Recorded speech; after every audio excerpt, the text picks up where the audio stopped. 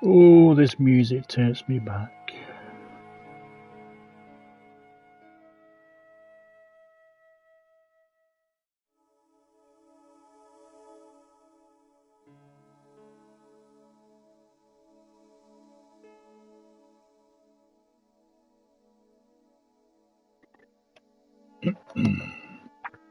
Yeah, boy. Ooh, I'm excited. Hello guys, how's it going? HatCHeTHaZ and welcome back to the channel. So tonight we are going to play, personally for me, one of my favourite game series ever. Broken Sword, Shadow of the Templars, Reforged edition. So yes, I remember playing this on the PS1 back in the day, even the demo, and also the demo to Broken Sword 2 and the full game on that as well.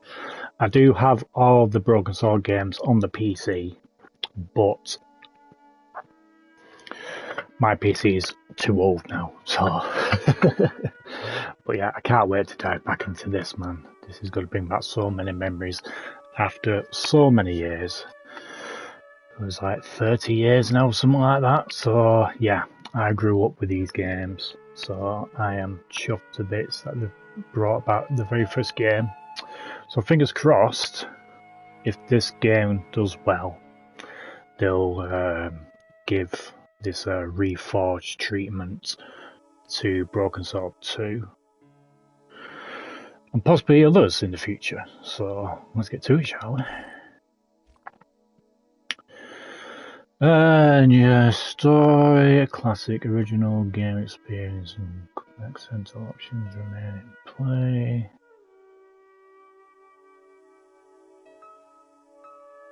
Right, we'll go with the classic, just like how I played it back in the day. So I'm assuming the story mode will be for like newcomers of the series, so I'm going for the classic. Let's get to it.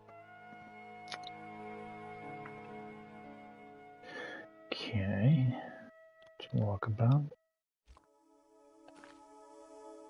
Move cursor, 1 to 5 points of interest. Yep, know that one.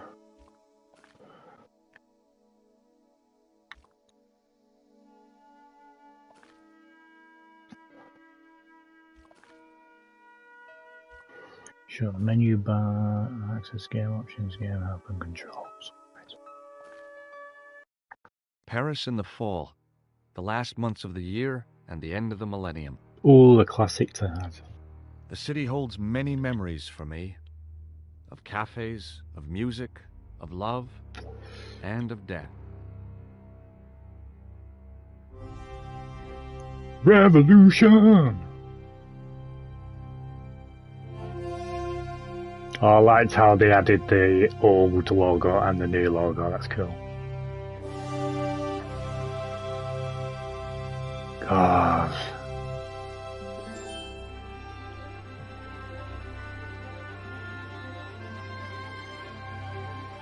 Oh, the music.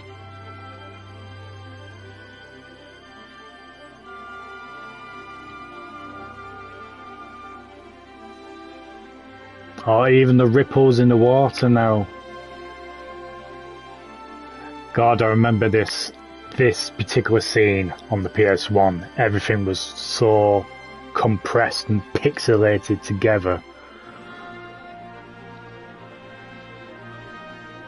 Even though the graphics were, back in the day, state of the art back then.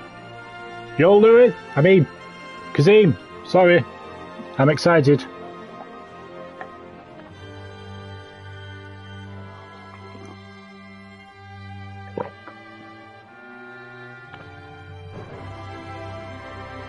Barrington, legend. May you rest in peace, my friend. Thank you for the music.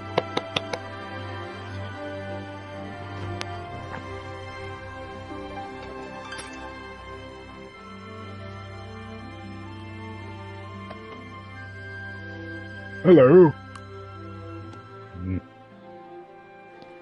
There's our Chantel.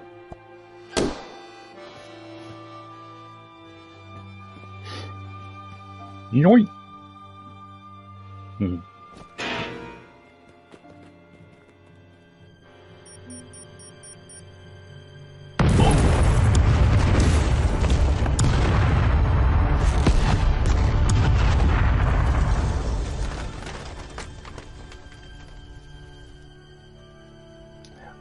Much more crisper. I believe they've enhanced it like 50 times. So a vast improvement since the original release. Oh, just look at the crisp. As I picked myself up, all I could hear was the ceaseless drone of traffic. Life went on around me.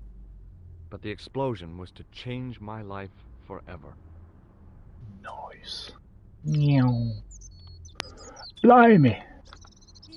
Oh. Now this is how I remember it back in the day. Oh, you can switch between the old graphics and the new graphics. That's so cool.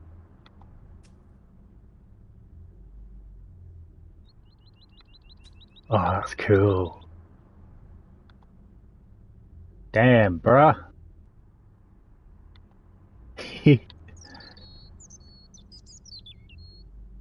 Examine. The table had been overturned by the explosion. It did indeed. The table had been overturned by the explosion. I considered straightening the table, but I figured it best not to disturb the evidence. Nice. The umbrella had protected me from the bomb blast, but it was of no use to me now.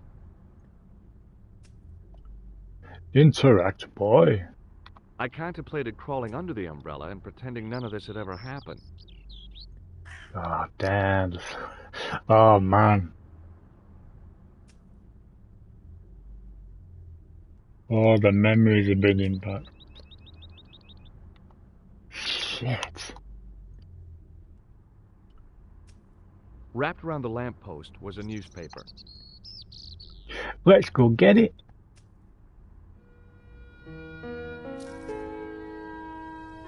I liked him how he looked at the camera then. The visit of a Nobel Prize winner from some unpronounceable Eastern European state. That was the only news story. The rest was rumor, gossip, and sensationalism. Then I noticed the writing at the foot of the page. It read Salah ad-Din, 1345. Nice. New controls help is available. View this now. Triangle to see your items. Yeah, I'm going to keep the new graphics, but obviously I'm going to be switching between the two. Chris, Cosmo, how are you doing, laddie?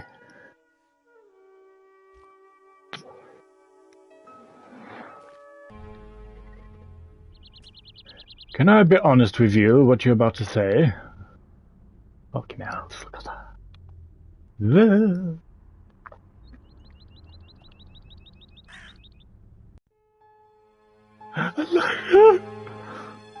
Yo, Daniel, love you too.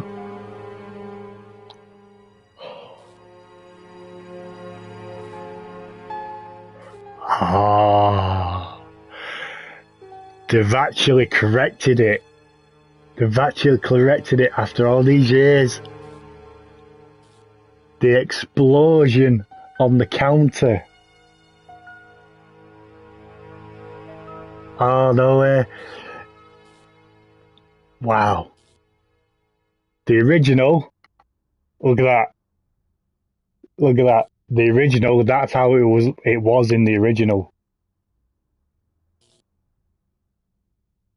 And I always wondered why nothing happened there, considering the explosion happened there, and they've actually corrected it. That is so fucking cool. Ah, no way. Have I seen your community post? Which one? Regarding aliens one that I did. Examine. It was the body of the old man. It was hard to believe I'd seen him alive only minutes before.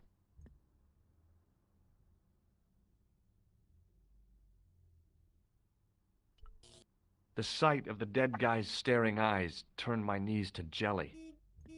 Oh, your platinums, yeah. I remember, yeah, I did see The that one. sight of the dead guy's staring eyes Congratulations. turned my knees to jelly.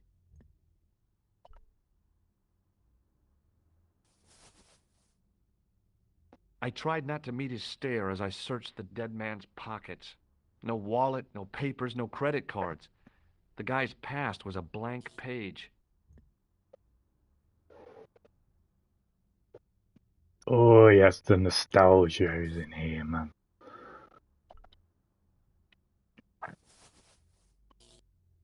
I checked his pockets. Nothing.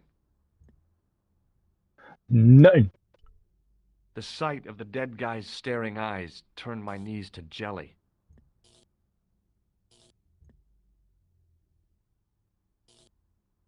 Okay. I can't believe you've done that, though. That's so fucking cool.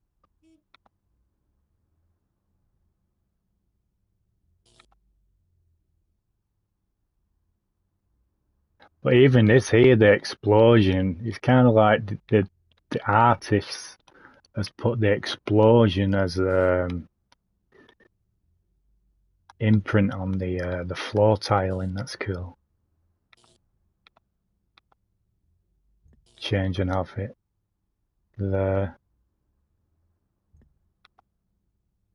How much is this game? It was 30.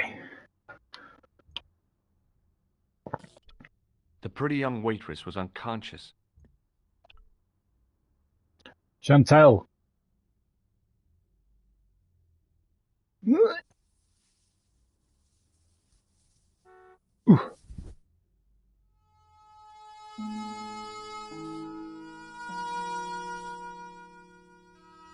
Oh, my head. Never again. How much vodka did I drink? No, don't tell me. What is your name, Sherry? George Stobart, ma'am. Oh, American. She asked the question quite innocently, but I could sense her reserve. It was something which seemed to afflict all Europeans. You look like you could use a little help. I could use a little drink. I feel sick, dizzy, and bruised. I don't even remember the party. Just relax and take it easy. You've been knocked out. You don't say. What happened? There's been an explosion. You should try not to move. Are you a doctor? No, but I used to play hospitals when I was a kid. Can you remember anything at all? No. I need a drink. Pour me a brandy. You could be in shock. No alcohol. What about your man? Is he dead? Oh, he did. Yes, he is. Ah, mon Dieu.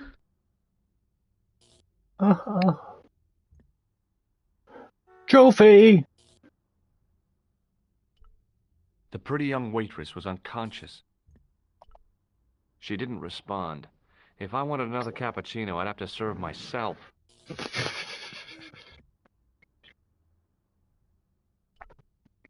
A mysteriously undamaged bottle of spirit stood on the bar. I needed a stiff drink, but I hated the taste of brandy.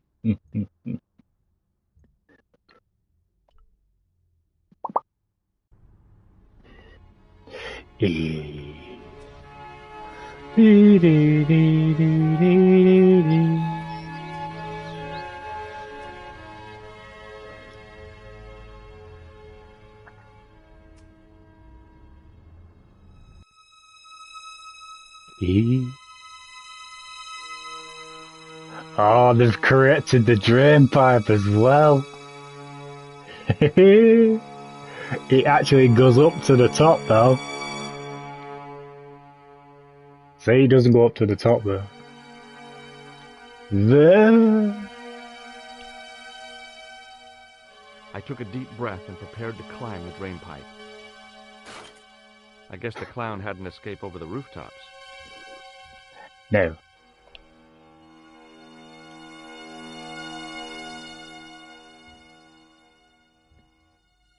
Trash can.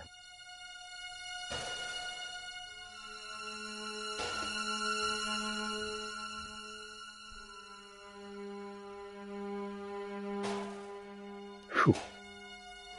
It smelled like someone had dumped a truckload of fish in a locker room on a hot summer afternoon.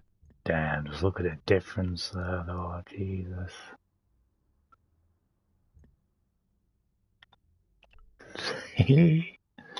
Nice. There was nothing of interest. Never is.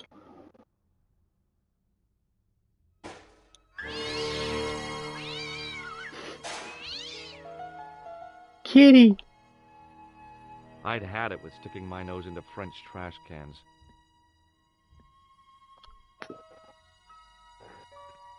It was an iron cover concealing the entrance to a drain or sewer. Indeed. Well, yeah, I absolutely love this series. I tried to lift the cover with my fingers, but couldn't gain any leverage. Holds a special place in my gaming heart, this series. I fucking love it, man.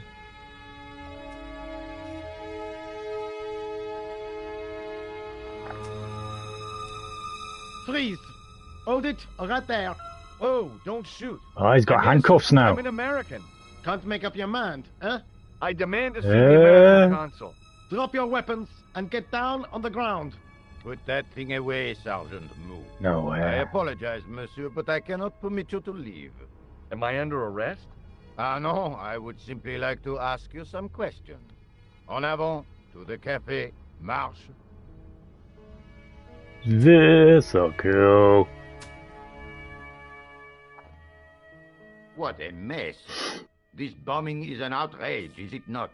Stop that, monsieur. Stop holding your breath at once. Has it occurred to you that he may be dead, Moo? Oui, monsieur. But I prefer to look on the bright side. Besides, I recall a case where the killer escaped by feigning death. However, in this case, the man is quite dead. Clearly, the killer knew of his presence and...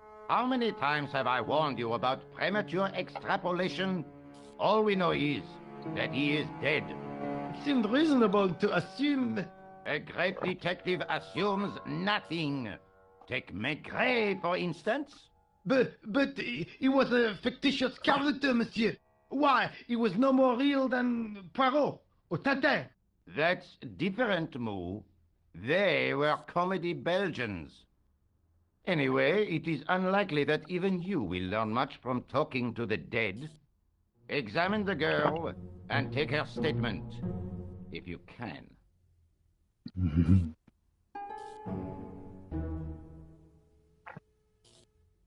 Et maintenant, to business. Do business. Ba-boom. Your name, please? George Stobart. I'm from California. And what brings you to Paris, Monsieur Stobart? Travel. I'm touring Europe. You chose well. The city is most beautiful at this time of year, no? Yeah, I guess so, apart from the bomb blasts. Were you in the vicinity of the cafe at the time of the explosion? Yeah, I was sitting out on the sidewalk. I was lucky I wasn't killed. The inspector passed over my remark with no reaction. Did you see the deceased enter the cafe? Yes, I did. Was he alone? Yeah. And did he say anything to you? No, he was more interested in the waitress. Did you see anyone else in the cafe? A clown. Yeah, there was a guy dressed as a clown. He was carrying an accordion. An accordion? Bon, the picture is forming in my mind, and it is not a pretty one. Is the girl all right, Moo? She'll live. She confirms the American statement. A clown with an accordion, no doubt an elaborate and eccentric disguise. Very well. Eh bien, I have heard enough. What do you mean? I am satisfied that you know nothing.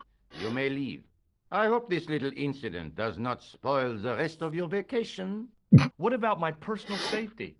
Can't you at least give me some advice? What can I say? Stay alert and look out for suspicious characters.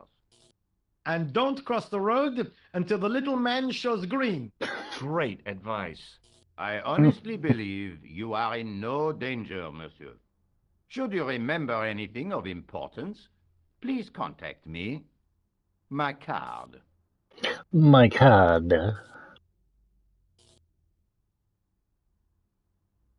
Thanks. That is all. You may go. There's not much to go on, monsieur. On the surface, no. But what lurks inside the subconscious? Well, yeah. If the door can only be opened. Are you serious, monsieur? I thought your interest in psychic detection was purely academic. Academic? You are about to witness a scientific breakthrough. Mon Dieu. You know the dynamic shadows and the lighting when he goes towards the door. Oh, there's Nico! It was a Paris daily tabloid newspaper, full of sex, scandal, and sports results. Diddy edition. Haha! The card read, Augustin Rousseau, and gave an address to the south of the Montparnasse Cemetery.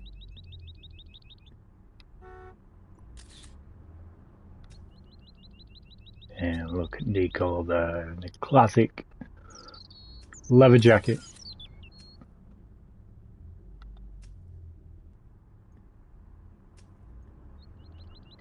The table had been overturned by the explosion. The sergeant was a scrawny man in his 50s who resembled a constipated chicken. Excuse me, Sergeant. You heard the inspector. Go on, monsieur. Go home, monsieur. Did you find the victim's briefcase yet? No, sir. The inspector gave me specific instructions to guard this door.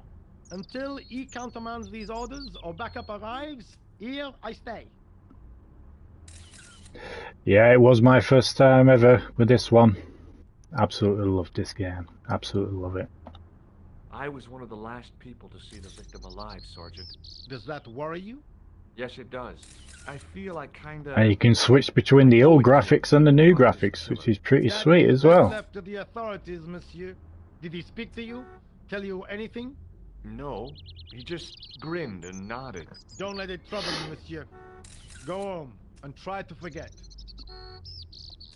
I really did see the clown. He ran into the alley across the street. Did you follow him? I lost him.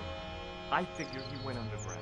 Do you know how many kilometers of sewers there are beneath this great city? It's not a question I've lost sleep over. I have no doubt that Inspector Rousseau will organize a proper search. And you don't want to go down there if you've seen as above, so below. You can see that they all got... Yeah, definitely. Yeah, I mean, the old graphics here was absolutely incredible back in the day, even though they had to compress everything to put it on the disc, you know what I mean? But even still amazing. How did you and Rosso arrive at the same... I really do hope they'll do the same with Broken Sword 2. Inspector Rosso's sources are a perpetual mystery to me, monsieur. There are some who say he has made a pact with the devil. And what do you think? I think he is the devil. What is Rosso doing with that girl?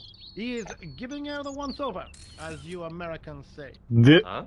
Once he gets his teeth into a case, nothing will shake him off.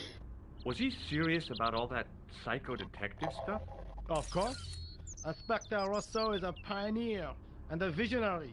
His revolutionary methods, once perfected, may change the face of law enforcement forever. I can't see it taking off in L.A. Bear with me, just pouring a drink. The Iron Blue.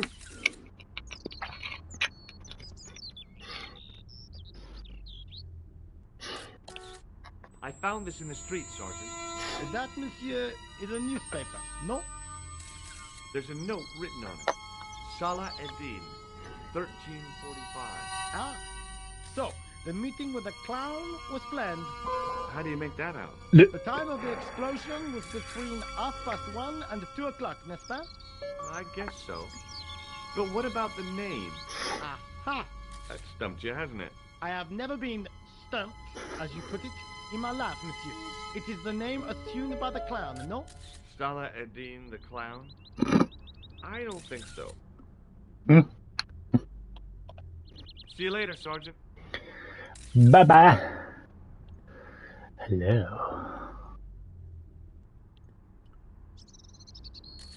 It was an iron lamppost.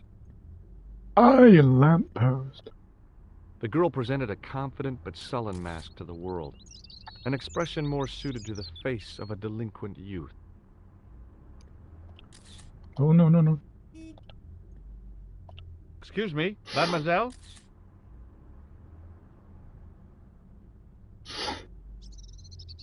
Hi, my name's George Stobart.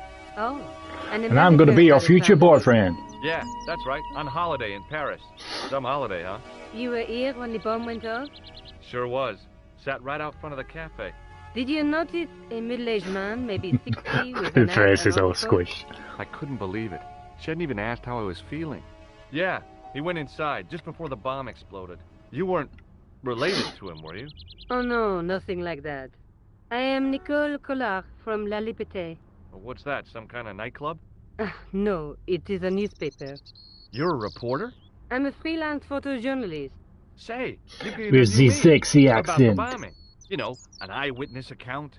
Minutes after the outrage that shook the whole of Paris. You know, real-life drama, human interest, that kind of stuff. I'll just stick to the facts, thank you. Did you see who planted the bomb? I know it sounds crazy, but he was dressed like a clown. Oh God, it's him again. Have you met the clown before? It's a long story. I have plenty of time. I don't.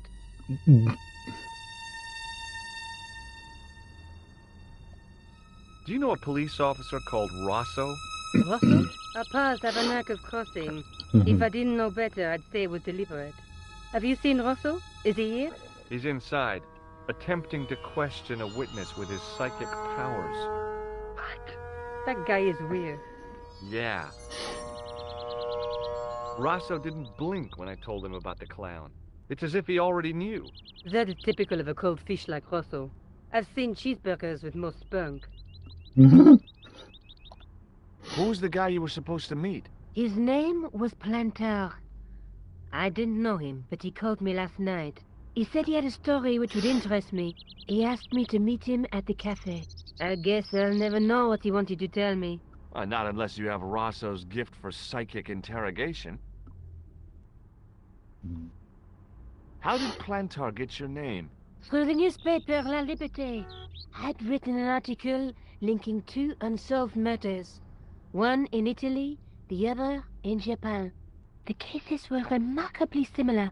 A wealthy victim, no apparent motive. I'm just looking And at the a sceneries. costumed killer. Wow. Planter said he could supply me with more information. Hello, David. Welcome back, my friend.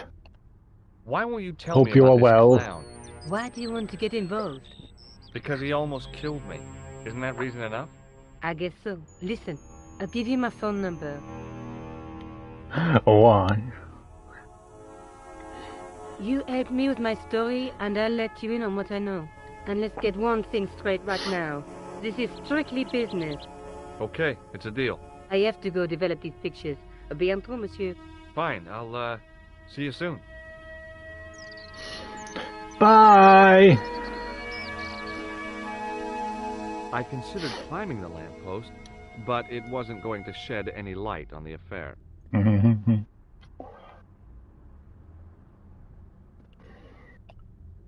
Doobie-doobie-doo. Let's look at the detail. But yeah, I believe that back in the day, with these old graphics, they were only limited to a certain amount of colours for each screen. But yeah, it's still pretty cool. The muscular workman wore a morose expression, like a silent warning to leave him to get on with his job.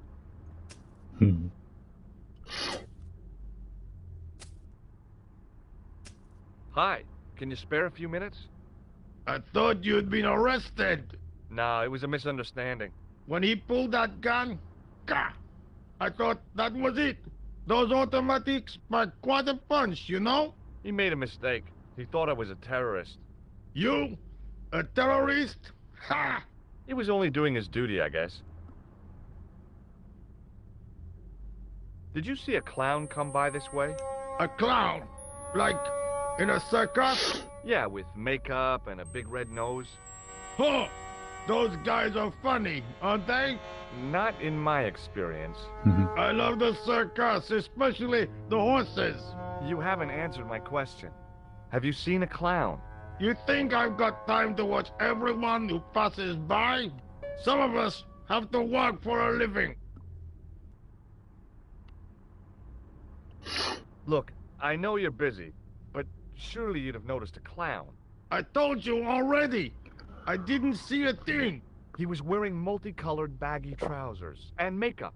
He'd be a poor sort of clown if he didn't. True. Listen, I have to find that clown. He's a killer. Say, who are you anyhow? A cop? No, of course not. I mean, do I look like a cop? I guess not. How do you know this guy's a killer? Did you see him in action? Didn't you hear the explosion? The cafe was blown up. I wondered what that bang was. Any bodies? Yeah, an old man was killed. Merde. I didn't think it was that serious. What about the waitress? Oh, she's fine. Thank the saints. Did you see an old guy with a briefcase? Wait, silly old coot. Do you know what he said to me? Work fascinates me, he says. I could watch it all day. Quel bit. I could have knocked his block off. Did you recognize the old man? No. Should I have done? Was he a celebrity? No, but I guess he is now. His name was Plantar.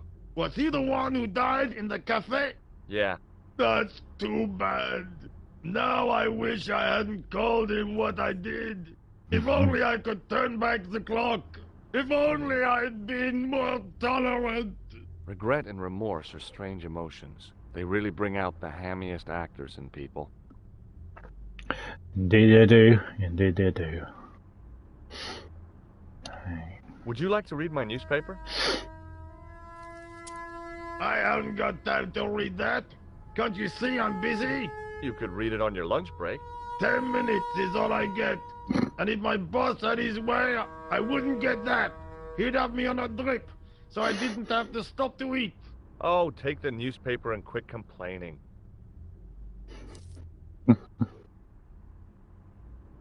Bah! Look at this. Damn bleeding Even the out. eyes look down on the newspaper and Save stuff. the dolphins. Catch them and eat them, I say. All that fuss over a bunch of fish. Nah, that's more like it. Look at the size of those. Like champagne bottle corks, no? Ah, what's this? Saladin running in the Prix de l'Arc de Triomphe. It's a racehorse? A horse? A legend. Bucephalus reborn, mon ami. Like a streak of lightning she is.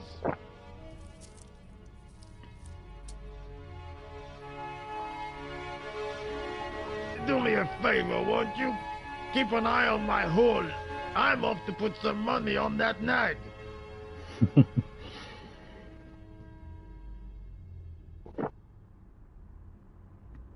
Bye.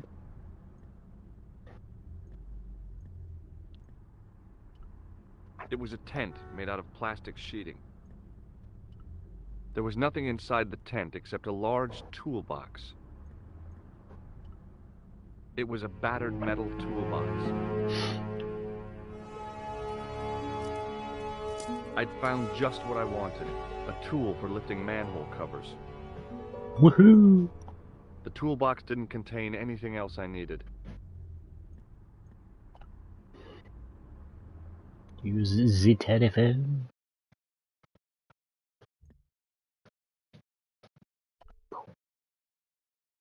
Bonjour, Kula. Oh, hi. It's George Stobart, the American at the cafe. Ah, oui. You said to call if I could help. Have you any news for me? Well, I haven't had a lot of luck. You Damn, the found nothing? changes, man. No. Look, I'm very busy right now. Call me if you have any news, okay? Oh. Yeah, I guess. Adieu, monsieur. Yeah, see ya.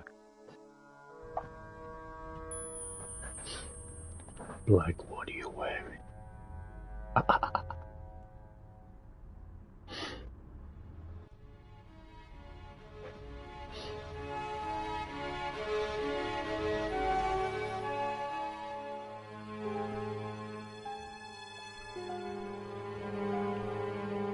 Use the manhole cover.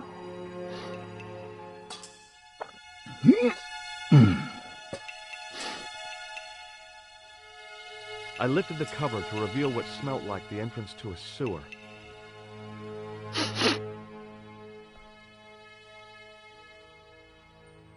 You're down.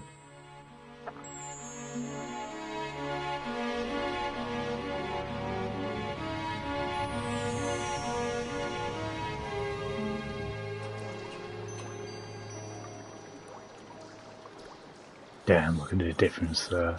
Hehe. Bell.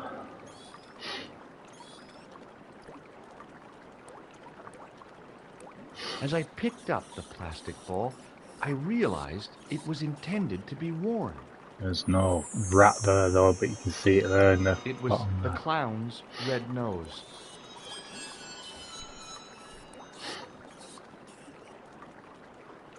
Do do do do.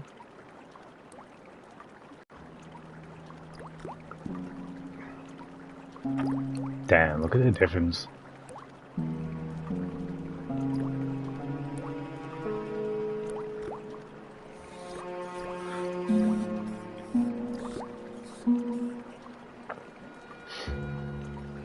I scooped up the sodden tissue.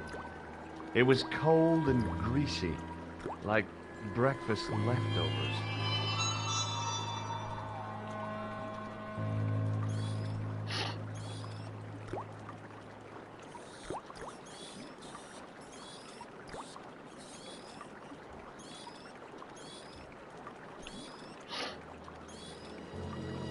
I took hold of the scrap of material and unsnagged it from the spike.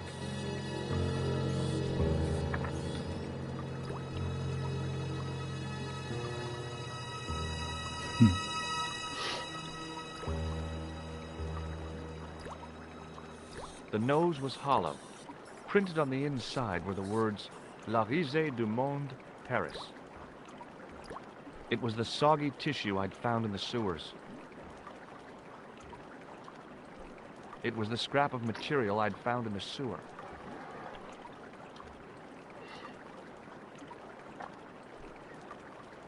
And this was the end of the demo. Hi there. Hold it right there. You sewer rat. I knew you'd come back. And now I've got you. What are you talking about? You're trespassing. It is a good game. It is a good game. That's what I'm trying to do. Give me your hand. I mean, I did enjoy it when I did play You won't catch me with tricks like that. majority of it back in the day. Keep your distance, monsieur. Okay, okay. Now, what were you looking for? Just look at the difference.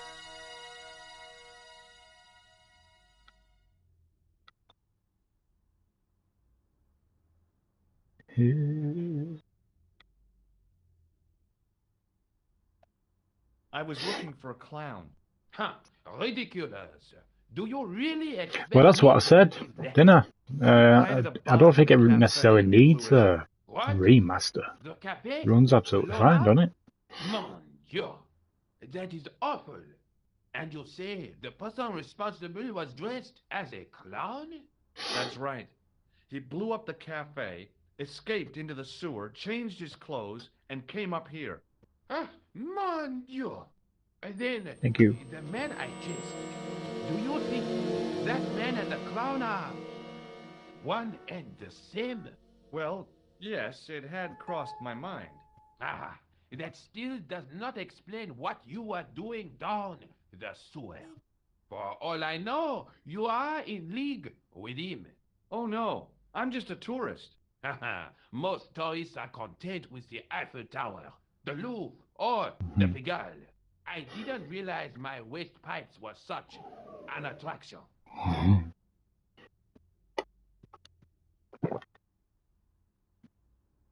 Even the car's shaped different. It's more round on the original, where that one is. Yeah, it's pretty fucking cool. Tell me about the man you apprehended. What is there to tell? He was a typical criminal type, just like you. Do you know the waitress at the cafe? Oh, hey, she isn't hurt, is she? No, she's fine. Oh, thank heavens. Pretty cool, A girl boy. like her isn't safe with the likes of you roaming the streets. Can't you understand? I'm not a gangster. I'm an American tourist. Ah, that's what you think.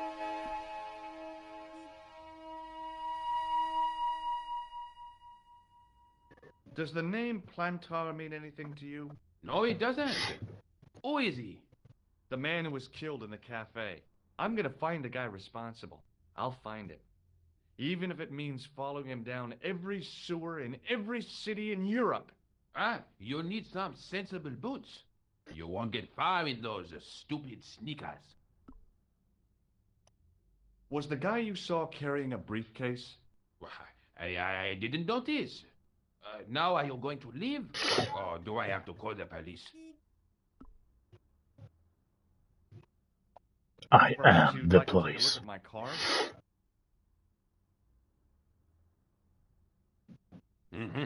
What is this? Inspector Augustin Rousseau? What does that say? Hominoid Division? A homicide. I think the ink's smudged. Then you are not a tourist. Okay, I'm not. I lied to you. And I'm sorry. Don't apologize, monsieur. You know, I had a feeling there was something different about you. It is your posture, your poise. Oh, yes. There is no mistaking the bearing of a disciplined man. And I should know. I was in the army, you know. When I was your age, I was fighting for my life in the African desert. How can I help you, Inspector? Let's start over from the beginning and tell it just like it was.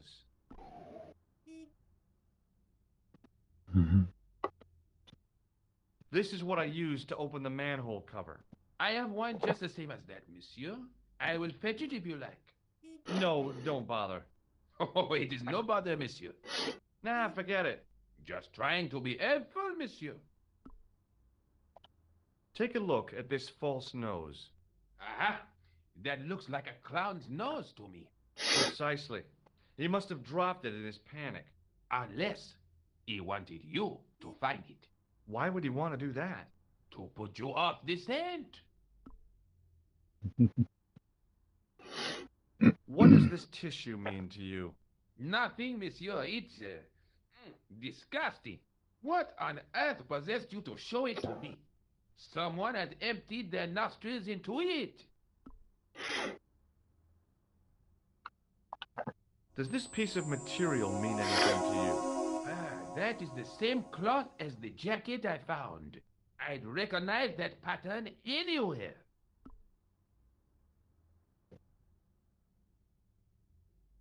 Is it? Damn it. Can't remember if I knew it. Okay. Now, about the jacket you found. Do you have it here? No, monsieur. One of the sleeves was badly torn, so I sent it for repair. Pity, because otherwise it was a fine piece of quality tailoring. It had the tailor's name inside on the label. Where did you send the jacket? I gave it to an itinerant Romani seamstress. Just my luck. I see a sign. Was there anything in the jacket pockets? Not a sou. You know what I think? Do tell me. He changed out of the clown suit and cunningly disguised himself as an ordinary person. Probably, if this remaster's true, then it'll probably coincide with the film. What was the name on the label? Ah, it was a foreign name. Tawdry, I think. Did you get the address? There wasn't one, monsieur. Only a telephone number. Well, I don't expect you to remember a phone number you've only seen once. 74 98 08 59. That's his phone number? Yes, that's it. A little trick with numbers that I learned in the desert. I was taught the technique by a Tuareg shaman. That's incredible. It comes in handy at the supermarket checkout. Do I get a reward? Honesty, monsieur, is its own reward. Then I'm glad I do not rely on honesty to pay the bills.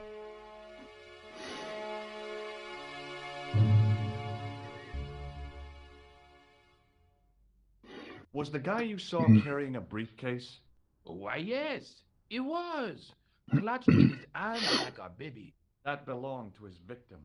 Oh, what do you think was in it? Drugs? Stolen jewels? I don't know, but the killer thought it was worth a man's life. Nothing is worth that, monsieur. Does the name Plantar mean anything to you? No, monsieur. Who is he? The man who was killed in the cafe. I'm gonna find the guy responsible. I'll find him. Even if it means following him down every sewer in every city in Europe. Bravo! Do you know the waitress at the cafe? You can't suspect her, surely. Just answer the question, please. Yes, I know her. Quite well, you could say. She came to work at the cafe 6, 7 months ago. I look forward all week to the relief she gives me when she visits. Really? So you'd miss her if she wasn't there? Oh, mais oui. Who else would I find to cut my toenails? Tell me about the man you apprehended. He was a mean one, monsieur. He grabbed me in an armlock. His face suddenly next to mine. His grip was like iron. But he did not know what he was up against. Oh no. He made a big mistake when he took on one of the desert hyenas. Yes, I get the picture. Did I show you this tissue? We miss you. We miss you. Oh, that's cool.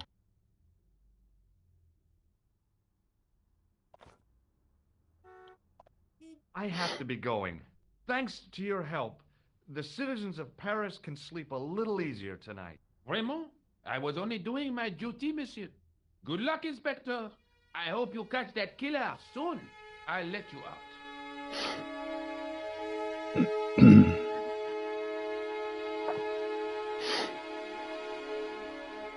I hope you find your man, Inspector.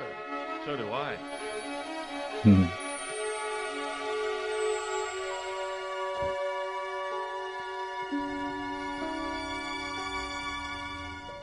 Nice.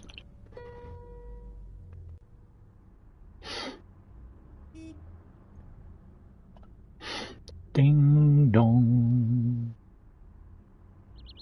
Sergeant Moo? Please go away, monsieur. I've tracked down the clown's movements, Sergeant. Is that so, monsieur? Yeah, there's a man down the street who saw him crawling out of the sewer. Dressed as a clown? No, he'd changed into ordinary clothes by then. So, how did he know it was the clown? He didn't, but all the clues add up.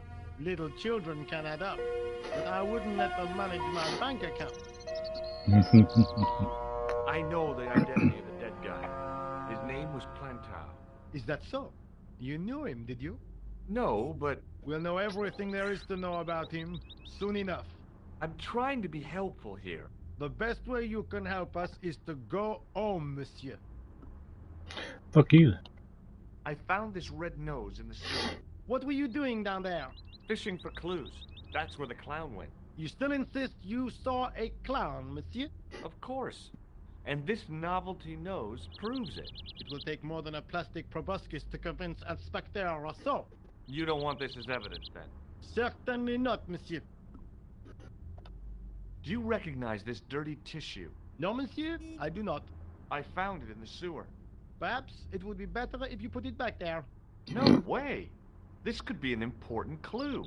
If you say so, monsieur. I believe this material came from the clown's clothing. If you are right, monsieur, then the clown must be an Englishman. Well, how do you figure that? Only the English would wear a suit made from material like that.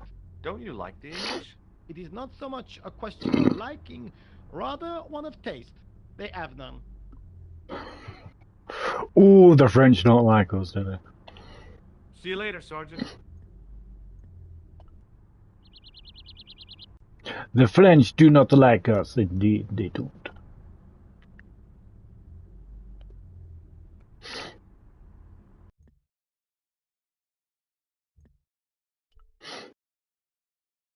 Bonjour, Kula.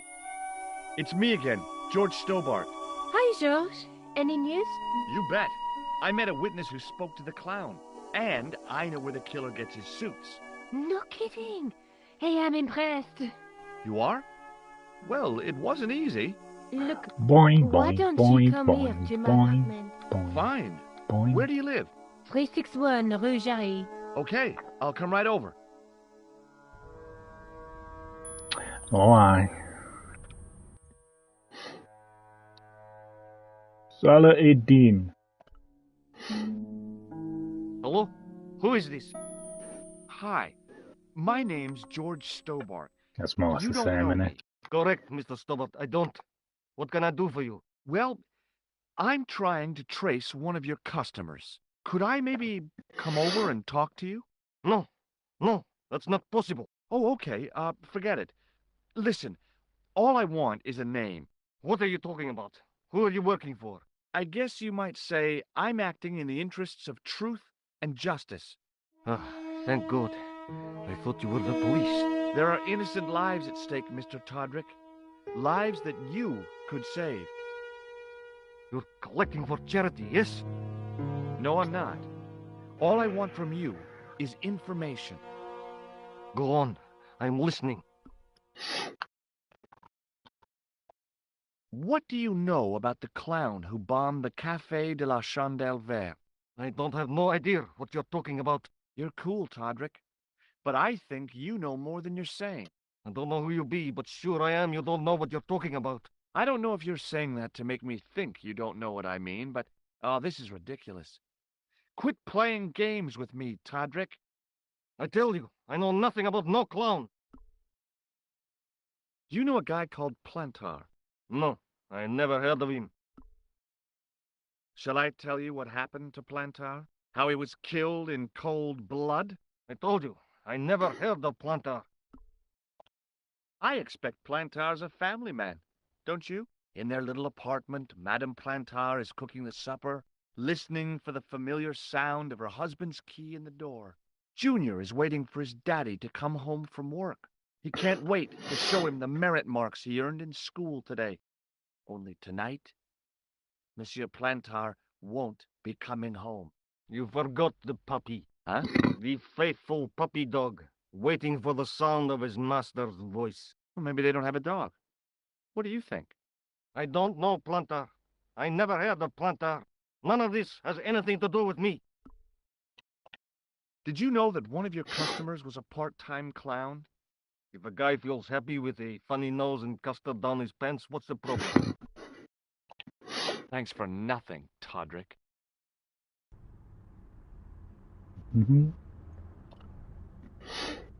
Let's go.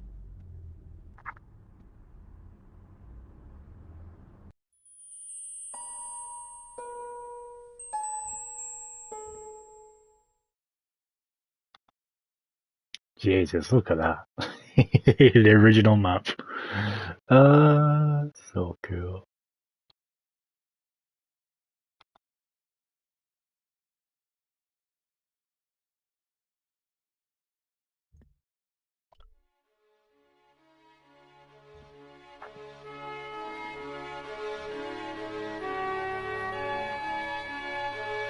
Man.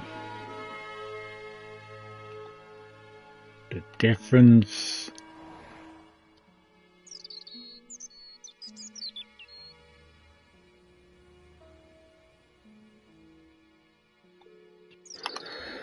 The shop Yeah. window featured a display of gowns and women's stuff. The shop window featured a display of gowns and women's stuff. Women's stuff. It wasn't the style of the clothes in the shop that caught my eye, but the prices. The same amount of money would feed a starving family for the rest of their lives. I guess people who buy that kind of stuff don't have a problem with their consciences. Little Britain. But I'm a lady. The window was full of overpriced clothes for overprivileged women.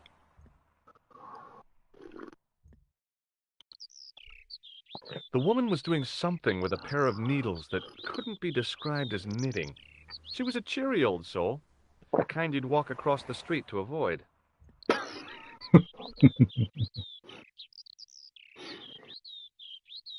Oh, hi. Bonjour, monsieur. Would you like me to foretell your future? No thanks. I'm very good, and it only takes a minute. Thanks all the same, but I'm not superstitious. Besides, if it only takes a minute, that's not much of a future to look forward to. Are the flowers for sale? Oui, monsieur. Okay. I'll take a bunch of those white ones. I wouldn't do that if I was you. No? They are lilies, monsieur. Some people associate them with death. Yikes. Well, thanks for telling me. What other flowers do you have? Dahlias? What do they signify? Insecurity. I don't want to give her the wrong idea about me. What about the tall yellow ones? Those are iris, the flame of passion. And the little yellow ones? Sensuality. Well, they're no Very, use to very me. long game. I want to make an impression, not jump down her throat. Do you recognize this nose? No, monsieur. I haven't really gone back to it since I had that issue What can you tell me about this tissue? Nothing? when I streamed it. What can you tell me about this material? It's a very expensive piece of cloth, monsieur. What can you tell me about this material? It's a very expensive piece of cloth, monsieur. Do you know a young woman called Nicole Collard? Yes, I do. She lives upstairs from me, in the apartment block across the street. The door isn't locked, but you'll need to give it a gentle nudge. It sticks, you see, because of the damp.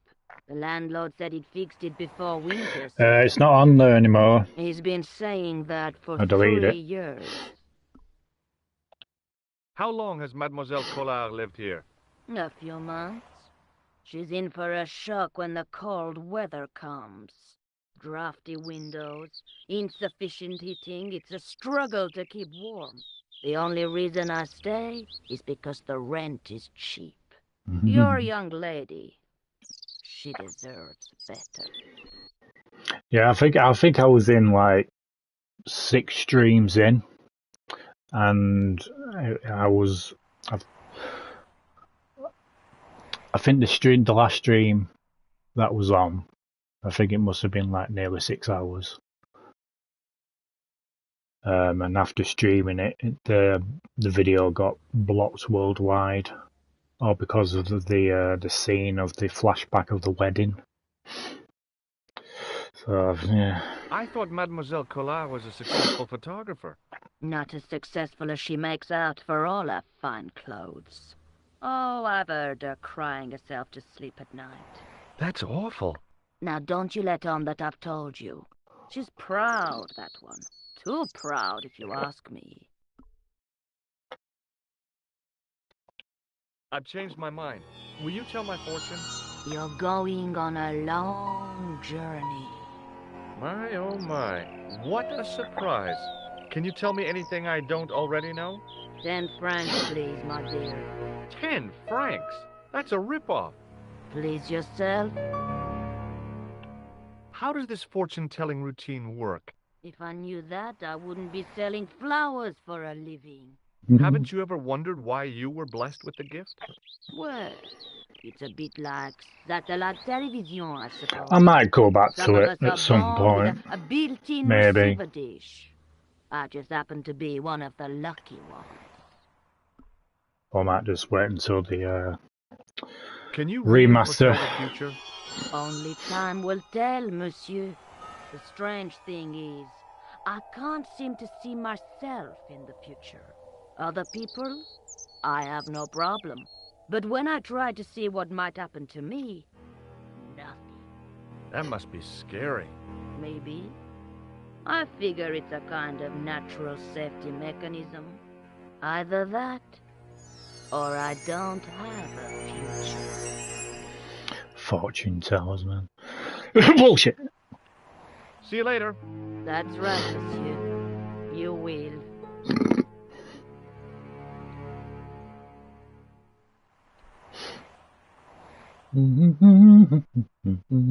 The door was shabby and in need of a coat of paint. I couldn't imagine Hope the so. Collard woman living here. I hope they won't do a bleeding until dawn. Remembering the flower seller's advice, I pushed the door gently just above the lock. What a...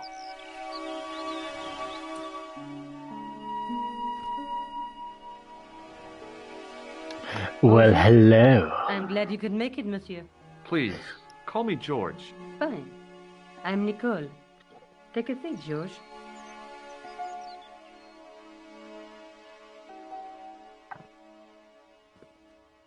Eh bien? And what have you been up to? I've been exploring the sewers beneath the cafe. I thought I could smell something bad. The clown used the sewer to escape and to change out of his costume. I guess he was in a hurry. He left his jacket behind. And? I got his tailor's phone number. What's more, I know where he hired the clown suit, too. You had better luck than I did. Luck, she said. Luck! Hard work, I'd call it. What happened? I took my photographs to the editor, but he wasn't interested. Can you believe it? He told me to drop his story. But you're not about to do that. Oh, no. I am going to find out what's behind these killings. You know what I think? It's a conspiracy. The police in 3 different countries have kept very quiet about the murders. The press don't connect them at all. They blame them on political, religious, or militant minority extremists. That covers just about everyone. Indeed. Damn, look at the difference. Jesus, even the bed's different. Carpet's different. Jesus. Even got vinyls on the floor there now. So cool. Even cushions on the mattress there.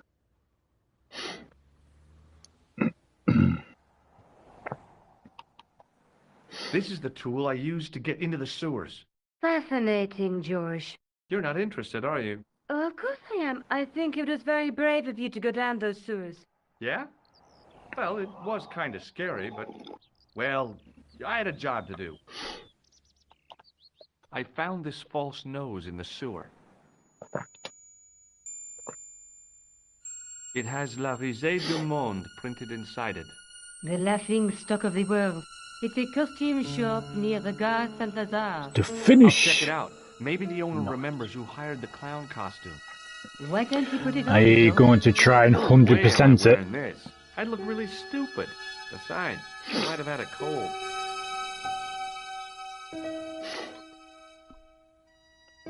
I found this tissue down the sewer. Oh, that's disgusting, George. Probably not. I think the stuff on it is grease paint, like actors use. Or clowns. It's still disgusting. Get rid of it. I found a piece of material near the cafe.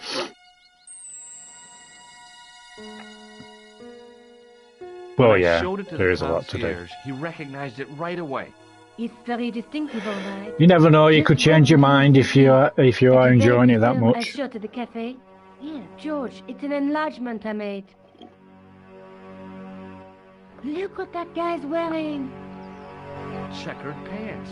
The same material as I found in the sewer. Oh, That's right. that's new. This guy shouldn't be difficult to find. Oh no? Take a close look at his left cheek. A scar. In the shape of a horseshoe. Oh, a crescent moon.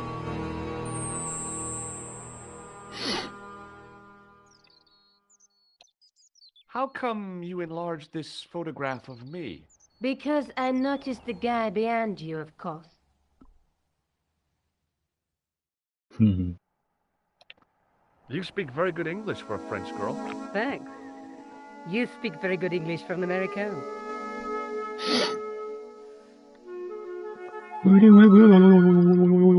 Want to make out? Tell me more about yourself. Oh, there is not much to tell. Well, how did you get into photography? I guess I owe that to my father. He bought my first camera. I was 8 and my parents had just split up. Can't get over the differences, man. Cool. Did you live with your father? Yes, my mother went off with her new boyfriend. I don't mind. Papa was all I needed. 4 years later, he died in a plane crash. I'm sorry. Well, it's all right. I don't mind talking about him. He was more like an older brother, really. Always joking and laughing. Papa always wanted I should study art. That's why I went to college. Did you learn about photography at college? Oh, God, no. I couldn't afford the materials. We were billed for everything we used. Paint, canvas, paper. Most of my year turned to minimalism. It was cheaper. I used to go poaching in the park for squirrel hair. The only time I wasn't hungry was the term I did printing. I used to eat the potatoes. You're making fun of me, aren't you? Oh, no. Do you have a boyfriend? That's none of your business. Tell me more about the clown's previous victims. The first was Arno Bellotta, the millionaire pharmaceutical baron. He made his money from amphetamines in the post-war slimming and diet boom. Imagine it. Millions of housewives literally beating their butts off. Was he killed for his money? No. He had no living relatives, and his fortune went to the orphanage where he grew up. The only witness in the case was his Filipino au pair. She swears he was led to his death by a snowman. What about the clown's second victim? Yamada, the controversial Japanese green politician. He inherited his fortune from his father's electrochemical consortium. He was committed to dismantling Japan's automobile industry. I can't see him gaining much support with a loony policy like that. Yamada was a man of vision. He was years ahead of his time. If you say so. How did he die? At the hands, or should I say, flippers, of a giant emperor penguin. A snowman, a penguin, and now a clown. You know, I hate to admit it, but this is scary. And I'll tell you what, I won't be accepting any invitations to costume parties. I don't blame you for being scared. I am too. But this story could Hold be my me. only chance of a big break. Or a premature death. May I use your telephone? Sure, go ahead. Thanks.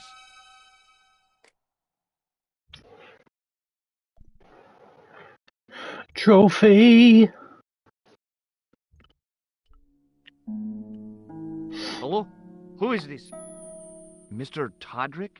Oh, it's you again. What now? Did you make a suit for a man with a scar on his face? A scar in the shape of a crescent moon? Maybe. Maybe not. Tell me where I can find him and I'll leave you alone. And if I don't, I won't leave you alone. I can't tell you anything unless you give me his name. Do you know where I can find the guy with the scar? I told you. Without a name, I can't help you. Thanks for nothing, Todrick. Hmm. Do you want this photograph back? No, you keep it. I can always make another print. Mm-hmm. I'm going back out to search for that clown. Where? I guess I could visit the costume shop. Good idea.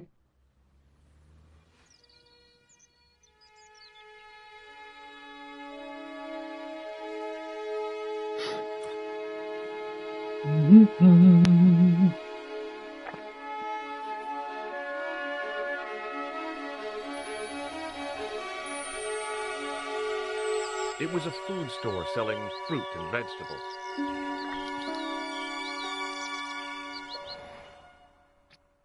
I glanced without much interest at the fruit. It was dusty, shriveled, and tired-looking. The vacant shop was sealed with a steel blind. There was no way of lifting the securely locked blind. Of course there is.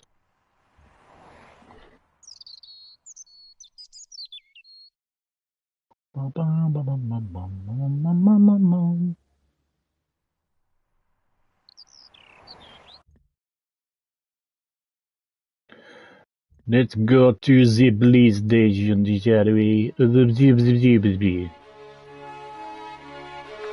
Down.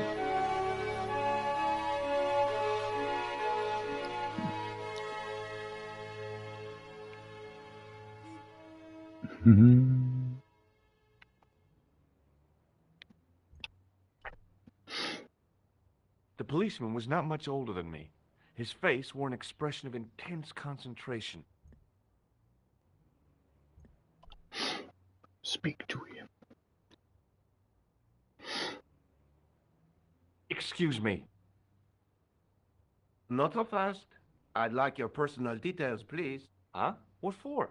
In the event of an accident, it would help us to know where to send the body. Look, is this really necessary? I came in here to talk to Rosso. Why did you not say?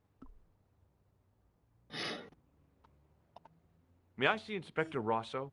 He's not here. But do you wish to leave a message for him? I have a choice of blue or black pen.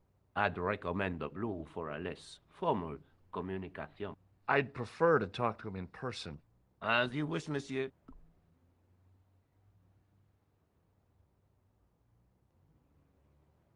Is Sergeant Moo available? What? You want to speak to him? Yes, please. I cannot recall the last time someone asked to speak to Moo. No one ever speaks to him. Not even his kids. Eh bien. He is not here, monsieur. He is with Inspector Rosso. Like Laurel and Kitten. No, monsieur? Hardy. Oliver Norville Hardy.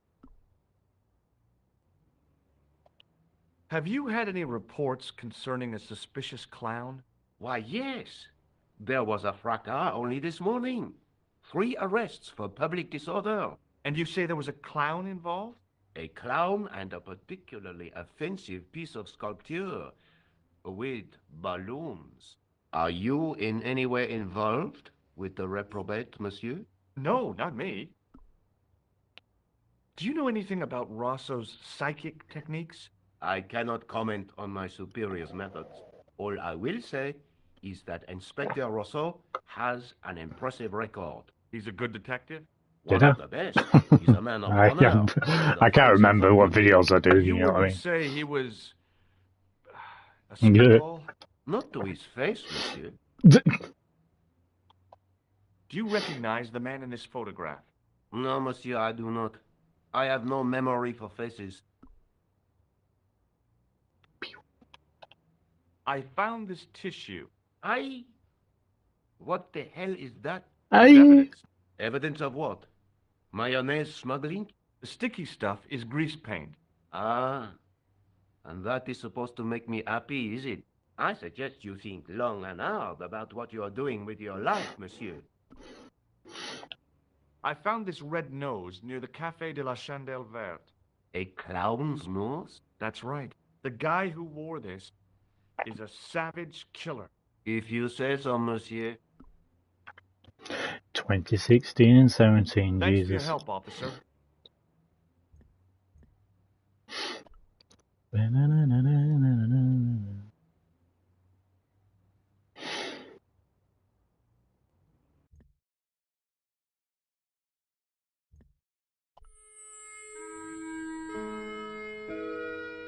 Damn, bruh. Pinocchio. Jesus, look at the difference.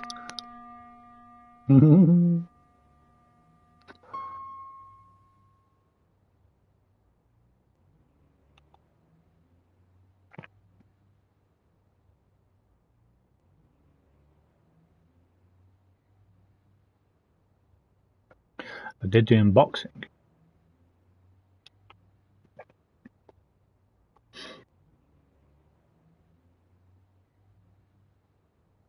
Blimey.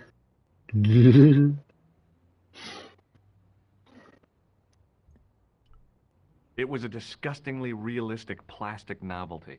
Like one I'd left on the teacher's desk at school. Boy, that caused so much of a stink you'd have thought it was a real one. As my fingers closed on the plastic novelty, I realized my mistake. It was a novelty, all right, but it wasn't plastic.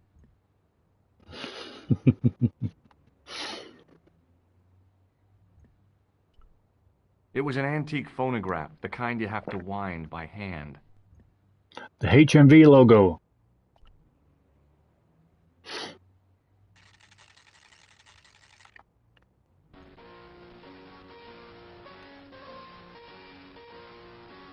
Bum, bum, bum, bum, bum, bum, bum, bum, bum. The guy's spoon-shaped face was mournful and humorless. He looked like a vegetarian in a slaughterhouse. Excuse me? Bonjour, monsieur. Please, come in. Welcome. Leave the mundane world behind, for in these four walls, fantasy is king. I don't want a costume. Didn't you ever dress up when you were a child? Not that I remember. Incredible. You'll be telling me next that you never shared your elder sister's lingerie? I don't have a sister, and I think I'd look pretty silly in a brassiere. I just need some information. Of course. How can I help you?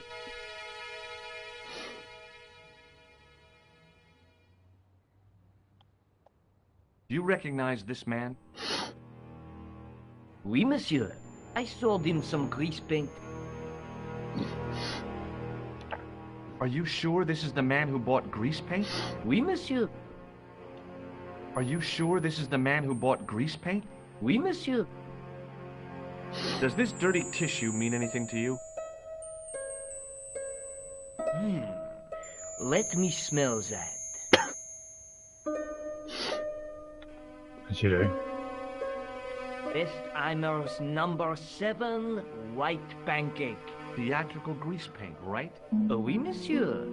La crème de la crème of Thespian accoutrement. Have you sold any of it recently? Yes, 2 cans.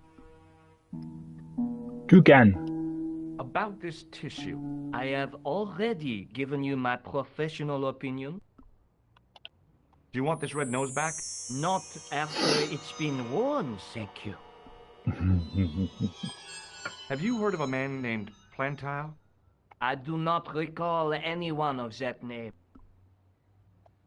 I'm looking for a man who hired a clown costume from you. The man whose photograph you showed me, he hired 2 costumes. 2? Yes, Bozo the clown and Seamus the pixie. What was his name? Khan, a Middle Eastern man, I would think. And did he have the scar on his face? That's right, in the shape of a crescent moon. How come clowns are so popular? I think it has something to do with their unpredictable nature. Personally, I think clowns should be banned, along with mimes. Oh, come now. Who doesn't love clowns? Me, for one. And children. Especially after watching it. Thanks for your help, buddy. My pleasure, monsieur. Allow me to shake you by the hand. Huh? Well, okay. Mm. What are you trying to do, kill me? You did not find it amusing? I never saw the funny side of electroshock therapy. Eh bien, it is yours to keep. A gift? Do I need a license? No, but I give you a word of warning, monsieur. What? Remember to switch it off before you visit the toilet. The guy's spoon-shaped face was mournful and humorless. He looked like a vegetarian in a slaughterhouse. Unless that's your type of kink. The dummy wore a traditional Puro costume. At least, I guess it was a dummy.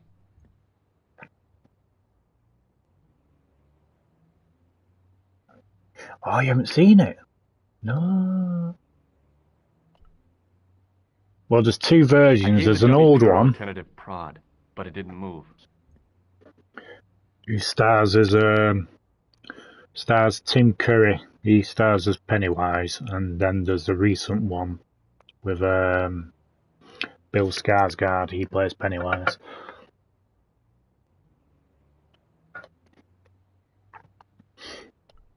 She reminded me of a girl I dated back in high school. Come to think of it, the dummy had more personality. As I was about to touch the dummy, I realized it had the same color eyes as Nico.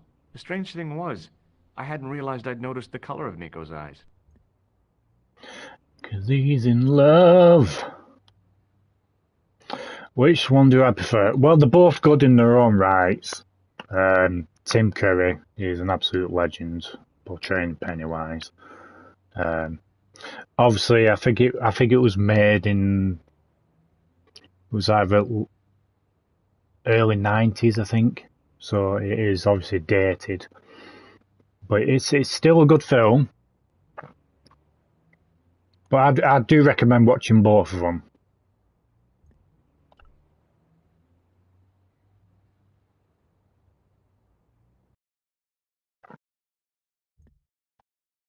But yeah, the original, it was supposed to be like a 2-parter, but you can obviously watch it all in one. It's like 3 hours long altogether. The recent one, it is a 2-part film. So yeah, there's It, and then there's It Chapter 2. So. Because both parts, the first part starts off as children, and then the second part is when they're all adults. But obviously, I don't want to say anything for spoilers. But yeah, it's definitely worth checking out, boy. I do recommend giving them both a whirl.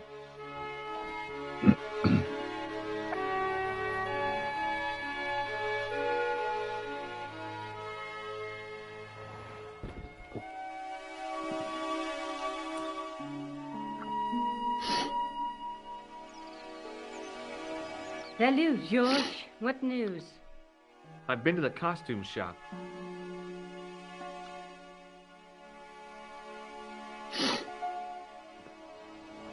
Yeah, I like it. What are you supposed to be? I didn't hire a costume. These are my clothes, and you know it. Did you ask about the clown? Yeah. He used the name Khan. He hired 2 costumes, the clown and a pixie. Then we're one jump ahead of him. How do you make that out? He probably plans to use the pixie suit next time he kills. Oh, God, don't let it be me. I don't deserve to die at the hands of a pixie. Don't be silly, George. That won't happen. Oh, no? No, because every time you see a pixie, you're going to run like hell.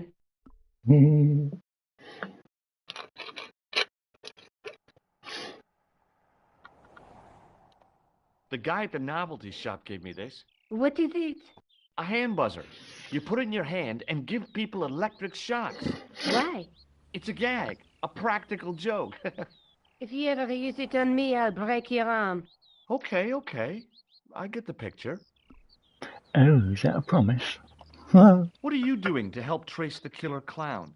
Research, George. Yeah? You have a copy of the clown's yearbook? I have a telephone and lots of contacts. Oh. Well, did you find anything useful? Not yet. I'm employing my first and most useful weapon. What's that? Patience. Oh, I've heard of that. Isn't it a substitute for decisive thinking? Do you want this photograph back? No, you keep it. I can always make another print. Have you found out any more about the murders? Well, it may be nothing, but both the clown's victims visited Paris earlier this year. When? The second week of July. They were both here at the same time. Did they meet? I don't know, but I can't imagine it was coincidence. I showed you the red nose, didn't I? Yes, you did. Did I show you this tissue? Yes, George. I asked you to get rid of it. May I use your telephone? Sure, go ahead. Thanks.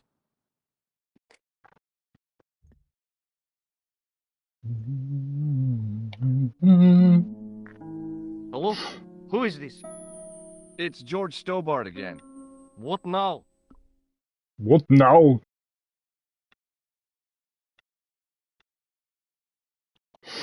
I found out the name of the guy I'm looking for.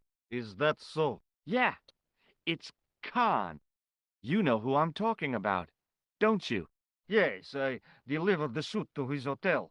The Hotel Ubu. I don't remember the room number. It was upstairs. The second room on the right-hand side of the corridor. Thanks, Todrick. That's all I wanted to know. Now I've got you, Mr. Clown. Now we're getting somewhere. Do you know the Hotel Ubu? The Ubu? Yes, I do. That's where the clown stayed. Good work, George. See you later. Where are you going now? I could go hang out at the Hotel Ubu. Watch out for Khan, George. Don't worry, I will.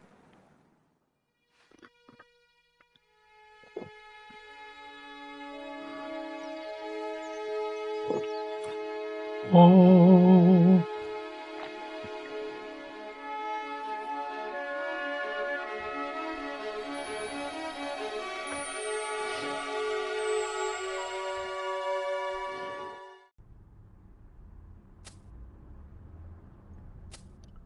Let's knock at the door.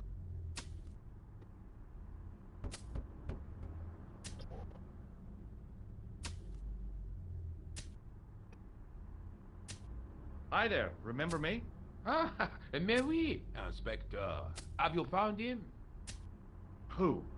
The man in the sewer, of course. I'm, sifting through the evidence.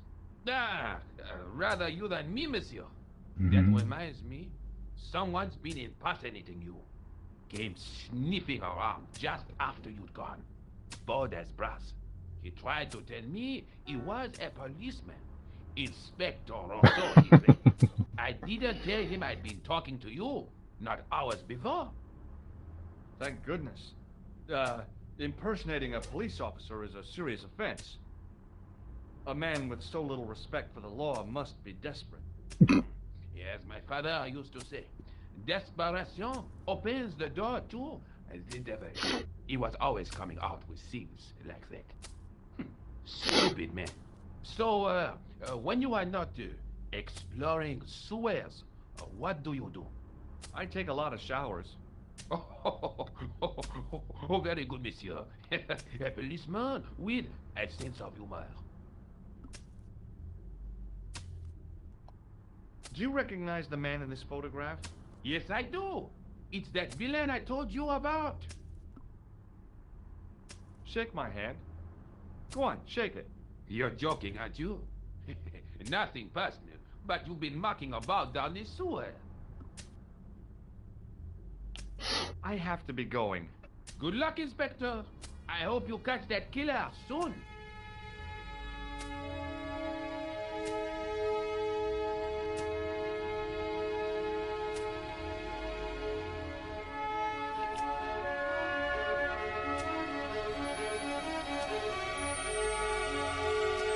Hi. You're the guy who gave me the tip, aren't you? Huh? Yes. The racehorse. Salahuddin. Oh. Yeah, but I put every franc I had on that horse. listen, My lifetime savings, next month's rent, everything. Oh, God. She won by 3 lengths. Yeah. I'm a rich man. Call me Lucky George, the punter's friend. So how come you're still here? I'm not going to let my newfound wealth change me, not one bit. I bought this hole, fittings and all. Now I can come and go as I please. No more clocking on or completion schedules. No foreman breathing down my neck. Thanks to you, I've found paradise. I'm getting a mushy feeling in my chest. But not half as mushy as your head. What do you want now? That would be me if I had fame and fortune. I wouldn't let it change me whatsoever. Do you recognize the man in this photograph? No, I don't. I'd still do work. I'd still do work because I'd get bored. Would you like to shake hands with me? But I'd probably wouldn't. go on One of the real pleasures of being rich is not having to be polite. do bank, I gotta go. Don't let me so I keep can you. just pick and choose when I want to work. They've boarded it up.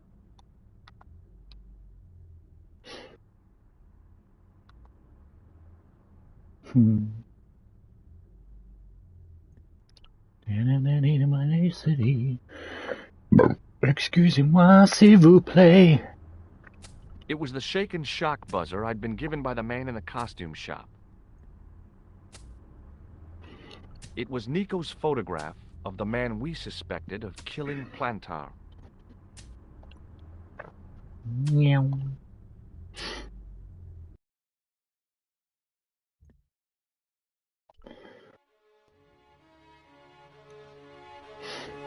It was Rosso's sidekick, Sergeant Moo. Moo.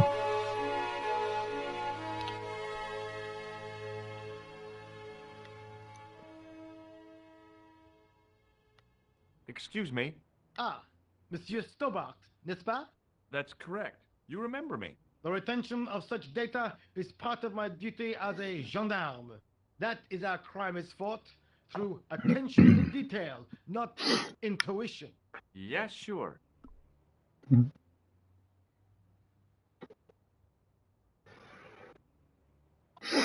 Are you sure you don't want this false nose? Don't try my patience, monsieur. Do you recognize this dirty tissue? I told you, no, monsieur. Do you recognize the man in this photograph? No, monsieur. It's the guy who bombed the cafe. The clown. This man looks nothing like a clown. He's taken off his grease paint and costume. Then there is nothing to link this man with the killing. Nothing? Look at those murderous eyes. Hardly likely to get him convicted. Would you like to shake my hand, Sergeant? Not while I'm on duty, monsieur. The gesture could be misconstrued. Do you know a man named Khan? He's a shifty-looking guy with a scar on his left cheek. No, monsieur. Has this man any connection with the bombing of the cafe? Yes. I believe Khan was the name he used when he hired the clown costume. Is Rosso here? Yes, he is. You wish to speak to him? Yes, please. Yes, I do. One moment, monsieur. Stobart is here to see you, monsieur.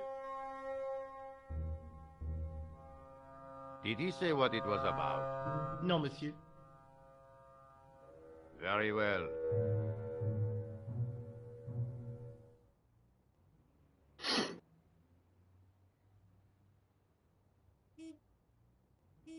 Beep beep. Hi, Inspector. Remember me? But of course, Mr. Stobbard. My mind is a well-ordered faculty. A mental classification system that's the envy of the Bibliothèque Nationale. No tricks, mark you, monsieur. Just exercise. Just as our muscles waste through inactivity, so our minds decay. But there is no need. If only people would learn to exercise their wits daily. If he was trying to impress me, it worked. He was pompous and patronizing, but he had style. Eh bien, if you called about the bombing, you're too late. Investigations have been closed. But I've been taken off the case. What about the murder, the dead guy? It is out of my hands. God damn it. Does this red nose mean anything to you? I'd imagine it means you have not given up your pursuit of the clown. You're absolutely right. I found this tissue in the sewer. It would have been best if you'd left it there. Do you recognize the man in this photograph? No. It's the face of a killer. The man who bombed the cafe? The photograph was taken soon after the explosion. He'd escaped through the sewers, leaving a trail of clues behind him. Circumstantial evidence, Stobbard. None of it proves a thing. Did you find out the ID of the guy who was killed in the explosion? I already knew who he was. I heard that the bomb victim's name was Plantar. Your sources are reliable. He was a big shot at the Treasury, wasn't he? Maybe that's why you've been taken off the case. I'm sorry, monsieur. I cannot comment. Don't you want to know what I found out about the killer? I told you, monsieur, the case is closed. I have washed my hands of the whole affair. Then I'll have to continue my investigations without your help. No. You must forget the business of the clown completely. Go back to being an ordinary tourist, Stobbard. Okay, the end. What was that psycho-detective business you did in the cafe? It is my theory that the passions evoked in violent crimes create ripples in the ether, invisible to all but the possessor of a highly developed and receptive mind. I'm impressed. Can you bend spoons, too? I didn't think a man of your obvious intelligence would stoop to mockery. I'm not mocking. I've had personal experience of the power of the mind. I used to get ignored at parties until I read a book that changed my life. Really? What was it called? Hypnotism for Fun and Profit. He looked at me as if I'd farted at a funeral. The power of mesmerism is a rare gift, not a party trick. I would You're laugh. not going to try any of that psychic interrogation on me, are you? Do you find the thought of my probing distasteful? Let's just say I'd rather you didn't. I've got more doubts than doubting Thomas when it comes to mysticism. Too bad. I think you would make an interesting subject under controlled regression. The day I let anyone mess with my mind hasn't dawned yet. So long, Inspector. Bye, Inspector.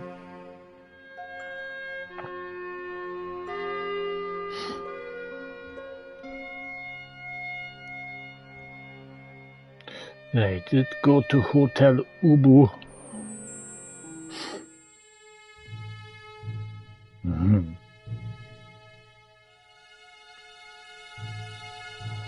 Damn, look at the difference there.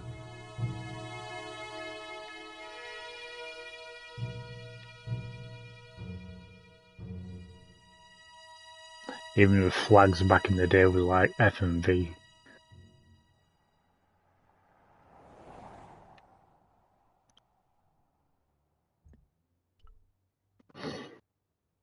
The guy looked just like a weasel. The man looked like an amiable Bigfoot.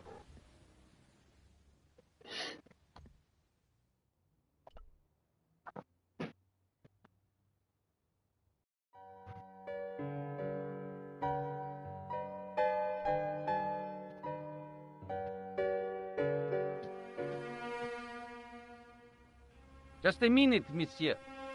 What's your problem? No problem, if you cooperate. What do you want?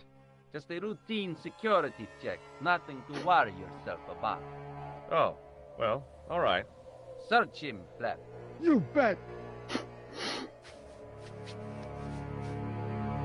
Hey, knock it off. Get off, you big ape. Nothing, Guido. Zilch. Our apologies, monsieur. What? I had to report you to the authorities. Round here, we are the authorities. You want I should break his arms? No. Let him go, Flap.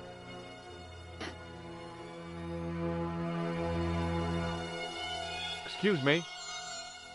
Yeah? Don't you think you have some explaining to do? Huh? I'm an American citizen and a bona fide visitor to your country. What the... You can't touch me up in the street and expect to get away with it. Get lost, creep.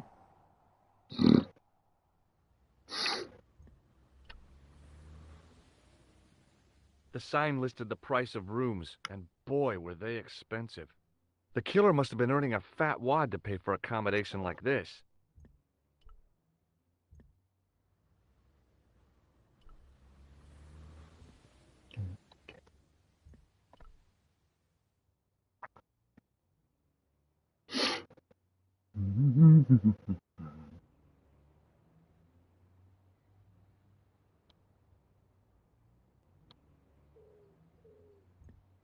Well, I know I need to chuck the item that I found down here so it will get searched.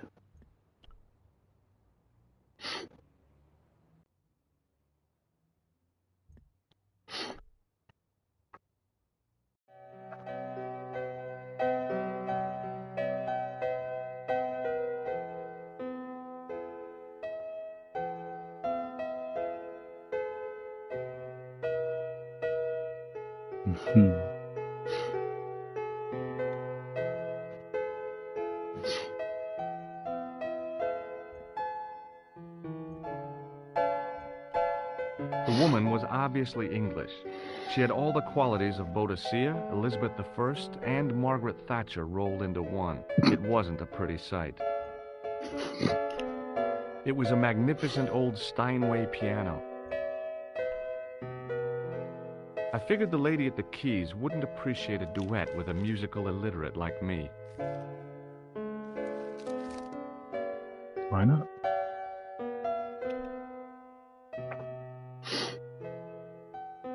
Hi there, ma'am. Well, hello. What can I do for you? I'm looking for a man. You disappoint me, my dear. For one foolish moment, I thought. But never mind. Aren't you going to tell me your name? George Stobart, ma'am. How sweet! I once had a stable boy called George. I am Lady Piermont. The common reaction is to kneel and stutter, but it's not obligatory. A real lady? I mean, you're an honest-to-God aristocrat? Oh, I don't know about that. Few of my ancestors are honest, not even to God. I can trace my family back to the Normans, but don't let that intimidate you, George. Beneath that impressive pedigree, I'm just flesh and blood. The blood may be blue, but the flesh is the plump beef of old England, so to speak. You appear distracted, George. Is there any way I can help you?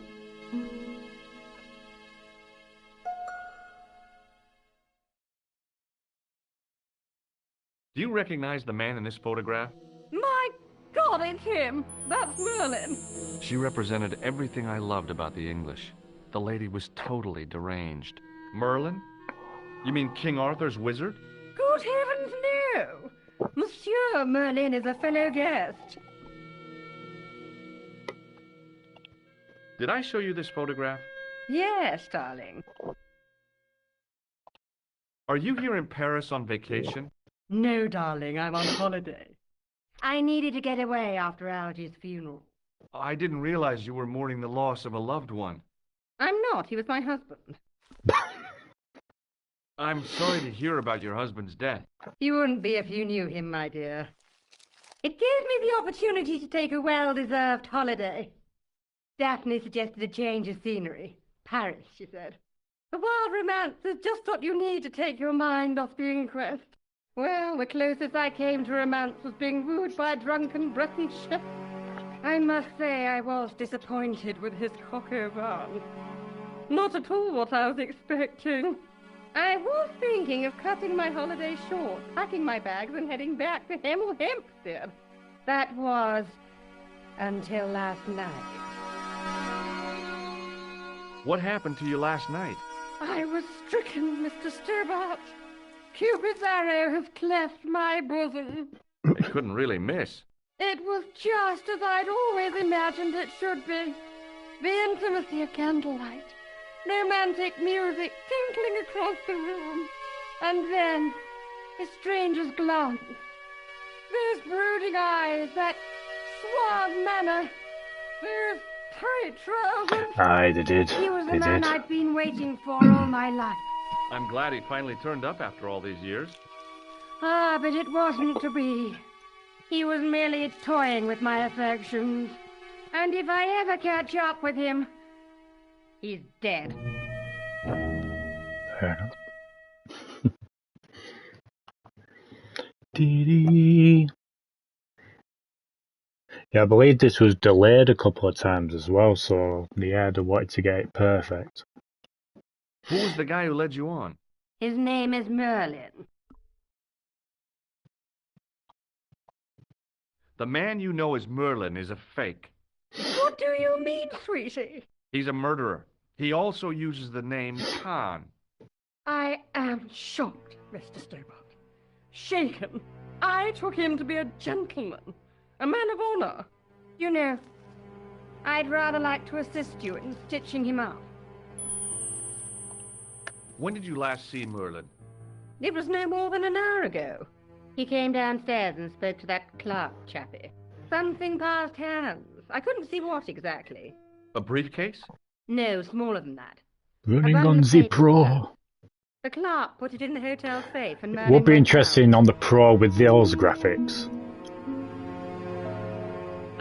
I wonder if it would like upscale it somehow. Are you sure you saw Merlin putting documents in the safe? out. Yes, darling, positive. I wonder what they were. Obviously something of great importance. Yeah. I'd sure like to get my hands on whatever it is. I'll bet they had something to do with Plantow's briefcase. Has Merlin returned to the hotel? No, he hasn't. Are you going to search his room? If I could get in there, I would. Did you know there's a gangster out front? What makes you think he's a gangster? The Italian suit and the bulge in his pocket? I know plenty of men with Italian suits and bulges in their pockets. That doesn't necessarily make them gangsters. That gangster I told you about? He went through my pockets just now. Good heavens! One never knows what to expect in foreign parts. Thank you for the warning, young man. I shall hide my credit cards in my underwear. I have to go, ma'am.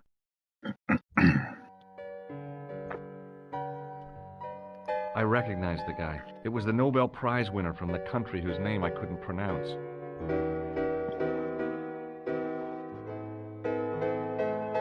Excuse me, didn't I see your picture in the news?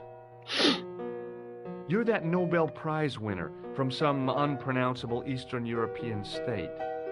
Yes, that is me, in person.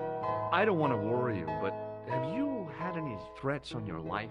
You know, mysterious phone calls, letters made up of headlines cut from the newspaper.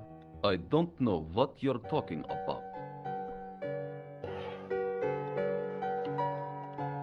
Do you recognize this man? He calls himself Khan.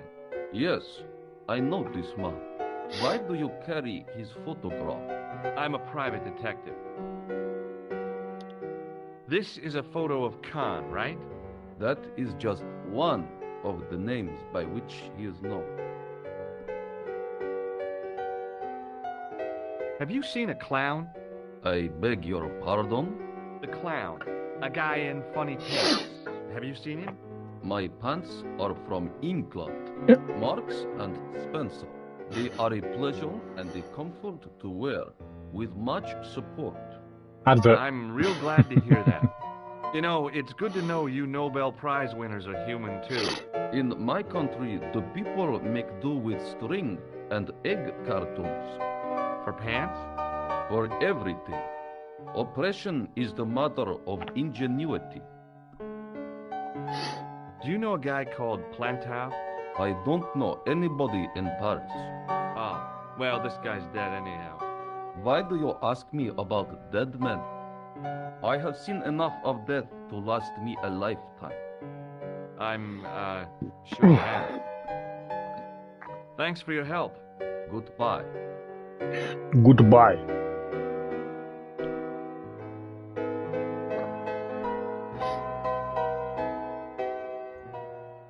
Hanging from a brass hook was a key and a plastic tag.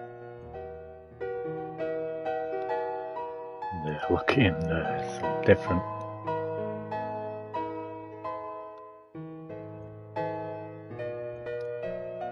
The clerk wore a disdainful expression, like he'd been born with it. It was the register of guests staying at the hotel.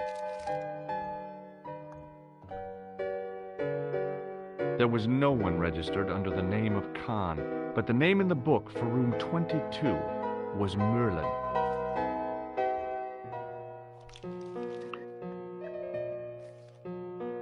I want some information.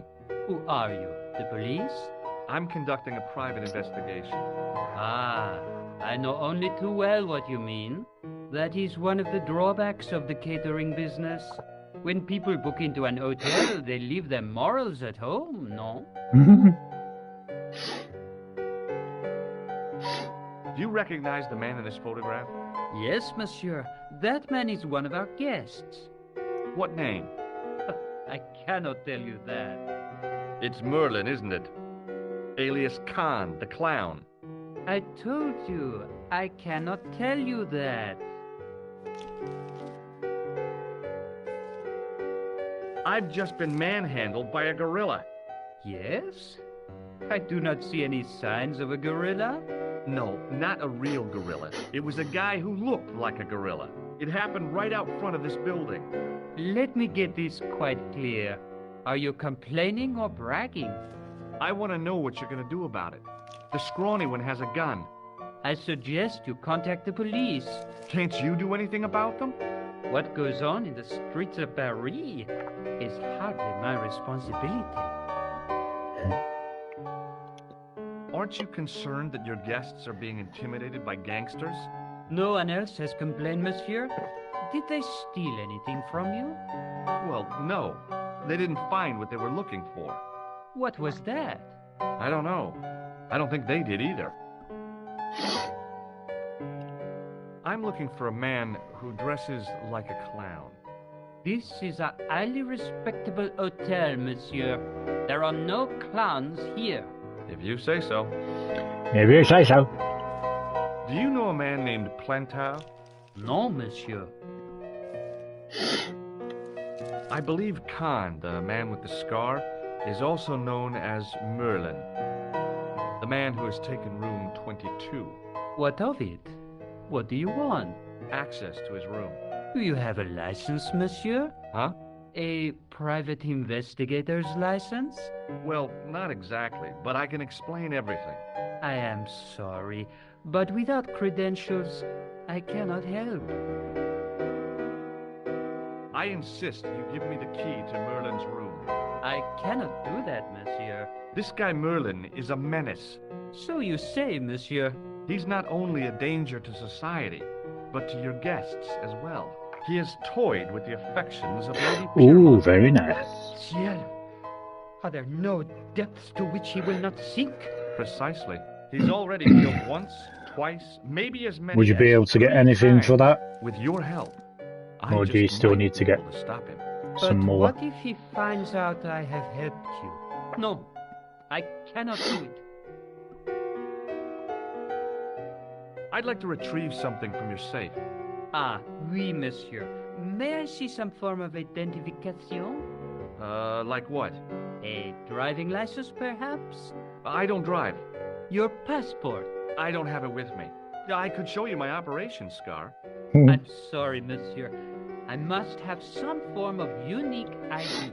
You won't find a more unique ID than my scar. I'm sorry. I must insist on a more traditional identification. Rats. About the key hanging on the hook over there. Oui, monsieur. Which room is it for? Number 21. Is that room taken? No. The guests checked out this morning. I'd like to check into room 21. That is not possible. How come? You said it was vacant. It is reserved for another guest. Rats. No, monsieur. Dutch. Thanks for your help, buddy. Okay.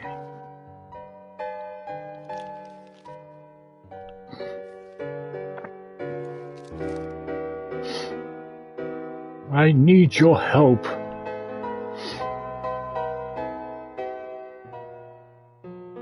Hi, ma'am. Hello, George. What can I do for you now? Would you distract the clerk while I borrow a key? Are you asking me to aid you in a criminal act, darling? Oh, no. It's the key to an empty room.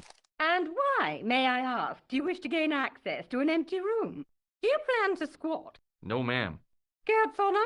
I was never in the Boy Scouts, ma'am. No, you should have been. What were your parents thinking of? It's a fine way for a boy to get licked into shape. Now tell me, why do you want to get into that room? Not It's the Boy next to the Scouts. room the No. killer is using. Ah, so you plan to eavesdrop on Merlin? I was hoping there might be a connecting door. I shouldn't think my feminine charms would be much use in this. Oh, now opens. That's But good. a good dose of English arrogance might do the trick. Yeah.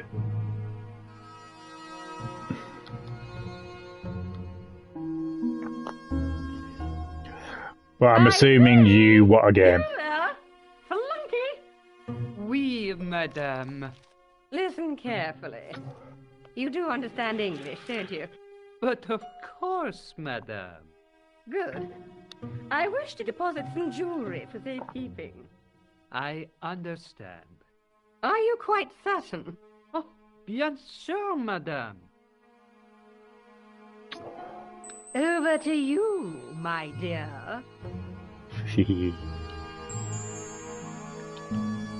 Grab the key quick.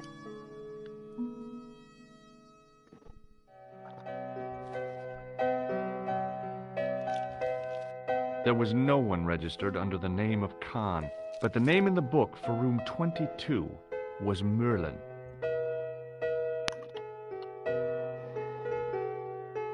Still aiming for the stellar blade. Ah, right, okay. How much is that? How many points do you need for that?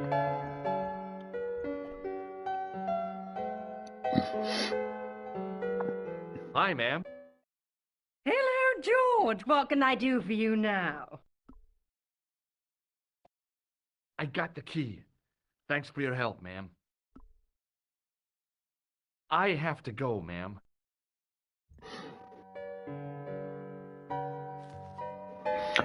Blimey!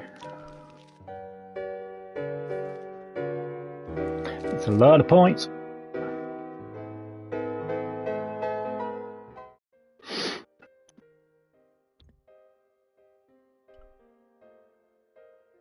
The sign on the door read 21.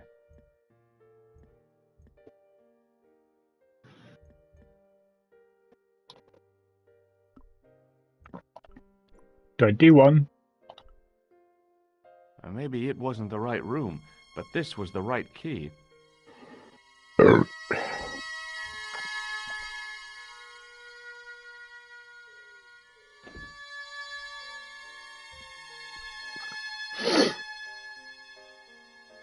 The sign on the door read 22. If the tailor's description was correct, this was the killer's room. Damn, just look at the difference.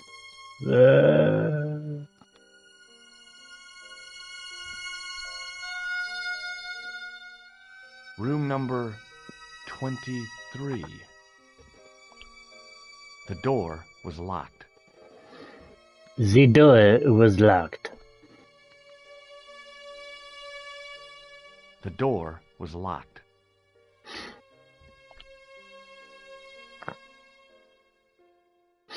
The door was locked. Really? Okay.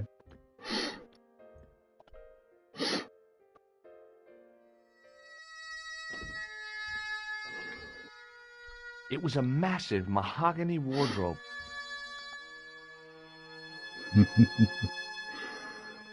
Oh, just looking at the differences. It's just, yeah.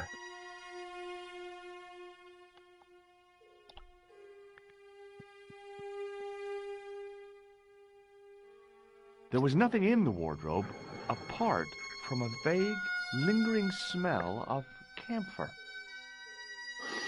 Camphor!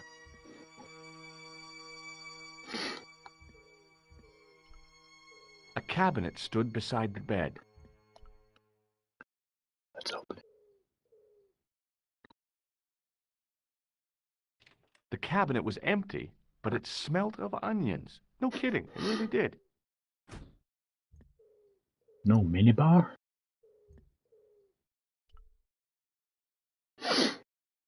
The window looked out over a narrow alley surrounded by high walls.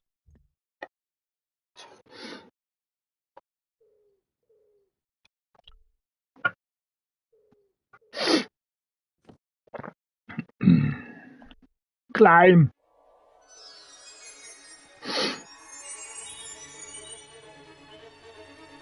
Ooh.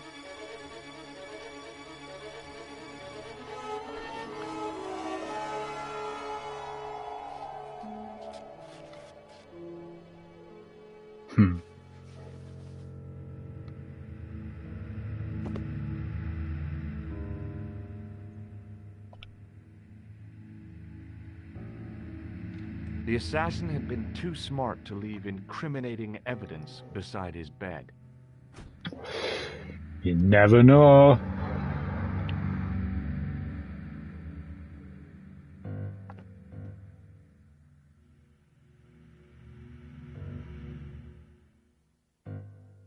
The bed was freshly made, and the crisp white sheets told me nothing about the killer's habits.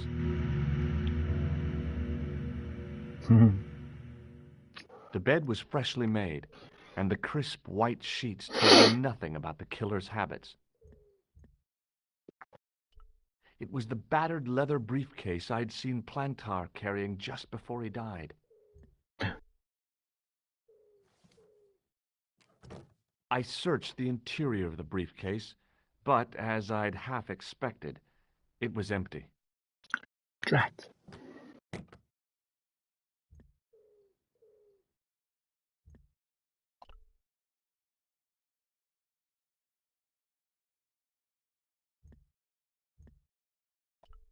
There was nothing in the pockets of the pants. The pants were newly laundered and pressed with immaculate creases.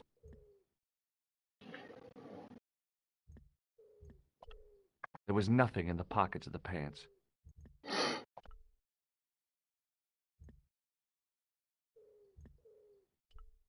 The bed was several times larger than the narrow cot I'd been given at the place I was staying.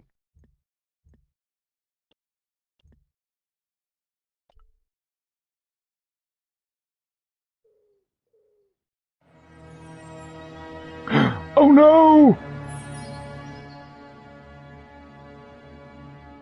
I had the kind of feeling in my stomach that would usually send me running to the bathroom.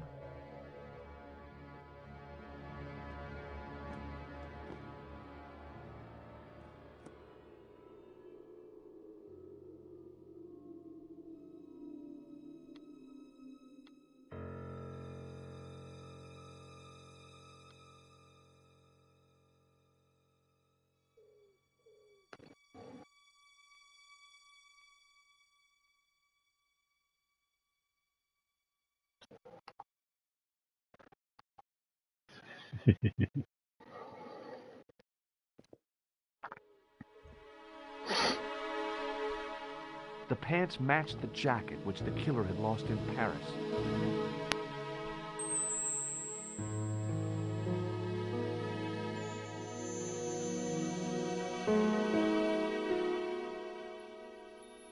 I couldn't believe my luck when I found 2 items in the pockets of the pants. The first was an ordinary matchbook. No matches, no clues. The second was a pass card which read, Thomas Merlin, Gruber Electronics Corporation.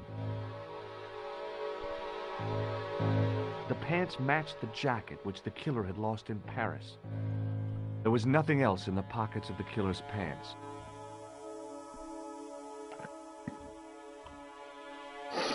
The matchbook bore a pattern of swirling color and the words, Club Alamut. It was the card I'd found in the hotel bedroom. It read, Thomas Merlin, Gruber Electronics Corporation.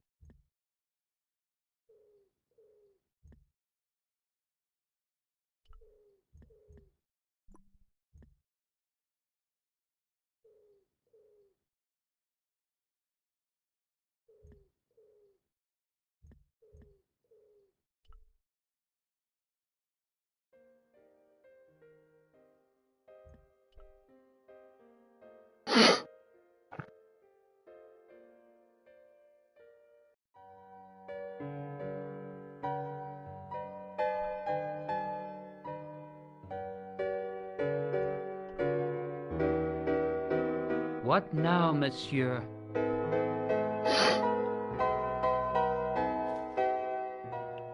Does this matchbook mean anything to you? No, monsieur. Does this pass mean anything to you? That is Monsieur Merlin's property. That's right. Merlin the murderer.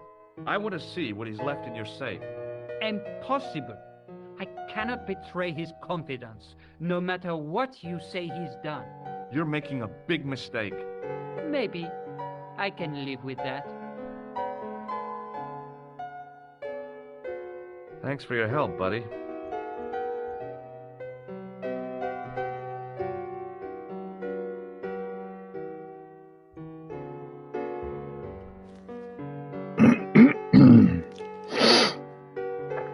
Hi, ma'am. Hello, George. What can I do for you now? I found this matchbook in Merlin's bedroom. It came from the Club Alamut. It might be useful to find out if that club is in Paris, George. I found this pass in Merlin's room. So, that deceitful little man is passing himself off as an electrician, is he? Uh-huh. This guy probably has a million faces. I showed the pass to the clerk, hoping he'd give me Merlin's papers, but he wouldn't buy it. He's too scared. I'll give him something to be scared of. Follow me, George!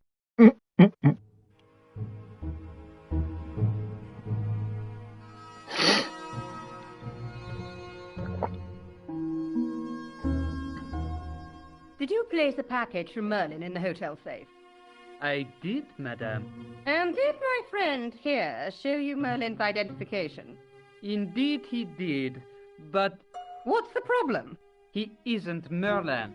A mere academic detail. Give him the package. But that is against the law. I happen to be a justice of the peace, you silly man. I am the law. If he tries anything, shoot him, George. My pleasure, Lady Piermont. One moment, please.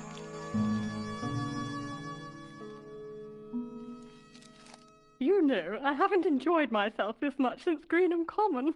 I don't know what I would have done without you, Lady Piermont. Voilà, monsieur.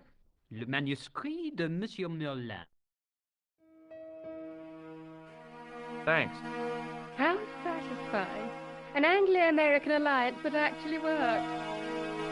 The clerk had given me a tightly rolled sheet of parchment. I decided not to unroll it until I was safely back in Nico's apartment. Righto. What now, monsieur? Do you want this manuscript back? After all the fuss it caused? No, you keep it. Hey, shake my hand. I'd rather not, monsieur. I'm still sore from the shock administered by one of the guests. He was secretly concealing an electrical device in the palm of his hand. Practical jokes are so puerile, don't you think? Oh, yeah, sure. Thanks for your help, buddy.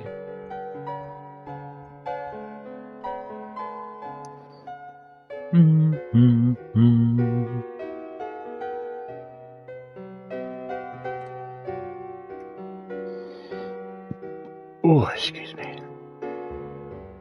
No point in phoning that guy again. Bonjour, couleur. Hi, it's George. I have the address of the killer's hotel. If you're going to pay him a visit, take care. Remember, that guy's a professional. Thanks. I'll be fine. Hey, I've got something awesome to show you. Oh, yeah? What is it? A surprise. Oh, I don't like mysteries, George. I can't tell you just now, but I'll come show you soon. It's in my pants.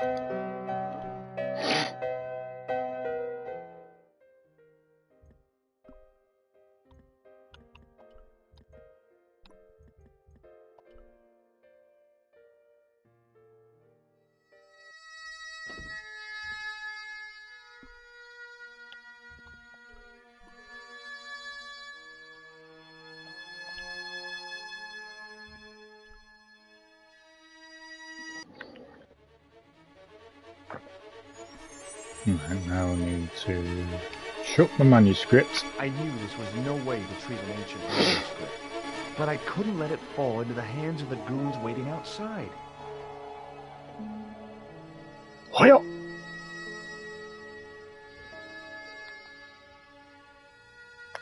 Damn, man.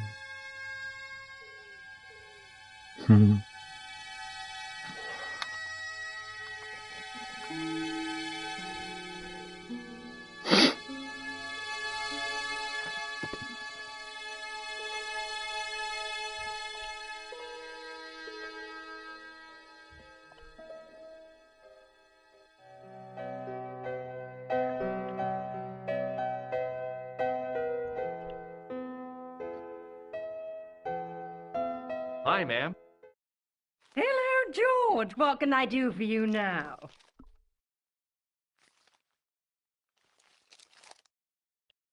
I have to go, ma'am.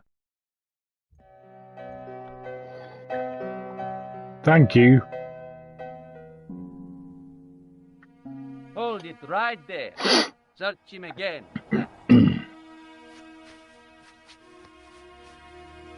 Nothing, Guido. Okay, let him go.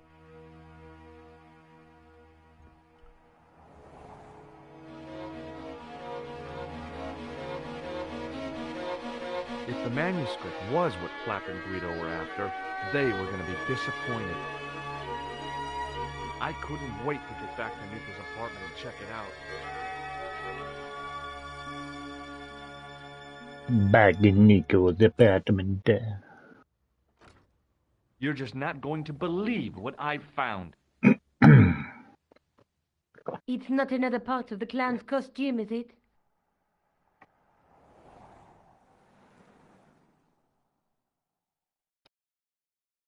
It's a medieval manuscript. Khan left it in the safe at the U-Boot. It's incredible. Is this what he took from Plantark? It could be, which means it's worth enough to kill for. Look there, two guys on the same horse. Oh, yeah. Maybe they couldn't afford one each. Yeah, What of it? Have you nice. ever heard of the Knights Templar? Their official seal was an image of two knights sharing a horse. Whatever this manuscript means, it's connected with the Templars. How come you know about these knights? I learned about them while writing an article on the Crusades. This guy, named Hughes the Pagan, arrived one day at the court of King of Jerusalem. He offered to protect the Christian pilgrims from the displaced Muslim army. The king would be able to guarantee safe transit to Christians in the Holy Land. Safer journeys meant more pilgrims, and pilgrims meant trade and wealth. The Templars proved invaluable to the king as a mercenary army. It was said that they never asked how many the enemy numbered, just where they were. And as the years went by, the Templars grew in wealth and numbers. They were so rich, even kings came to them for loans. But at the height of their power, they fell foul of the King of France. He rounded them up and turned them over to the Inquisition. Thousands of Templars were subject to torture and confessed to heresy. Of course, at the hands of the Inquisition, there wasn't much they wouldn't confess to. The last Grand Master Jacques de Molay was burned alive. But the treasure of the Knights Templar was never found.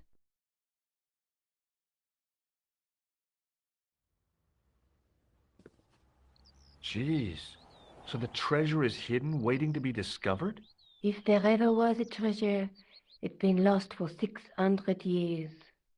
Anyway, we're supposed to be investigating a serial killer, not a medieval treasure trove. But maybe that's what the clown and his accomplices are after.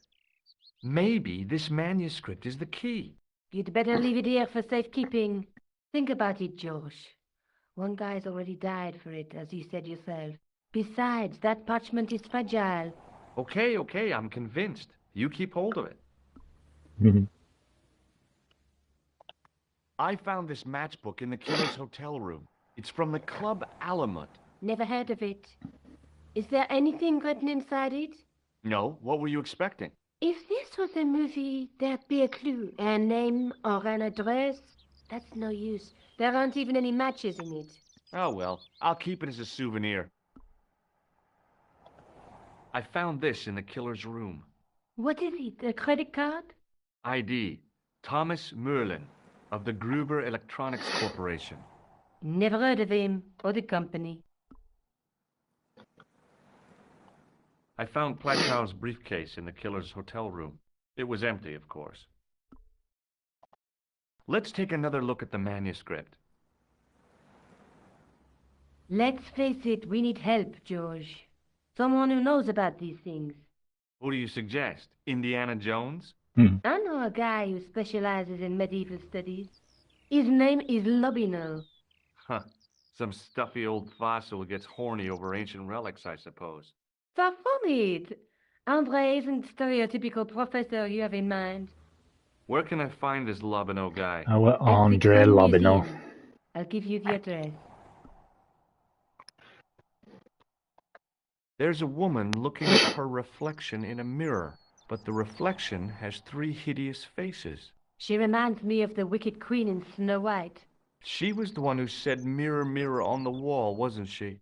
She made me cry so much when I was a kid, Mom carried me out of the movie theater. She didn't frighten me in the least. Like I said, I was only a kid. I didn't like the crocodile in Peter Pan either. There's a woman looking at her reflection in a mirror, but the reflection has 3 hideous faces. A knight with a crystal ball.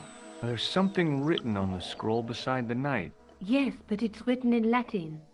Per disciplinam mea lux videbis. By my teachings, you will see the light. You speak Latin. Where did you learn a trick like that? A trick? I studied law, okay? I can read Latin. My, you're touchy. Tell me that again. Through my teachings, you will be enlightened. There's a guy working on a loom. He's weaving a carpet or a tapestry. Or a duvet cover. It's a clue to a place, I reckon. Somewhere famed for weaving and ships. Where folk live in barrels? It beats copper boxes. There's a guy with a sword and a bull. The only mythological bull I know of is the Minotaur, but he was only half bull. I don't think I'd like to be half a bull, even if it was the bottom half. What's that object between them? It looks like a gem on top of a tripod.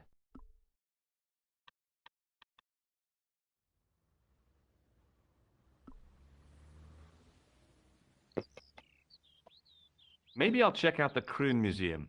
I'm sure you'll find it useful, George. I shall. I shall see you soon, my love.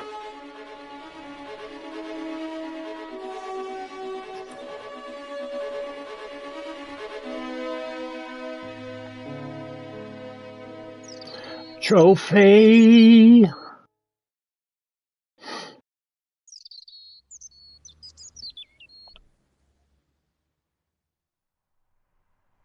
Oh, hi. Hello, my handsome friend. Hello. Does this matchbook mean anything to you? No, but I can tell you one thing. There's no such place as the Club à la Mue in Paris. Can you tell me anything about this security pass? I can tell it doesn't belong to you. How come? Give me some credit. If you're an electrician, I'll eat my antirrhinums. You're a remarkably talented lady. Do you recognize the man in this photograph? What a hunk. He's a killer. I can see that. His eyes say it all. See you later. That's right, monsieur. You will.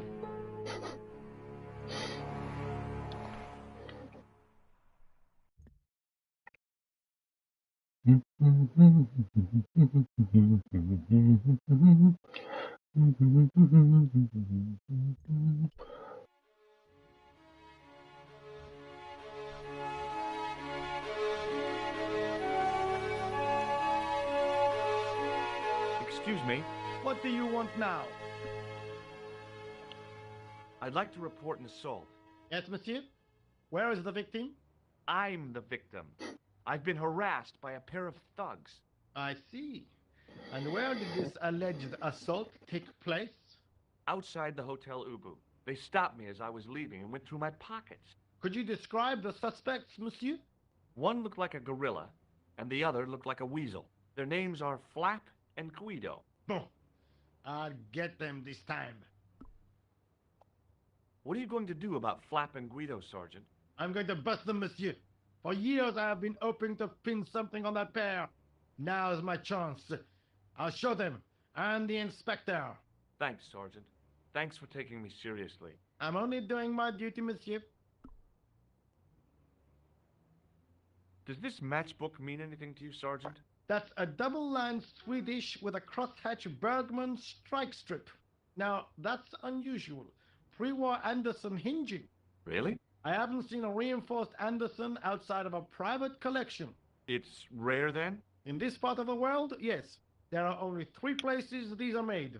Taiwan, Manila, and Slough. Does the name Merlin mean anything to you, Sergeant? Nothing, monsieur. It's one of the names the killer is using. Ah, you refer to the clown, of course. Right. Does this matchbook mean anything to you, Sergeant? That's a double-lined Swedish with a crosshatch Bergman strike strip. Now, that's unusual. Pre-war Anderson hinging. Really? I haven't seen a reinforced Anderson outside of a private collection. It's rare, then? In this part of the world, yes. There are only 3 places these are made. Taiwan, Manila, and Slough. Is Rosso here? Yes, he is. You wish to speak to him? Yes, I do. One moment, monsieur. One moment, monsieur. It's Stobart, monsieur. He insists on talking to you again. Thank you, Moo.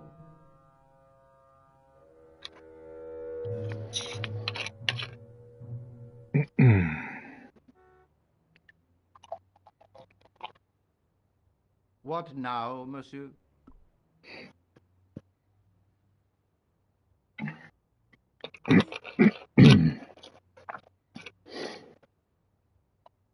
Does this matchbook mean anything to you? No, monsieur.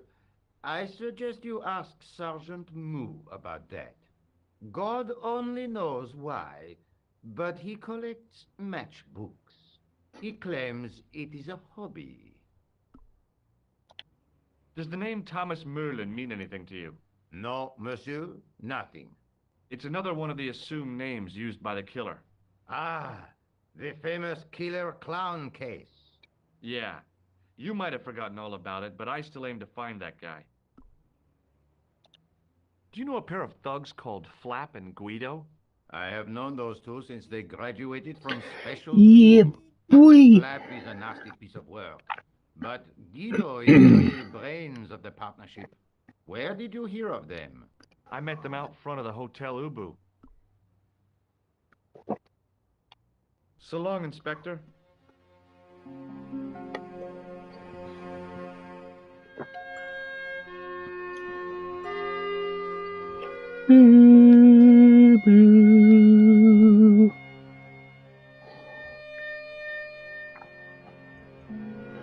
The museum. Damn. God, I remember it just like it was.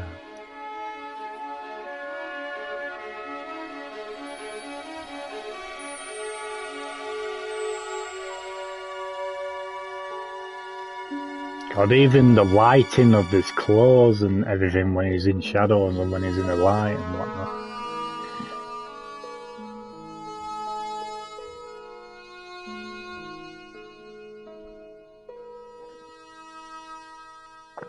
The case contained some fragments of pottery.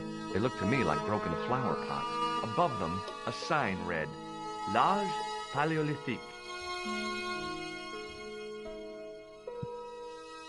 The case contained a collection of rocks. They were all shapes and colors, but they were still rocks. Above them, a sign read, L'Âge Paléolithique. God, wow, yeah, wow, I remember that, yeah. Oh, nostalgia, man.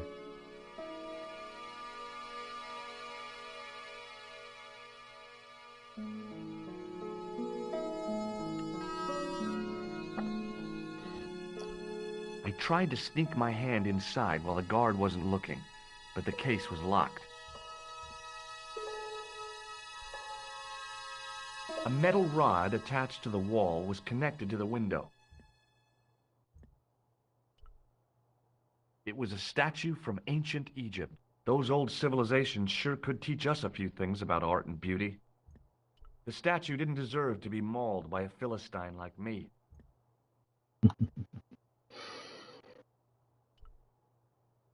Attention! Please do not open the window, monsieur. Don't you think it's kind of stuffy in here? Better stuffy than dead. What's the problem? Fumes from car exhausts? Not just that, monsieur. There's a new burger bar opened up across the street. The Laughing Buffalo. So what's the problem? They cook their burgers on a charcoal grill, and the fat falls on the open flame. The amount of organic compound and smoke particles released is astounding. Since they opened, local air pollution has doubled, and it stinks like a funeral pyre. That is why I keep the windows closed.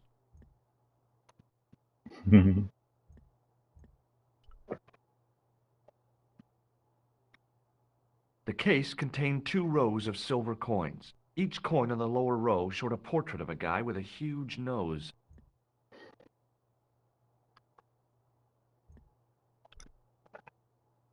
I looked down at a collection of tools with wooden handles and tarnished metal blades. There were knives, chisels, and spikes fanned out in a semicircle. I guess there's always been a need for home improvement. It was a large brass urn. It was a tapestry of a lady, a lion, and a unicorn. If I'd had more time, I could have stared at it all day. Touching an object as rare and beautiful as that would have been the act of a barbarian. You barbarian. The totem pole looked distinctly out of place in the setting of the museum. Let's touch it. Watch out! You will have that done on top of us!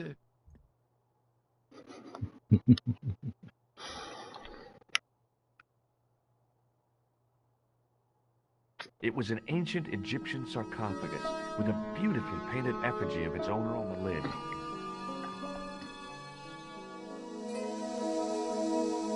Leave it alone. That closet is over 3,000 years old. Closet? It's a sarcophagus.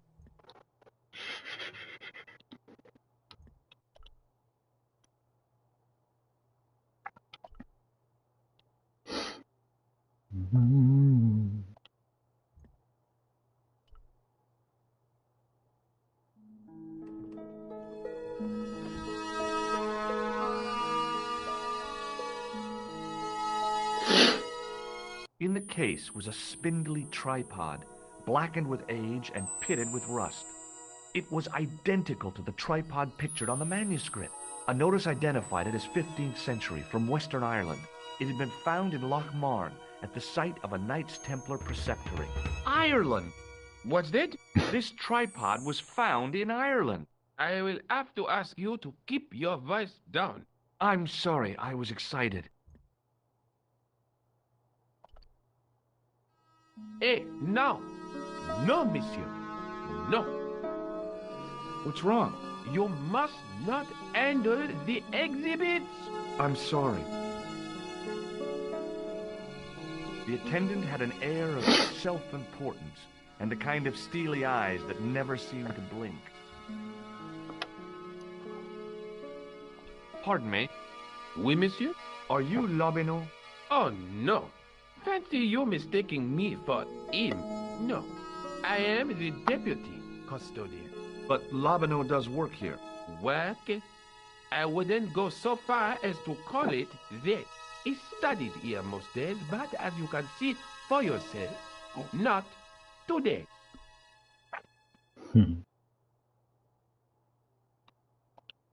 What does this tool mean to you? That belongs in a museum. Pardon? It is a priceless historical artifact, if I am not mistaken. No, it's a plain old tool for lifting drain covers. Do you recognize this red nose? I don't think so.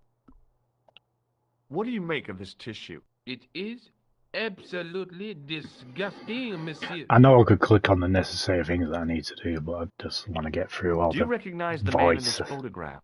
No, monsieur. Just listen to Is everything. there any reason why I should? I guess not.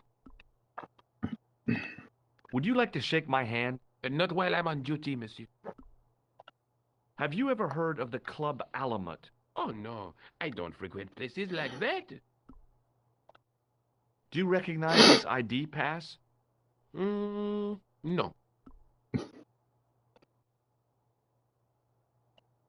Can you give me any further information about the tripod? Certainly, monsieur.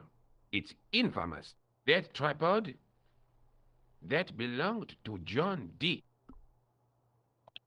What's the importance of John Dee's tripod?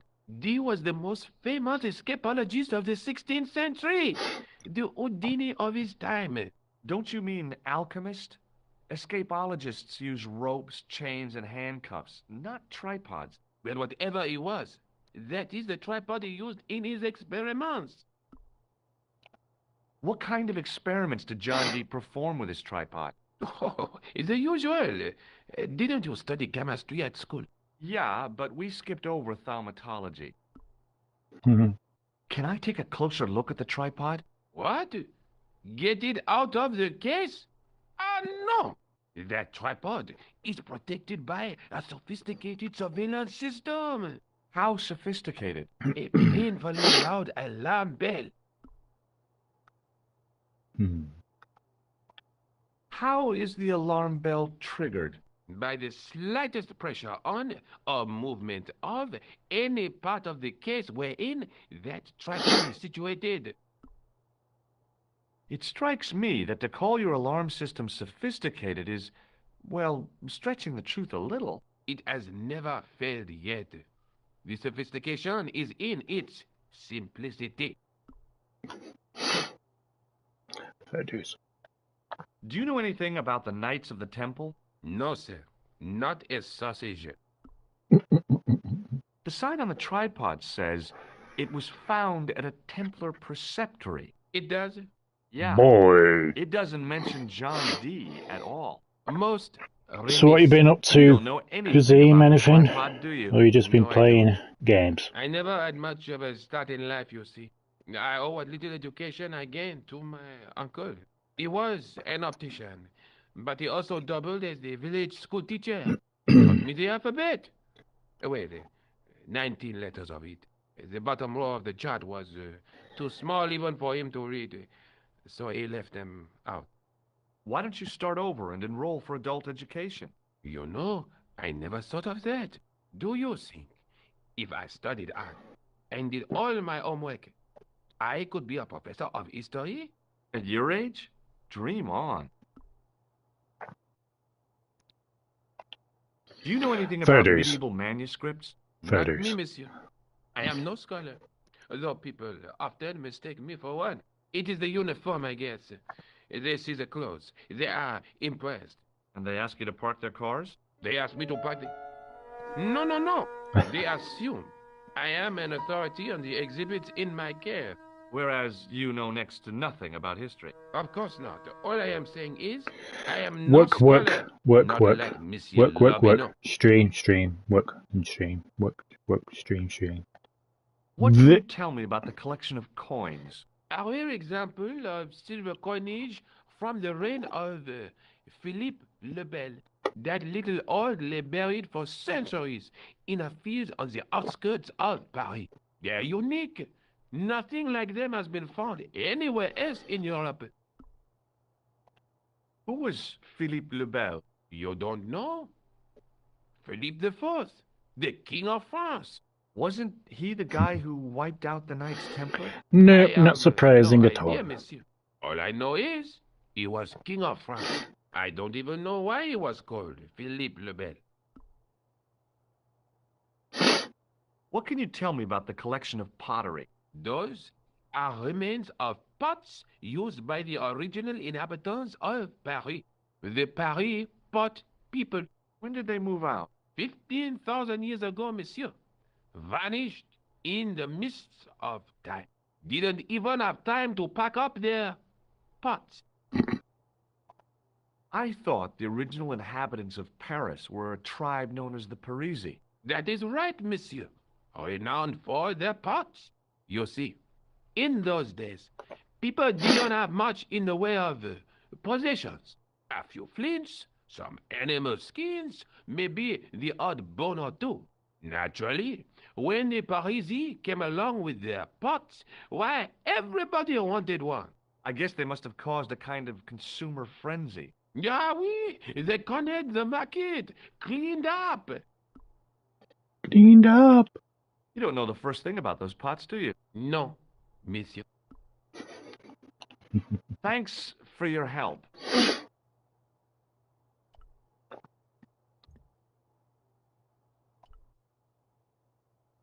Don't open it. Remember the burning cattle.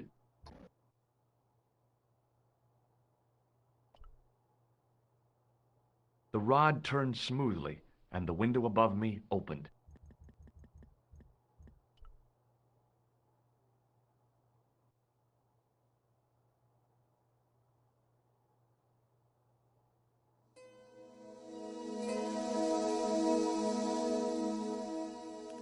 I sneak in. And I wait. This is ridiculous. I could be here for hours.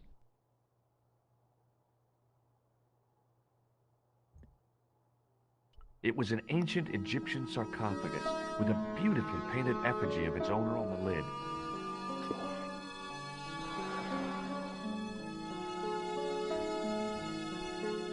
It was a stone carving from ancient Egypt. I was no desecrator of tombs.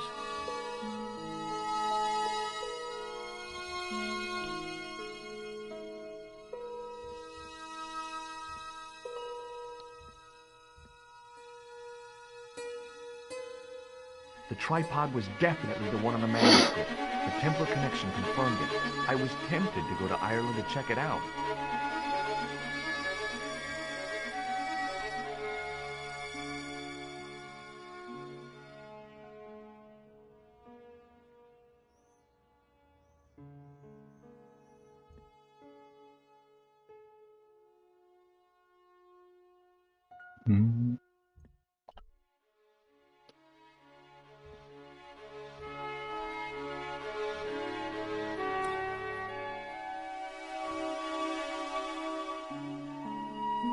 Hi, Jules.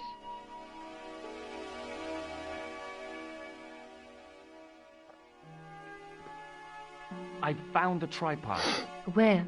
In the museum. It belonged to the Templars. It was dug up in Ireland at a place called Loch Marne. I have heard of Loch Marne. I read an article about the castle. Take a look for yourself.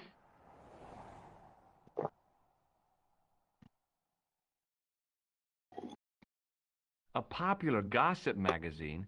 You read that rubbish? No, I write it.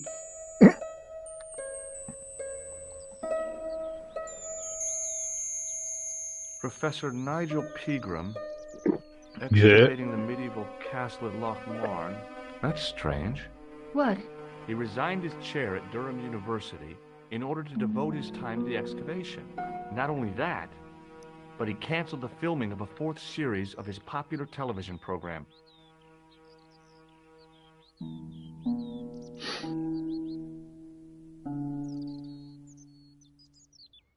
This site at Loch Marne must be awful important to him. He's a professor of history. They're all cuckoo. All the same, I'd like to talk to this Professor Pegram. How do you feel about a trip to Ireland? Disappointed. Huh? That I won't be going. I want to follow up the Bellotta case. If you really think Pegram's dam is important, why don't you visit Loch Marne? On my own? I'm not so sure about that. Where is Ireland exactly?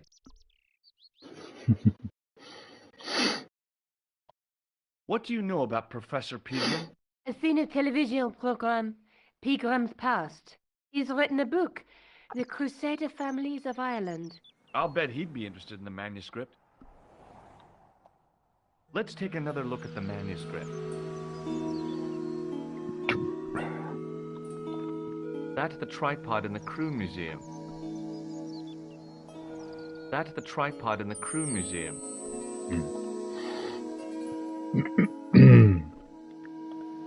I'll see you later. Okay. Keep me informed if you find anything new. Okay.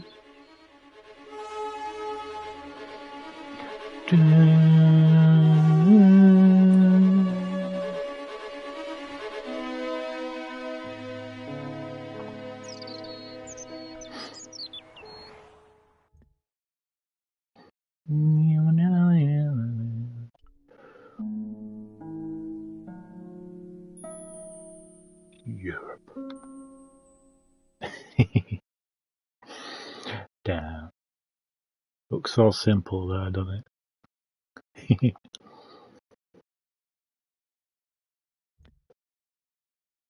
Look, come on!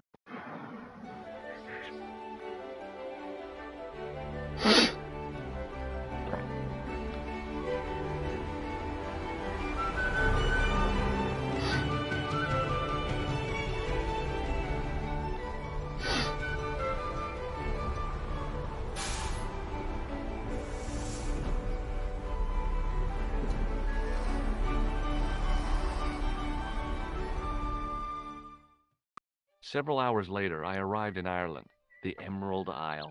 I'd been lucky to get a bus from Dublin to the tiny village of Loch Marne. On the way out, the driver told me there was only one service a day. One service a day.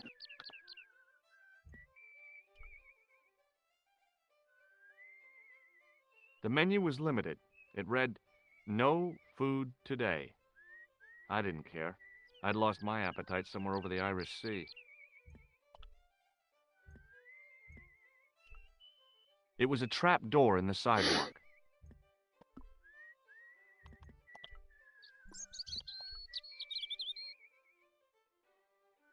The workman's key was the obvious tool to use to open this trap door. It was specifically designed for a job like this. Unfortunately, there weren't any holes in the trap door. I tugged at the trap door, but it was locked from the inside. The drain was covered with an iron grating, through which I could hear the rush and surge of running water.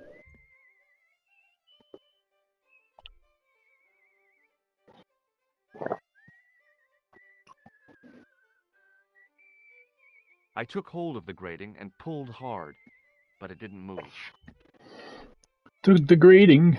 I tried to use the keys to lever up the grating, but that wasn't going to happen. Why?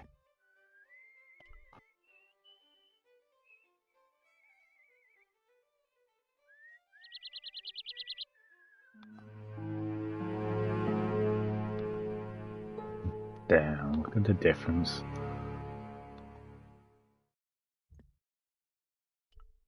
The farmer's craggy face was set in a mask of aesthetic appreciation. His feet were set in a pair of manure-caked boots. Hi, do you speak English? Well, no, what if I was to say no? An implication of cognizance shrouded in denial. A pretty poser of a paradox indeed. I gave him the look I'd perfected when I was 12 and was going to be the greatest hypnotist of all time. It was a killer. Are you attempting to hypnotize me, or is it the constipation you're suffering? I was a little out of practice.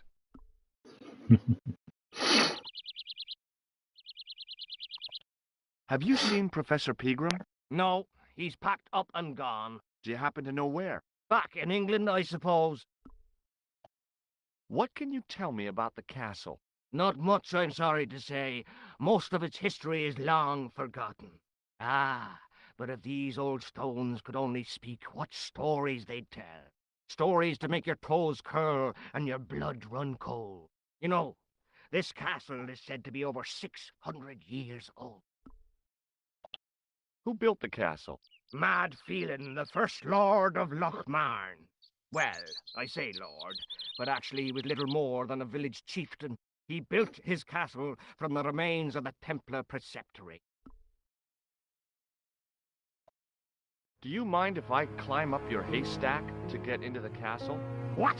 You'd break your stupid neck for sure. Do you think I'd stand by and see your brains dashed out? I'd be very careful, and I promise not to sue. You won't get the chance, not while I'm here to stop you. Where was the site of the Templar Preceptory? Right here, on Temple Hill. Phelan built right on top of the old wall. It's said that deep beneath these walls, there's a Templar chapel. Did Pegram discover the chapel? I don't know. His workers were sworn to secrecy. Good book? A book? It's a passport to a world of fantasy and imagination. Yeah, what's the title? Creative Shelving for Beginners, the 1978 edition. What's so cool about home improvement? There's nothing like it. The resinous autumnal aroma of seasoned wood, the rhythmic rasp of the play. Ah, no wonder our Lord came to earth as the son of a humble carpenter. I bet he was a wizard with a chisel and a length or two before. Surely the portrayal of Christ's adoptive family as humble artisans is a symbolic metaphor. I don't know about that, but I know they were carpenters. Haven't you read the book? Well, no. But I have seen The Greatest Story Ever Told, and I don't recall Jesus putting up any shelves. Does this tool mean anything to you? No, it doesn't. Is it used on sheep? No, it's for lifting the covers off drains. Never. How? Well, the end of the tool fits into the hole in the cover. They'd slip out. Angles are wrong. You'd never do it. I have. I did it in Paris. Does this false nose mean anything to you? You're a circus clown. No, but I got this from someone who disguised himself as a clown. Is that a fact? Why did you do that now? He's a psychotic killer. I think he may be connected with Pegram's disappearance. What do you make of this tissue? That's a sorry sight to wave about in public. Oh, it's theatrical grease paint. And that makes it all right, does it? You must remember that next time someone complains about the state of me handkerchief. Do you recognize the man in this photograph? No, but I wouldn't trust him. His eyes are too close together. He's not a friend of yours, is he? Oh, no. Far from it. In fact, I believe it's the face of a killer. I knew it. Piggy eyes. Can't trust him. Ninja. Would you like to shake my hand? What is this? I don't do that male bonding stuff. What do you make of this matchbook? Seems ordinary enough to me. Do you recognize the name on this card? I can't read that little writing. It says Thomas Merlin, Gruber Electronics. Is that your name, Tommy Merlin? No, but what a great stage name. It had what my high school hypnosis act had lacked, style and class. For a few seconds, I bathed in spotlights on a thundering tide of applause. Tommy Merlin, hypnotist. Are you all right? I'm fine. I just remembered something. I have to go now. Bye.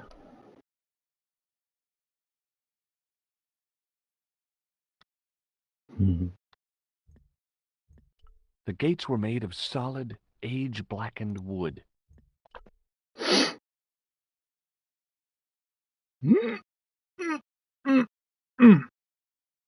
Pushing with all my strength got me nowhere.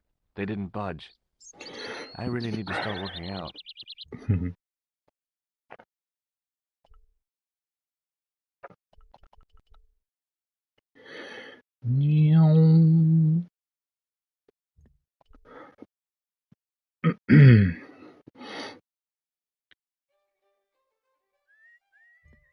The lad was doing his best to express his adolescent aggression. His effort was somewhat diminished by the fringe of milk on his lightly feathered upper lip.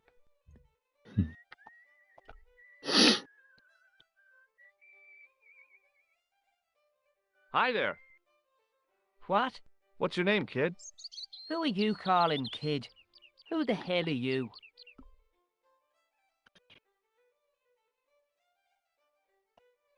I'm George Stobart, and I'm with the good guys.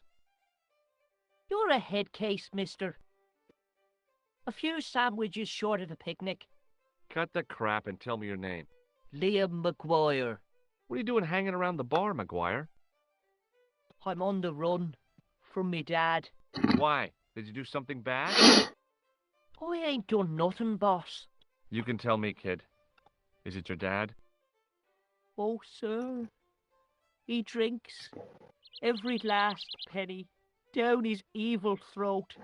And there's me poor old mother, bedridden and dying of presumption. I tried to buy her medicine. Chopped firewood for Father Mahoney till me fingers bled. The old skinflint cheated me too. But I took the pennies he gave me back home.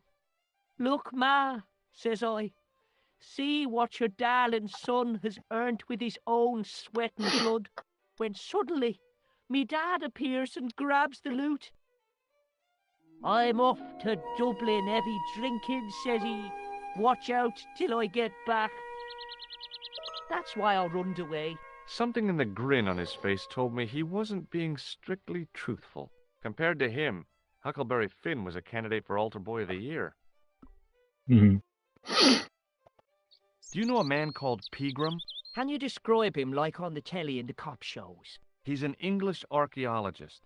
I know the man you mean if he's the one. Can you tell me where I'd find Pegram? No, I can't, because he's not here now, but if I sees him, I'll ask him. Do you know what Pegram was doing in the castle? Digging for buried treasure. Jewels and gold and skeletons, like in the films. Do you know anything about Pegram's dig? He wouldn't let me anywhere near it. I offered to help, but he chased me off. I didn't want to see his smelly old hole anyhow. Did anyone from the village work at the dig? Pegram brought some students and bums with him. He reckoned no one in Lochmarn would know what to look for. The only local guy who worked for him was Sean Fitzgerald. What does this Fitzgerald guy look like? Big head, big ears, and face irons. What? You know, spectacles, glasses. He's blind as a bat without him. What can you tell me about the castle, McGuire? What do you want to know? Well, can I get inside? No, it's locked up. Does anyone live there? No, only... What? Oh, nothing. You know something about the castle you're not telling me, don't you? No. What is it you're covering up? Is it something you're scared of? I ain't scared of nothing. I'll give you one last chance to tell me about the castle. Oh, yeah? And what if I don't? Then I'm taking you back to school. Oh, there's a ghost. It's called the Phantom of Loch Man.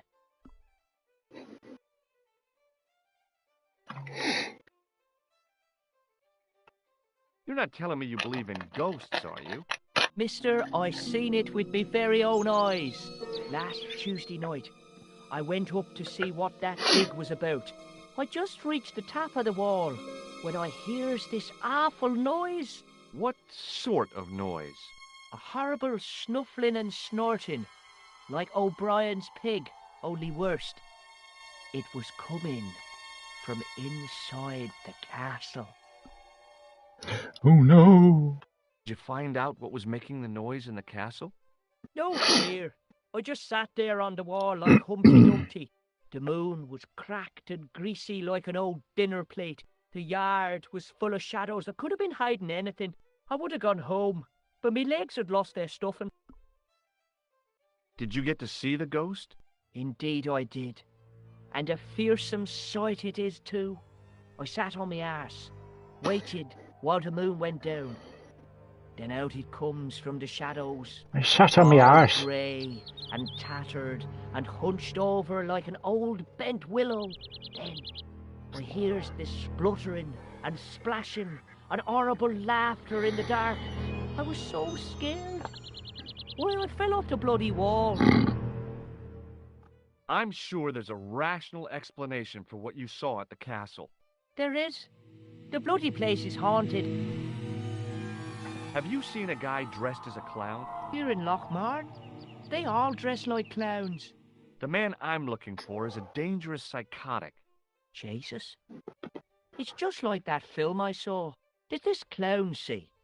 And he's after this kid who saw him kill a guy. He tries to warn the sheriff, only no one believes him. Then, while he's in the tub, the clown cuts him up with a chainsaw. My God, that doesn't sound suitable for a kid like you. Who are you calling a kid? I'm 25. Yeah, right. You're not a day over 14. Oh no, it's 25 that I am. Married with a car and 3 kids. 10 kids if you count the wives.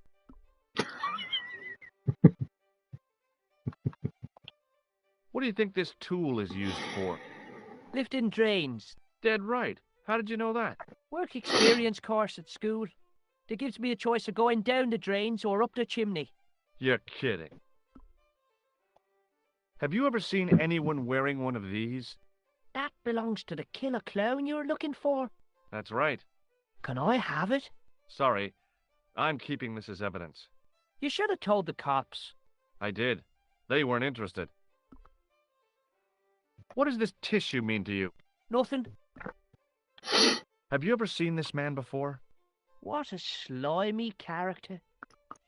No, I never seen him. Give me your hand. Get lost. Oh, come on. I just want to show you a little trick. No way, mister. I don't do tricks. Father Mahoney told me I'd burn in hell if I did. I just want to shake your hand, that's all. Oh, all right. Gotcha. Neat, huh? Didn't feel a thing.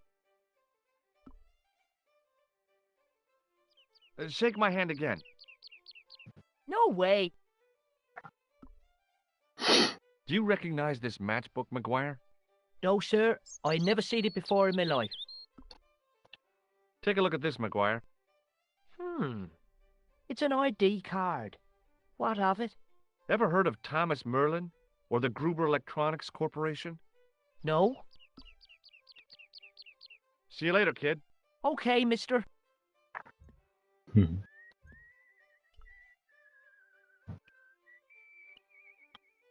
It was a featureless plastic box firmly attached to the wall of the building. I tugged at the plastic cover, but it didn't move.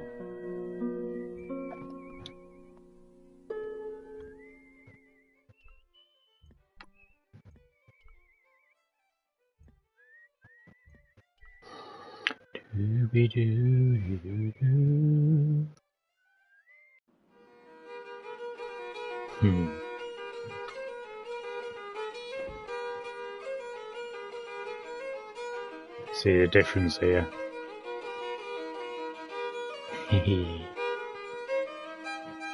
Jesus.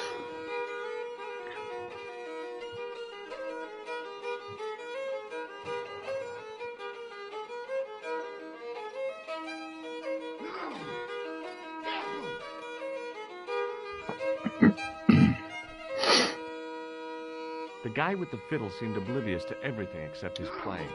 Meanwhile, everyone else in the bar seemed oblivious to him.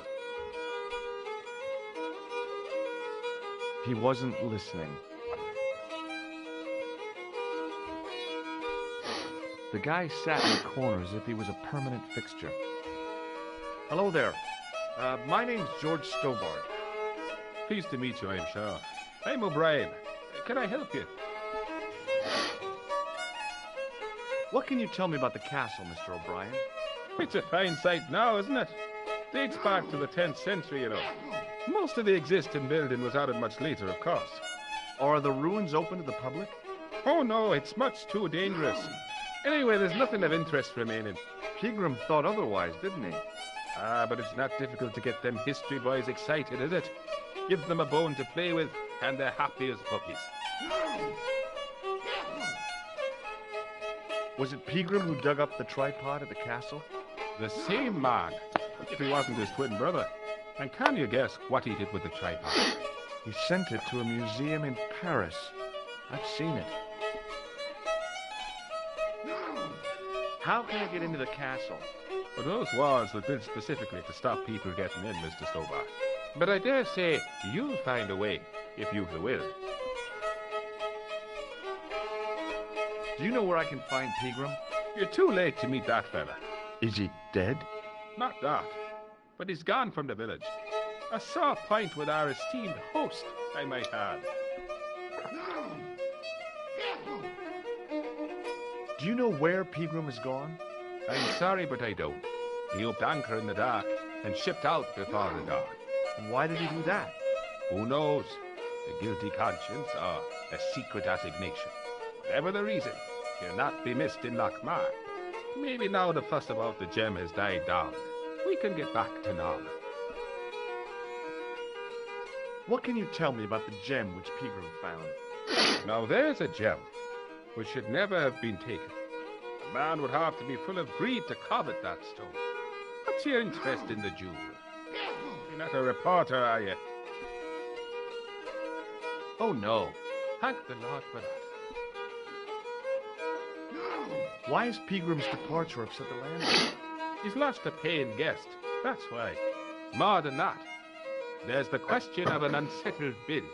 Poor Michael's seen red over the business, and I don't blame him. Can you tell me more about the landlord? Mick Leary? He's what you call a would-be sophisticate. The trouble is, his idea of sophistication extends as far as putting paper in the lavatory. I never worked out why he did that. It's much too dark in there to read. That's true. Have you ever run your hand over the back of the door? The graffiti is written in Braille. Do you know Sean Fitzgerald? Yes, I do. What you want with him? I want to talk to him about working at the dig. What makes you think he did? The boy outside told me. I can't imagine anyone employing Sean Fitzgerald on a dig. He wouldn't know a post hole from his elbow. Do you recognize the man in this photograph? Nope. I've never seen him before. Does this matchbook mean anything to you? The design is Middle Eastern, I'd say. What can you tell me about this ID pass? Gruber Electronics. I've never heard of it. Goodbye for now. There was a vacant look on his cow-like face that said quite clearly, nobody home. His elbow rested on an obviously soggy piece of towel. Hi, my name's Stobart, George Stobart. Hello there, mister. What can I do for you? Do you know Professor Pegram? Do I know him? Do I know the good professor himself? No, I don't. I mean, I know who he is. I don't know him to talk to. Do you know anything about Peagram's excavation? Only that he didn't have the right tools for the job. What he needed was shovels and a JCB. Peagram was digging for historical remains, not coal. Is that a fact? What the hell for? It's the science of archaeology, Pat. Understanding how people used to live by what they've left behind. One day archaeologists might be digging up our remains. Imagine that, Mr. O'Brien. I wonder what they'll find. Well, it won't be arrowheads and beakers. Fast food cartons and favourite condoms, more likely.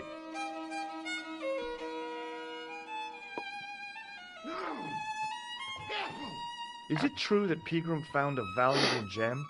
What? First I heard of it. Where have you been, Pat? For that gem is the talk of every town from Lochmarn to Ballydoon. Nobody told me. Lucky sod. So that's why he scampered. Did anyone from the village work at Peagram's dig? I tried it myself, but that high and mighty history man called me incontinent. What a nerve. Hadn't I dug more holes than the rest of them put together? Can you tell me anything about the castle on the hill? Oh, I don't know much about anything. You should ask Mr. O'Brien here. He just joined up writing. Would you be one of them history fellas yourself?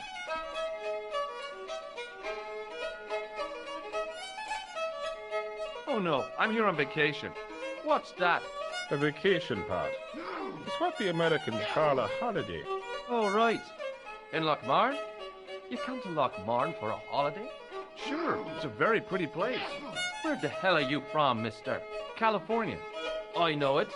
That's where the brooms come from. Yeah, amongst other things. Do you recognize the man in this photograph? It's a handsome mug on that fella, to be sure. Is he a film star? Don't be fooled. This is the face of a psychopathic killer. No. Well, there's one in the eye for me and my men. Do you recognize this matchbook? No. Does this security pass mean anything to you?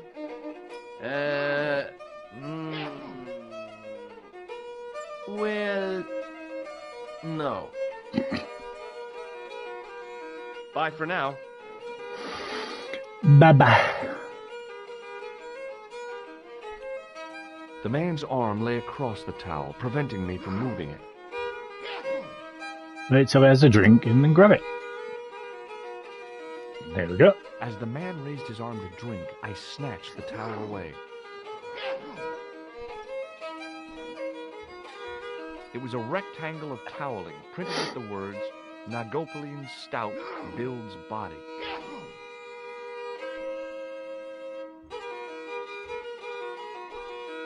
It was an electric pump operated by pushing a small lever. I was about to reach for the pump when I came to my senses. A rash move like that in a strange country with strange customs could be my last. The white whiskers on the bartender's flushed face were like garlands on a Christmas tree. The resemblance ended there. The top of his head was too slick and shiny to act as a perch for a Christmas angel. Top of the morning to you. I beg your pardon. Well, that's what you Irish say, isn't it? Do you want something? Or are you just flaunting your xenophobia? Well, I was trying to be sociable. Is it a room you're after? That's not a bad idea. Do you have a vacancy? I could, if you don't mind waiting until the last guest checks out. No problem. When will that be? When the undertaker comes to collect him.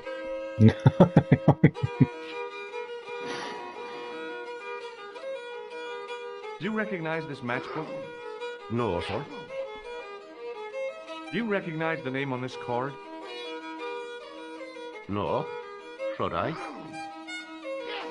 Nah, it was a long shot. Do you recognize this man? No, I don't. What do you want with him? I've got a score to settle. I don't want any trouble in the bar, mister. If it's a fight you're looking for, see Father Mahoney. A priest? A man of the cloth? Sure. and he teaches the boys how to box at the youth club. According to Mahoney, it develops character. Isn't that right, Pat? Didn't he teach you the art of pugilism? Doyle. Sorry, Michael. I was miles away. What did you say? Ah, never mind. May I borrow this towel? Sure you can, on one condition. What's that? You keep it away from old Ron. Who's Ron? That's him in the corner, with the hygiene problem. I'll try a glass of beer, please. Is this your first pint of real ale? Well, I guess so. What's real ale, anyhow? Beer that's brewed from natural ingredients to traditional methods. It shouldn't be kept under pressure or refrigerated. And finally, it should have a good body and distinctive character. In other words, it's flat and worn with bits in, and it makes you fall over.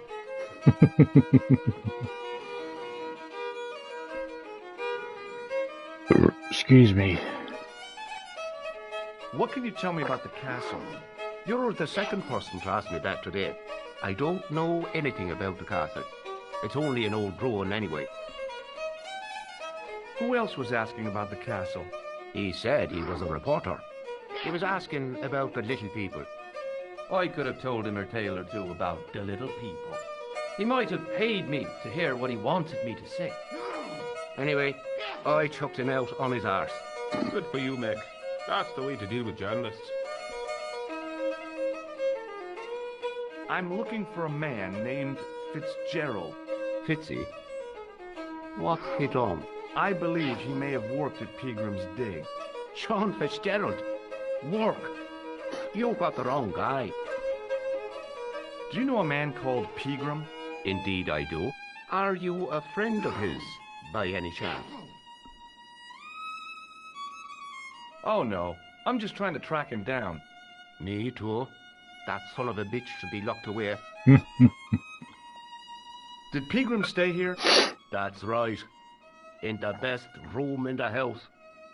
That's the one with the bed.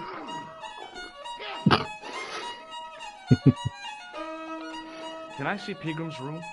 It's been taken by one of the brothers from the reformatory.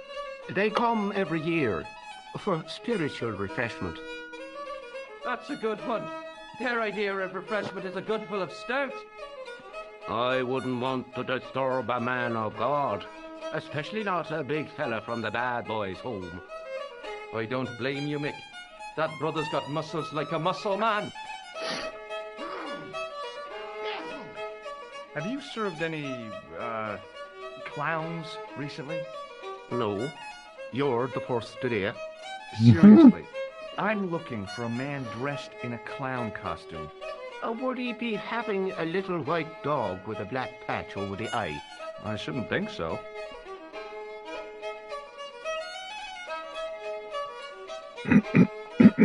Thanks. The glass contained a dark liquid like molasses, with a creamy white froth on the top.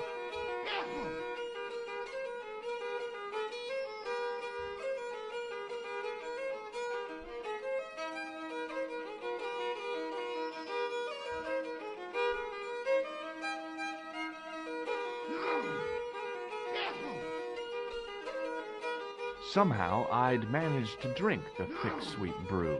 I felt strangely compelled to order another, even though my every instinct warned me against it.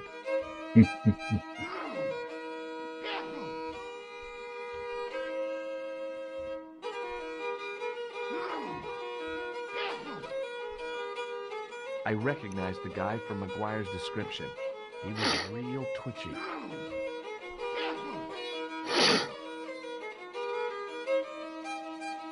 Mr. Fitzgerald? What? I need to speak with you urgently.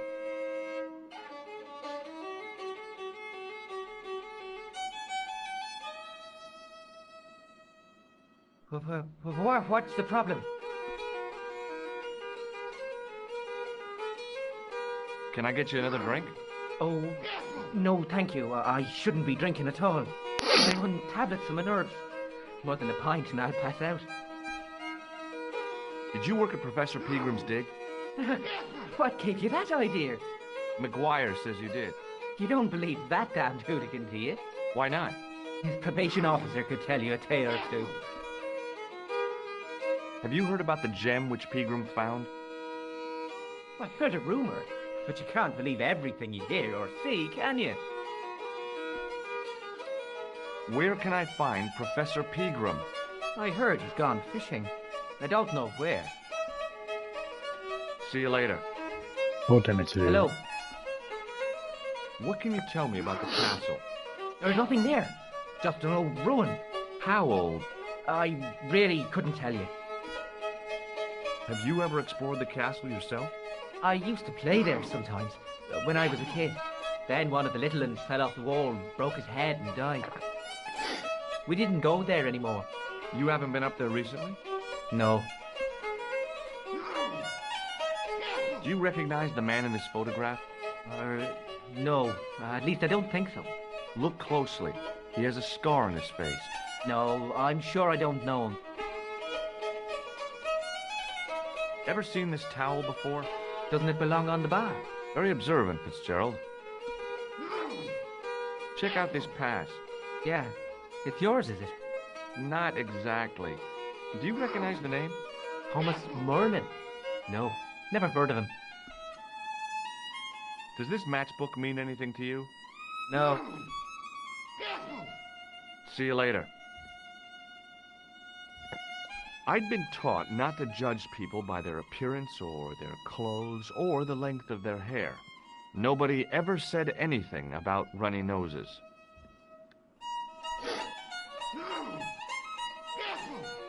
Hi there, old-timer.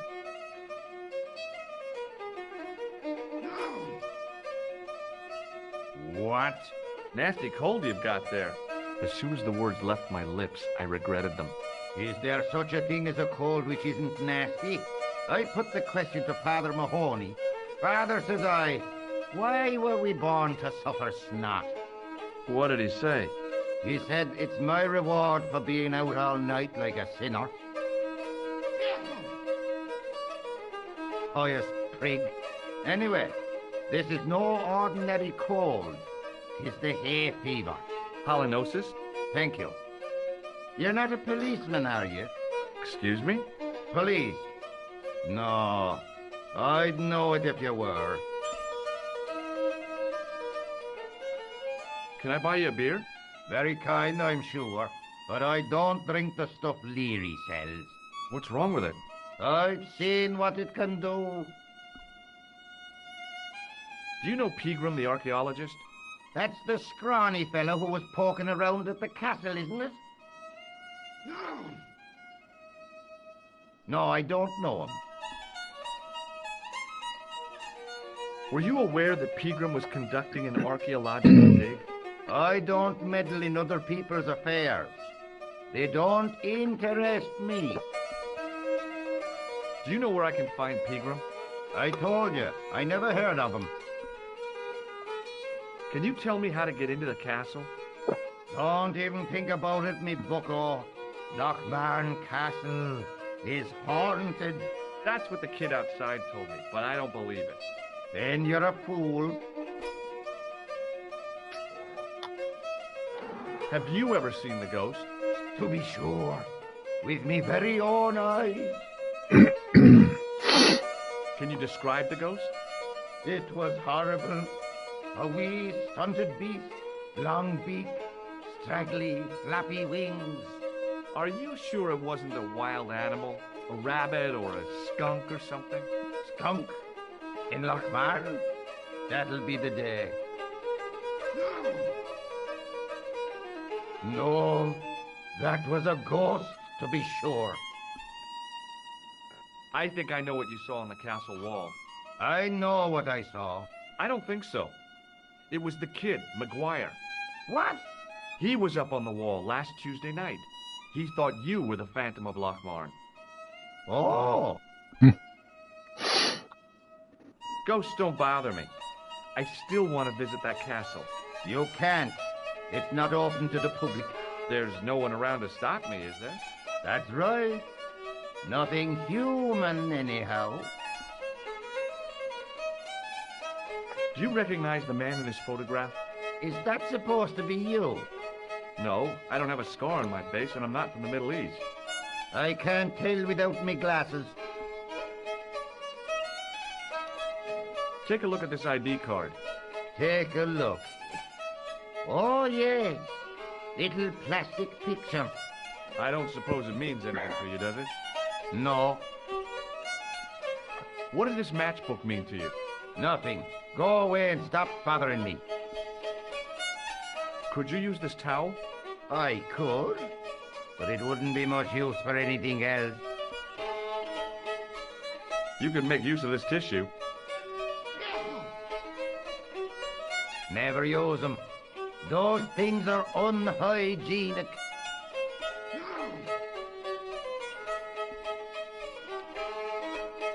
I'll see you later.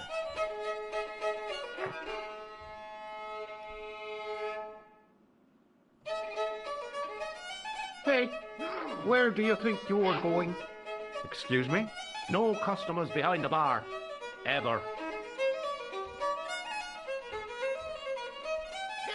It was an electrical plug attached to the glass washer.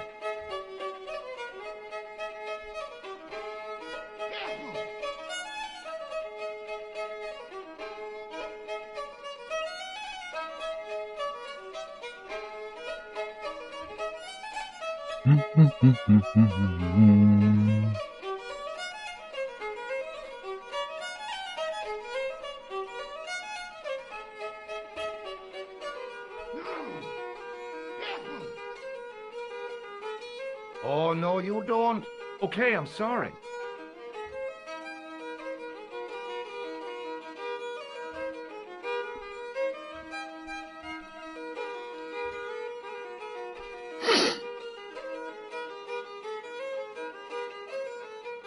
Excuse me? Yes, sir? Are you sure you don't recognize this? I told you, no. Somehow, I'd managed to drink the thick, sweet brew. I felt strangely compelled to order another, even though my every instinct warned me against it. Excuse me? Yes, sir? May I have another beer, please? Certainly, sir. Same again? Yeah, please. How is this stuff made? That's the secret of the master brewer, sir. Each barrel is lovingly manhandled in time-honored fashion, suspended on skillfully tied ropes of the finest hemp, lowered into the cellar, utilizing the forces of original gravity, like manna from heaven.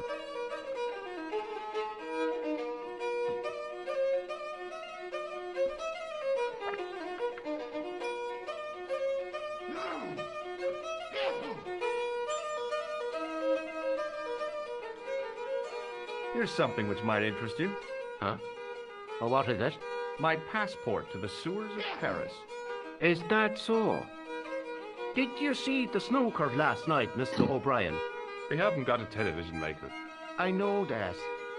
Why is it, if you don't mind me asking? If God had meant us to watch television, we'd all be like Doyle. I take it no one wants to hear about my underground escapades. I'd rather drink my own beer.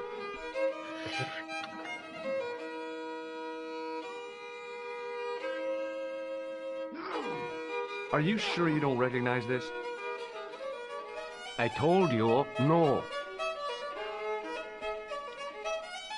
Thanks. The glass contained a dark liquid like molasses, with a creamy white froth on the top.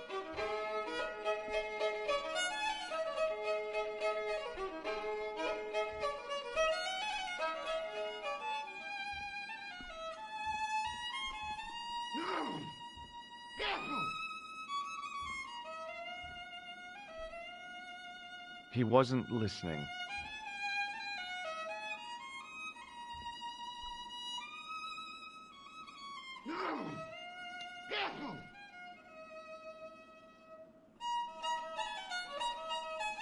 Hello.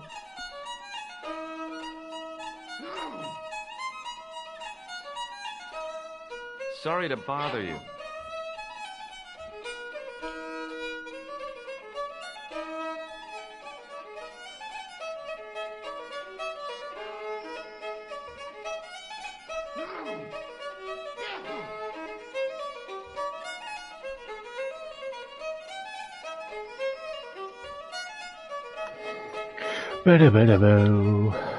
It was an electric glass washer.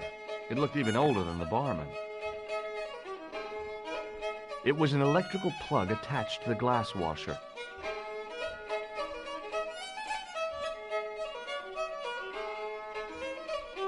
The end of the bar was hinged, like the drawbridge on a medieval castle.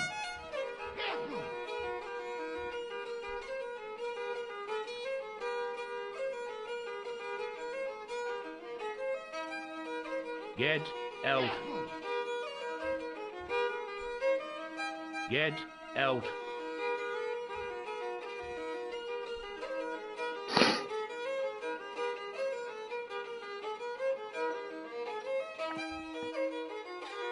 No point in phoning that guy again.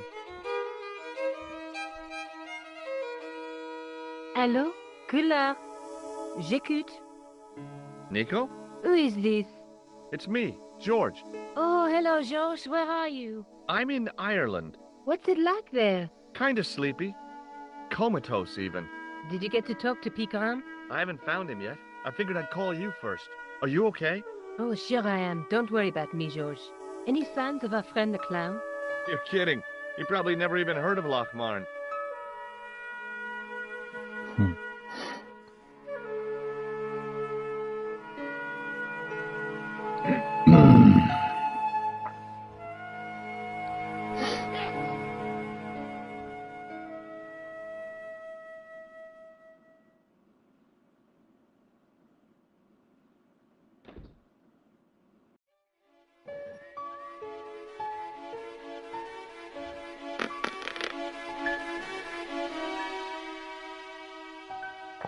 Hey, McGuire.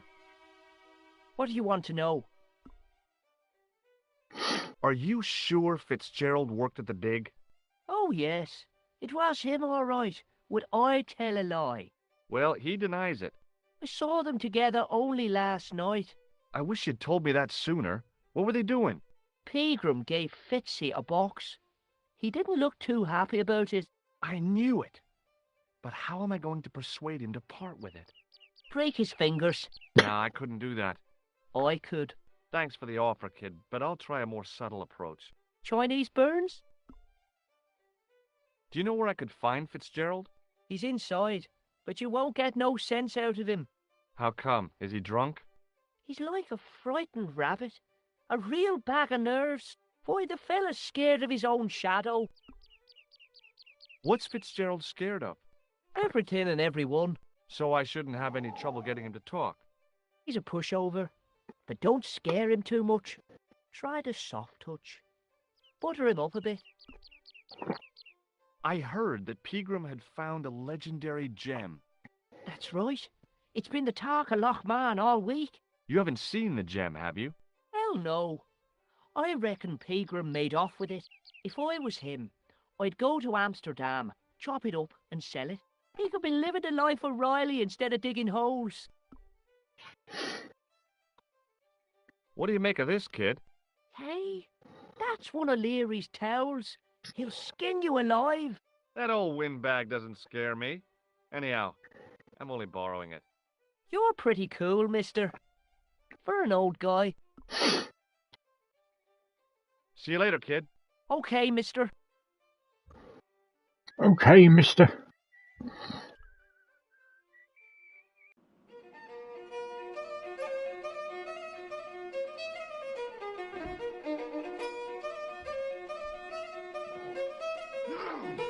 Hello. Excuse me. McGuire says he saw you working at the dig. What's more, he saw you talking with Pegram.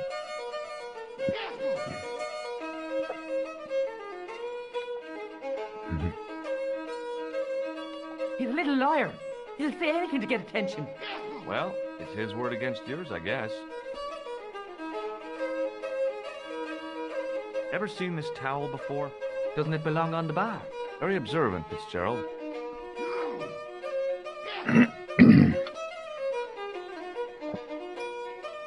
Shake my hand. It's a trick, isn't it? Damn it, you're right. I can't seem to fool anyone. What did this red nose suggest to you? Blood. Why's that? I used to bleed a lot when I was a kid. Every time there was a playground scrap, I'd end up with a bloody nose. I wouldn't have minded, but I wasn't even involved in the scrap. What does this tissue suggest to you? Nothing. Do you recognize the man in this photograph? No, I'm sure I don't know him. See you later.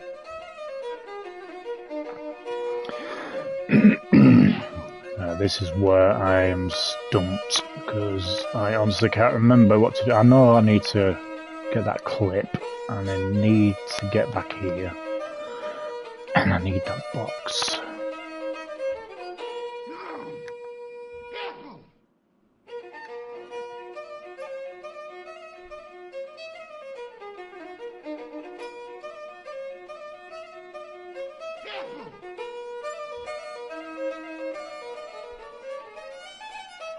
Hello again. What? What? What's that you're making? It's a necklace, me bucko. Oh, sure. Made out of steel wire? That's right. A necklace for my pretty one. When my little lover feels it round her slender neck, she'll be mine. All mine. If I was a woman, I wouldn't think much of a wire necklace. It's not made for a woman. I've got my sights on tastier dishes than women. Flesh as smooth and tender as a maiden. Bones as soft and white as a newborn babe. Rabbit blood. That's what gets my juices flowing.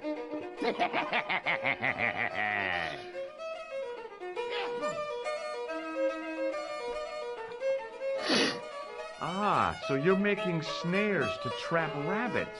That's right. Do you have a problem with that? Damn right I do. Isn't it painful? Only if I get me fingers caught. I'm talking about the rabbits. Do they feel much pain? You bet.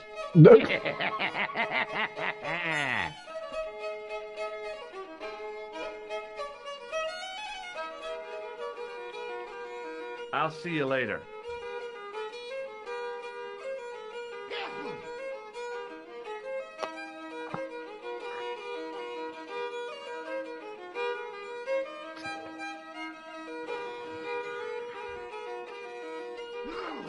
It was a short piece of wire, twisted into a rough circle.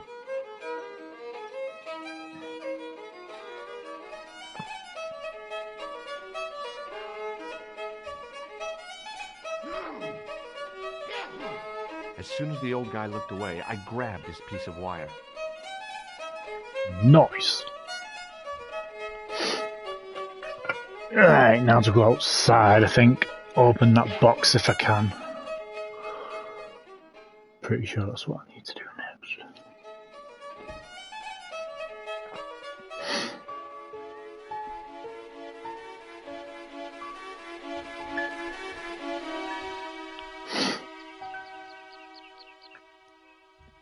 Shit.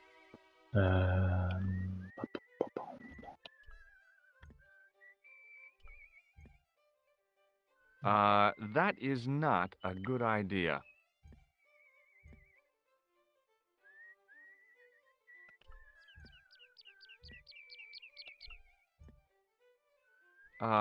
No.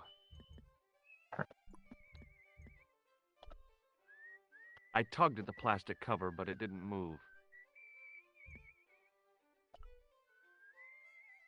I know I need to do something.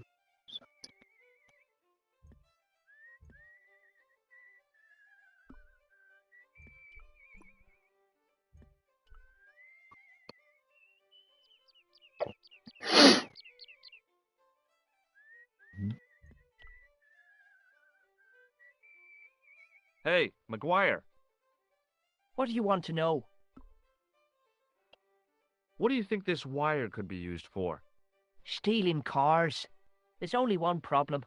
The local policeman? No. Nobody in Lochmarn has got a car. See you later, kid. Okay, mister.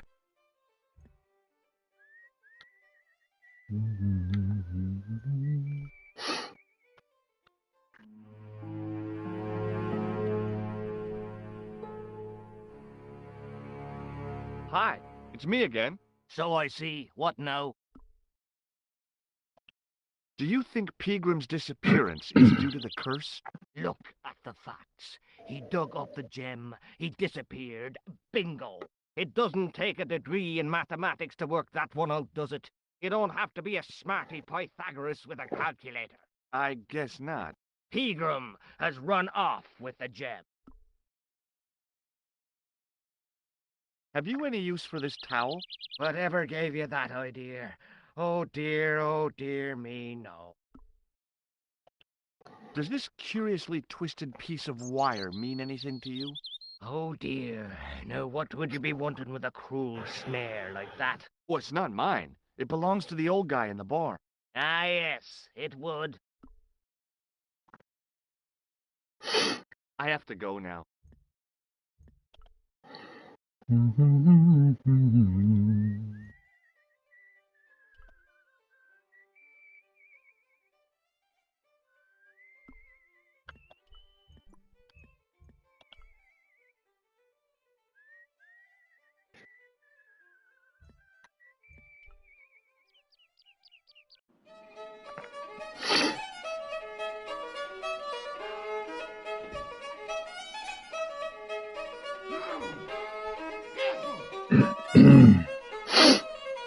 Hello. What do you suppose this wire is used for? How should I know?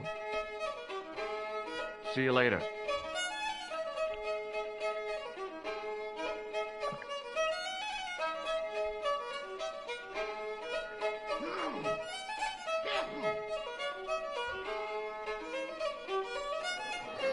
Bum, bum, bum, bum, bum, bum.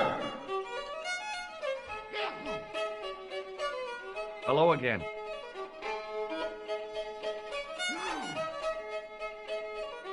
What? Here, this wire belongs to you. Oh, no. Never saw it before. No.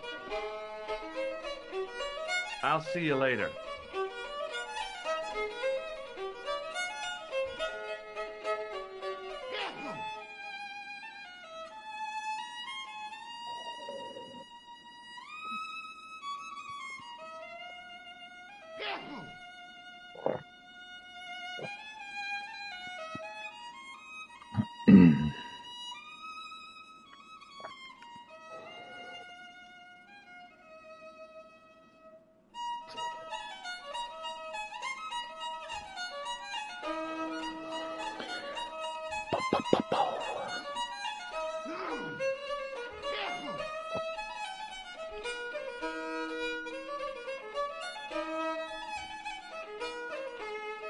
He wasn't listening.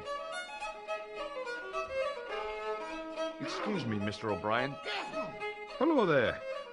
What now? Does this towel mean anything to you? Sure, it's one of Leary's towels. Are you planning on stealing it? Just borrowing it, if you must know.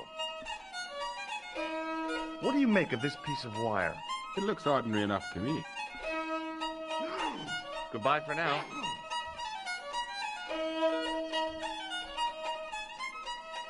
Hey! Hello there again, mister. Do you remember seeing Sean Fitzgerald at the dig? Let me see now. I think me brain box needs a Excuse me. spot of lubrication. Can I buy you a drink? You most certainly can. Give me a drink for my friend here. Who? Doyle? Has he conned you into buying for him? Shame on your Patrick. Same again. Just a point this time, Michael. 1 pint of brown coming up. Do you remember Sean Fitzgerald now? I can picture the scene as if it was only last week. Come to think of it, it was only last week. Fitzgerald was there all right. Him and a bunch of students. He was speaking with the boss man. What do you think of this towel? Now, there's a fine piece of cloth if ever I did see one. Such craft must surely come from linen cupboards of the Vatican itself. I found it on the bar under your elbow. I thought it looked familiar. Does this piece of wire mean anything to you? Not me, mister. Bye for now. Jovi! Excuse me. Yes, sir? Does this piece of wire mean anything to you? Good God, man. Put it away. What's the problem? Don't play the innocent with me, mister. What you do with that wire is your own business, but don't drag me into it.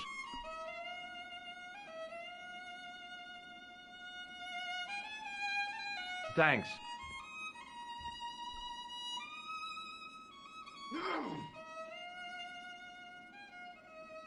Hello.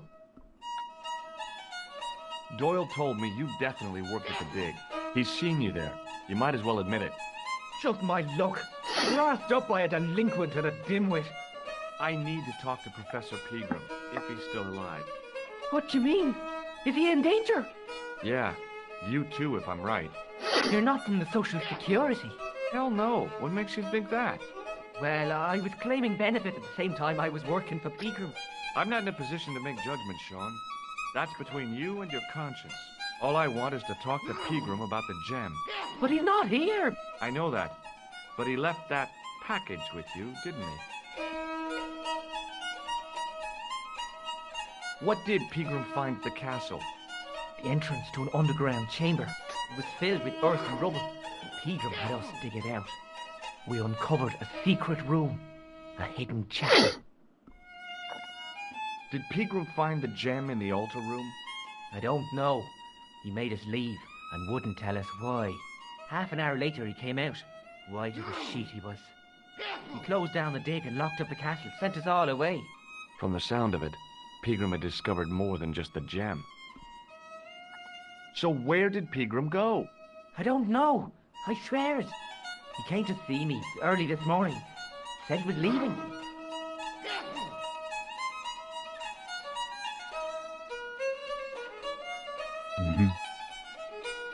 He asked me to give this package to a guy called Marquet. Show me what's in the package, Sean. I can't do that. Why not? I promised the professor. So what? You didn't have any qualms about your benefit scam. So where's the harm in taking a peek inside Pegram's package? You don't know these people. I can't. I don't dare. This is your last chance to show me the package, Fitzgerald. I've been patient with you, but now it's time to kick ass. But he'll kill me. Who will? Man from Paris. Jack Marquet. Pegram told me if I gave him a package unopened, I'd hear no more about it. But if I double-crossed Marquet, I'd be dead. I'll deal with Jacques Marquet. Give the package to me. No. Why should I trust you? I don't know who to trust anymore. I wish I'd never even heard of the Lochmarn gem.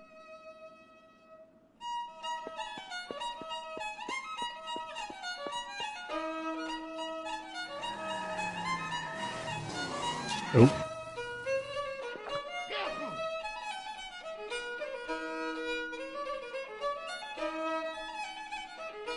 Hey, I just seen a big red. Get out of here, Maguire. Come back when you're old enough. What's the lad howling about? A big red sports car. Sean Fitzgerald's been run over. Get out! Noisy little tyke. Maybe you should send out some medicinal brandy, Michael. Oh, yes. And who's going to pay for it? Not me. Me too, neither.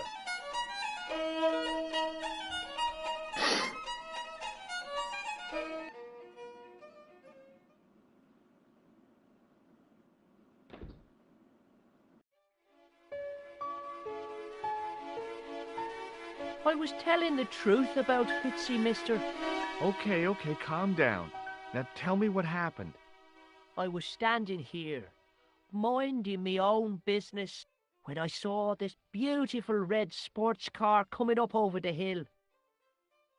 Would you look at that, says I, and I going over to take a closer look.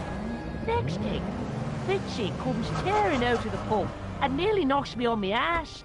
Well, the car just flies at him. It was too fast for poor old Fitzy, and hit him an awful wallop. He goes flying up on top. Jesus, says I thought he was a goner. Next thing, the driver hops out, and I couldn't believe my eyes.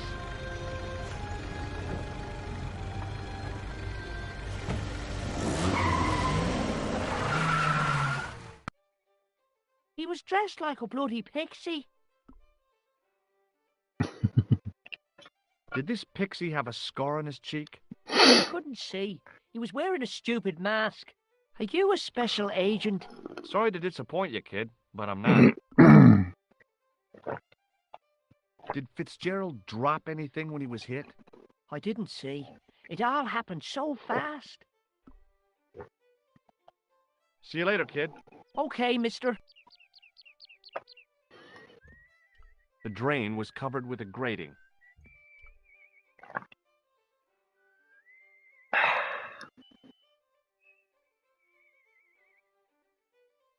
I took hold of the grating and pulled hard, but it didn't move. It was a trap door in the sidewalk. The plastic cover had been smashed by the pixie's car, revealing a switch. I pushed the switch down, but in doing so it snapped off in my hand. It was impossible to return the switch to its original position. Damn it.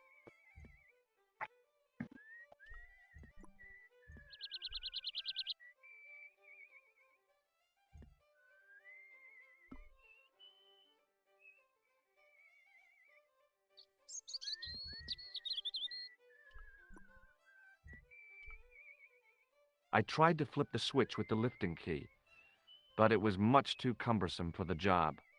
Mm-hmm.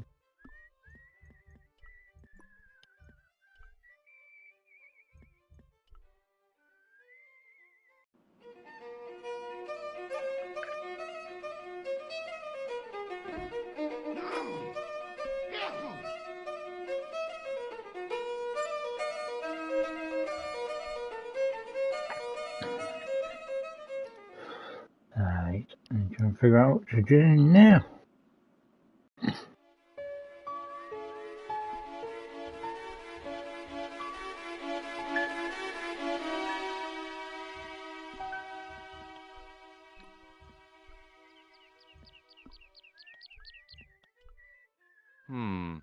Maybe not.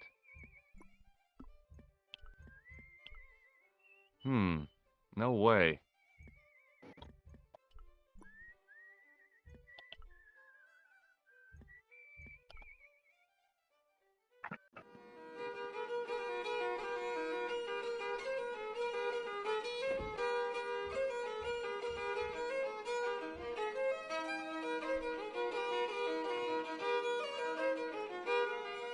Excuse me. Yes, sir?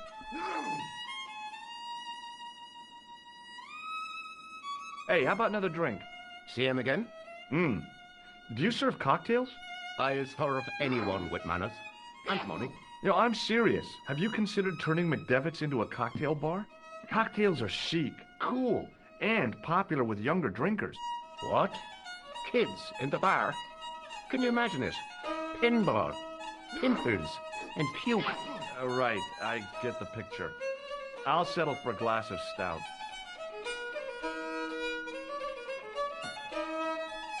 I'm sorry, but the pump appears to be broken. I could fix it for you. I don't think so. This is a job for a professional electrician.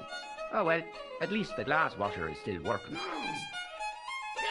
It's not my dear, is it? It just so happens I'm an electrician. Check out my credentials. Well, now, isn't that marvellous?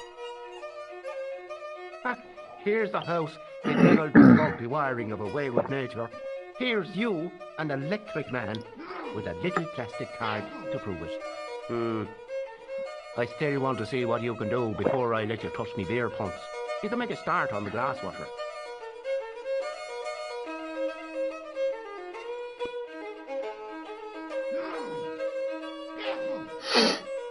And when you finish that, will you take a look at the pumps? Trophy!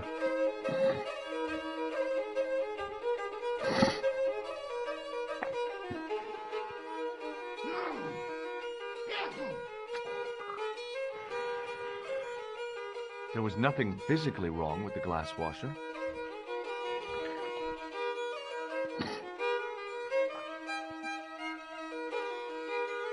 I used all my knowledge of electrical engineering to examine the plug.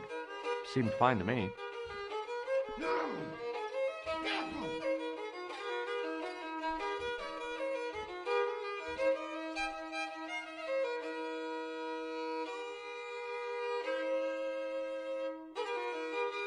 I replaced the fuse with a piece of wire. I knew it was dangerous, but I was desperate enough to disregard everything I knew about standard safety precautions. Excuse me, Mr. Leary. I fixed your glass washer, no problem. Bingo! And a blessing to all the saints.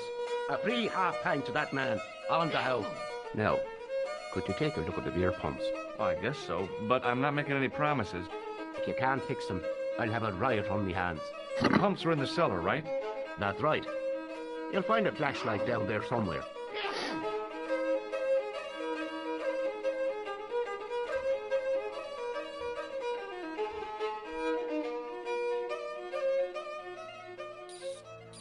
What a dumb place to store a flashlight. A dark cellar. The only way I was going to find anything down there was to feel around.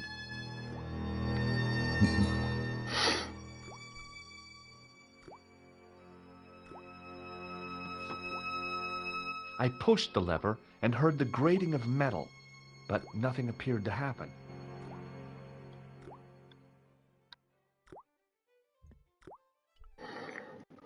Back upstairs, lift the grate so have some light.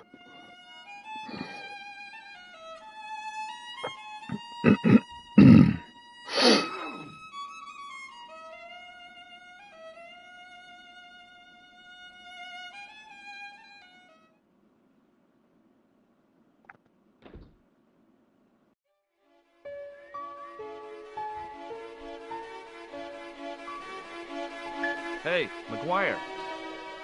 What do you want to know? See you later, kid. Okay, mister.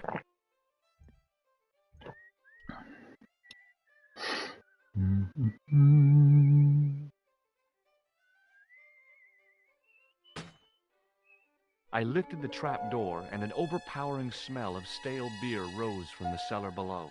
I looked down on a stone-tiled floor, way too far to jump. Oh no. Excuse me. There was a nasty feeling in my guts I usually associated with light opera. It was Khan. What's the problem? Did you see what happened here a few minutes ago? What was that? A man was involved in an unfortunate accident. I didn't see anything. What about the boy? He doesn't know anything either. The kid, well, you know how it is in these rural communities. Not enough genes to go round. I prayed McGuire had the sense to keep his mouth shut. Was the guy hurt bad? He's been taken care of, but he thinks he dropped a small parcel. You didn't happen to find it, did you? If I had, I would have taken it to the police. Of course. Thank you.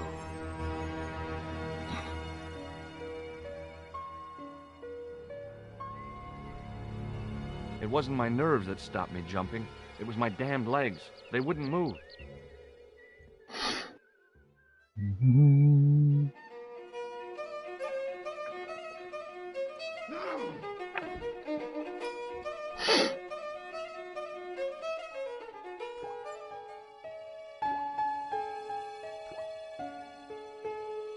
Then I noticed a flash of light. Something sparkling beneath the open trap door.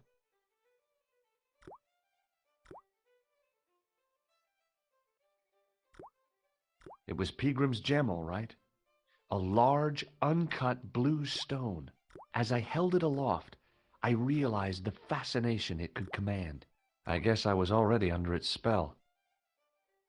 Did you find it? What? Whatever you was looking for. Yeah. Listen, McGuire. I want you to keep this to yourself. No problemo. Just chuck us up a crate of lager. No way. You're not old enough. We can sell it and make some cash. Forget it, kid. I couldn't betray Mr. Leary's trust. I could, for sure. That old misery guts deserves it. If you want to do me a favor, keep a lookout for that guy in the suit. Okay. But it'll cost you a packet of chips. Oh, and shout if you see that Ferrari. It was a couple of paper sacks filled with trash.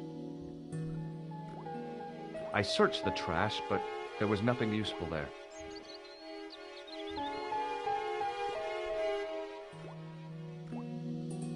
I looked among the cleaning materials, but saw nothing I could use. The carton was damp and soggy, useless.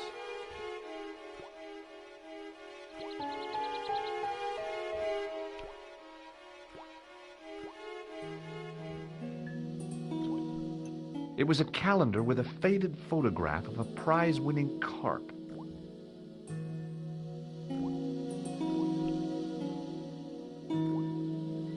The faucet creaked, coughed, and spewed out a stream of rusty-colored water.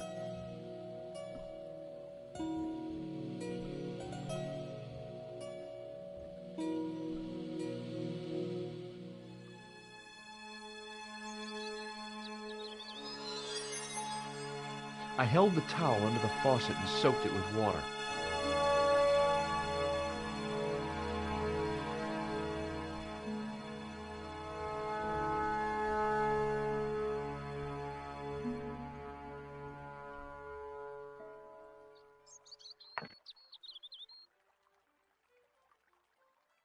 The towel was already as wet as it was going to get.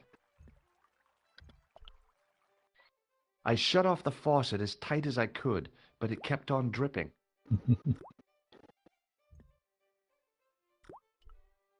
It was a bunch of cleaning materials.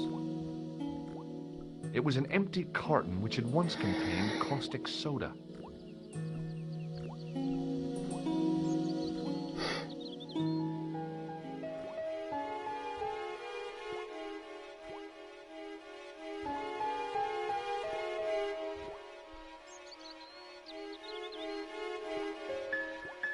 I tried to pull the lever, but it wouldn't move with the trap door open.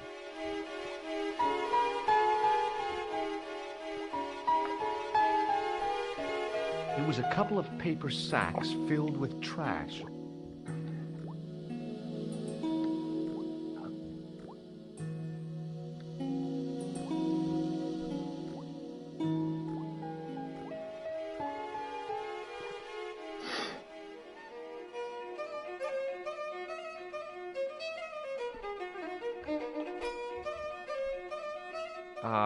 No.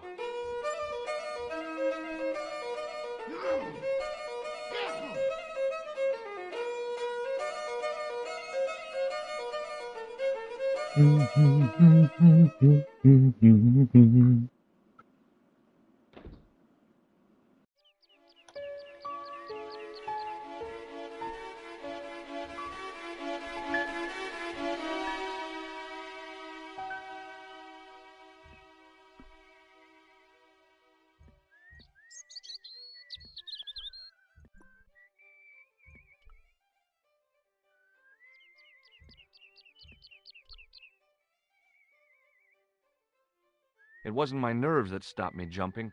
It was my damned legs. They wouldn't move.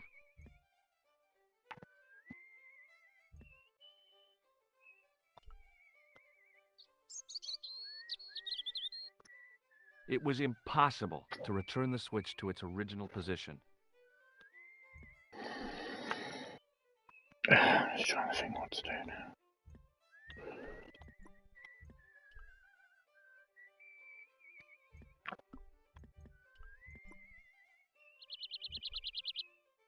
It was impossible to return the switch to its original position.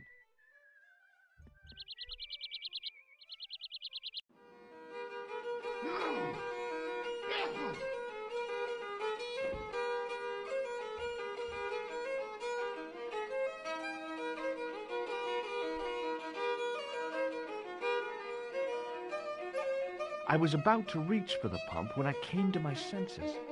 A rash move like that in a strange country with strange customs could be my last.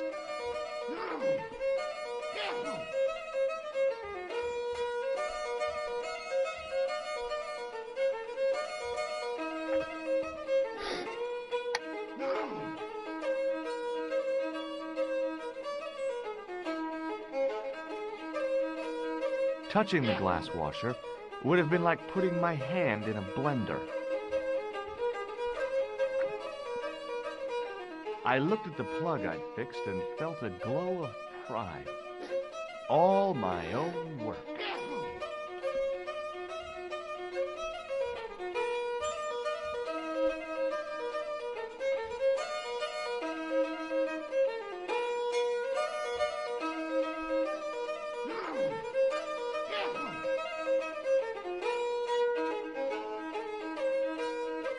Excuse me. Yes, sir?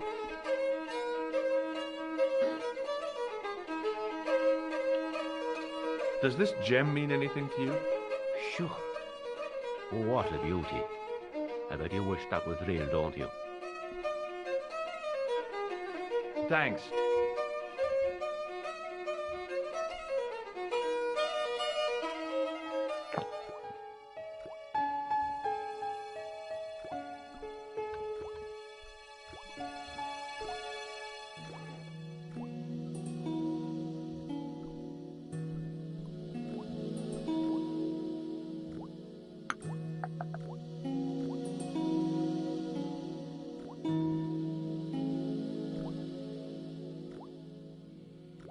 I searched the trash, but there was nothing useful there.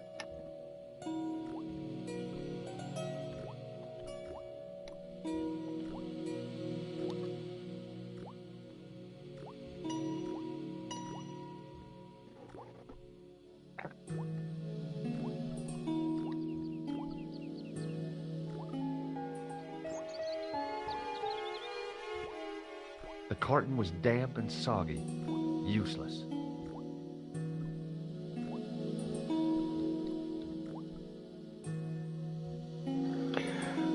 Trying to think what I need to do now.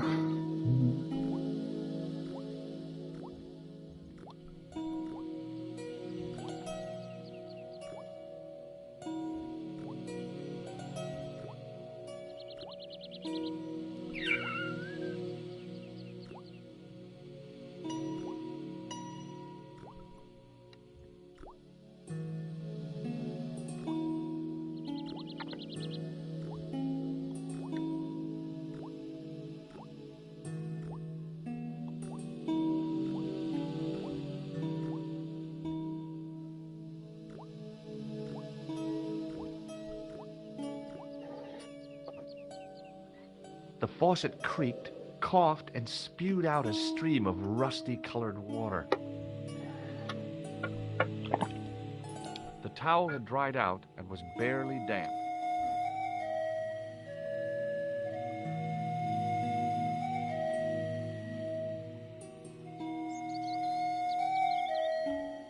It was the barman's flashlight.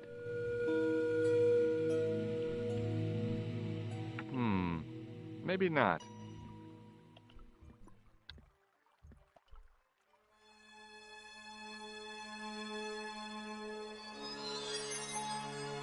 I held the towel under the faucet and soaked it with water.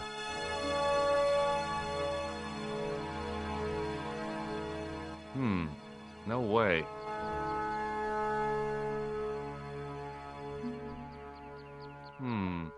Maybe not.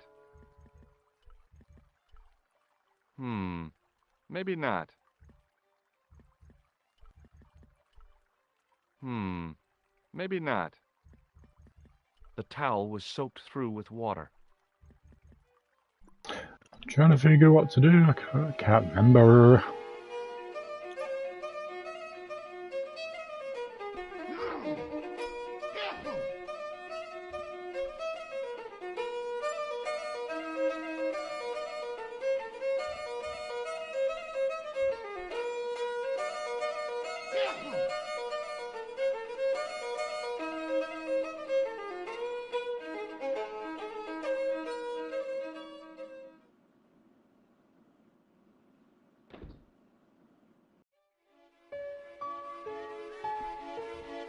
The towel was soaked through with water.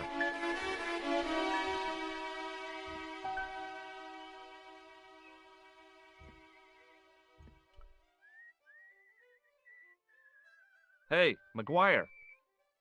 What do you want to know? What do you make of this, kid?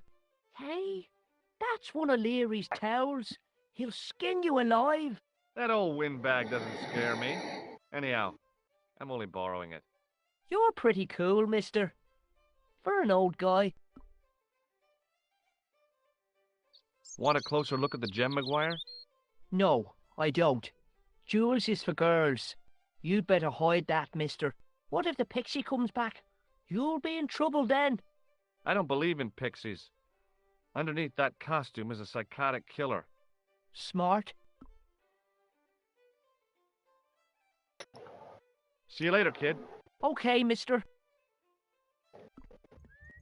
The towel had dried out and was barely damp.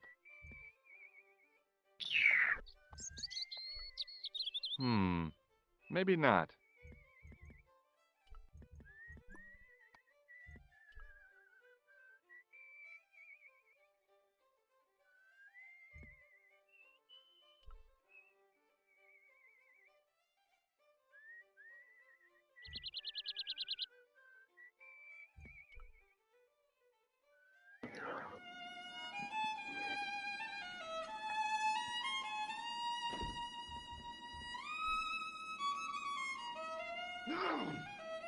He wasn't listening.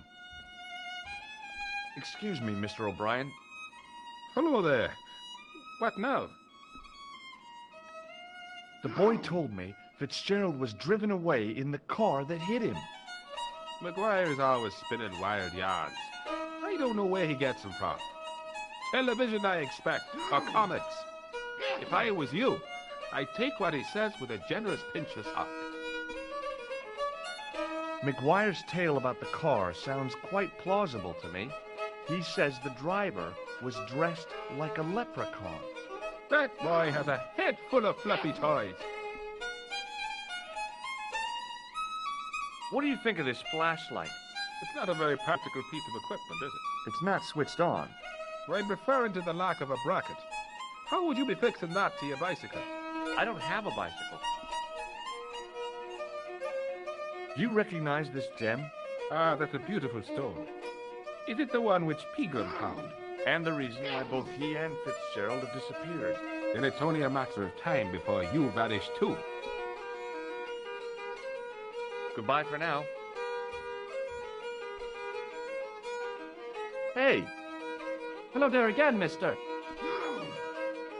What do you know about leprechauns, Doyle? Leprechauns? Is it the little people you're talking about? Sure, and a cousin of mine was wed to one. Oh, come on. Do you really expect me to believe that? It's the truth, I'm telling you. She fell asleep on a fairy ring, see? When she woke up, there he was. A little fella. All in green. Tell me more about your cousin and the leprechaun. Oh, no. Well, young Mary was speechless, especially when the leprechaun up and spoke to her. Be my bride, me darling, says he, and she'll never want for riches again. Okay, says she, and he slips her in a daisies on her finger. Amen. So there you are, proof that the little people exist. Well, that's no proof. All you have is her word for it. Not so. The following spring, she had a little baby.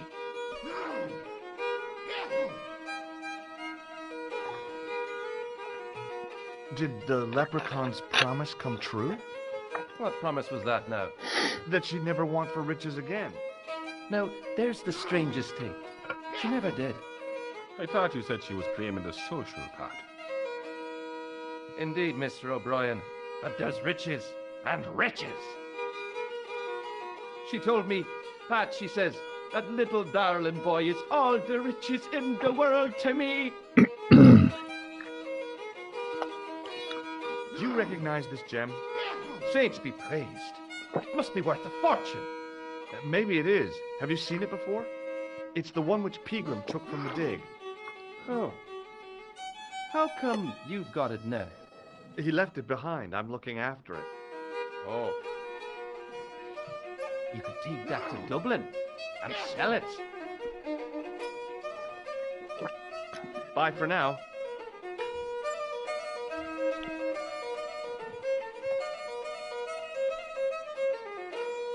Hello again.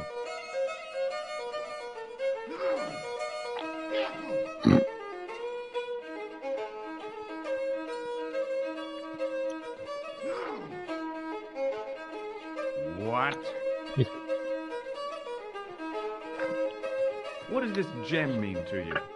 Well, well. Would you look at that? Pretty. Do you recognize it? No.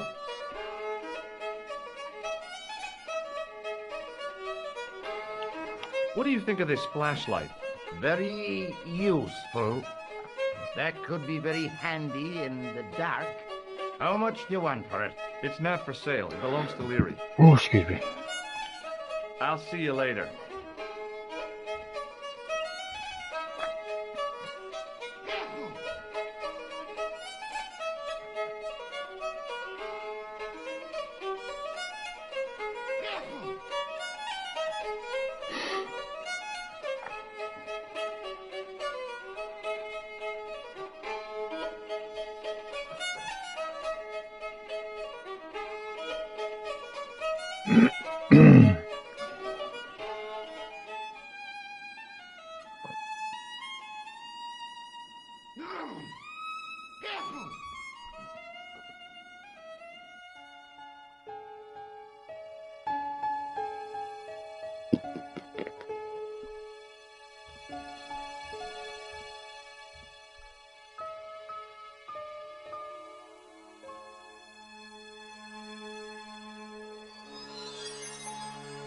I held the towel under the faucet and soaked it with water.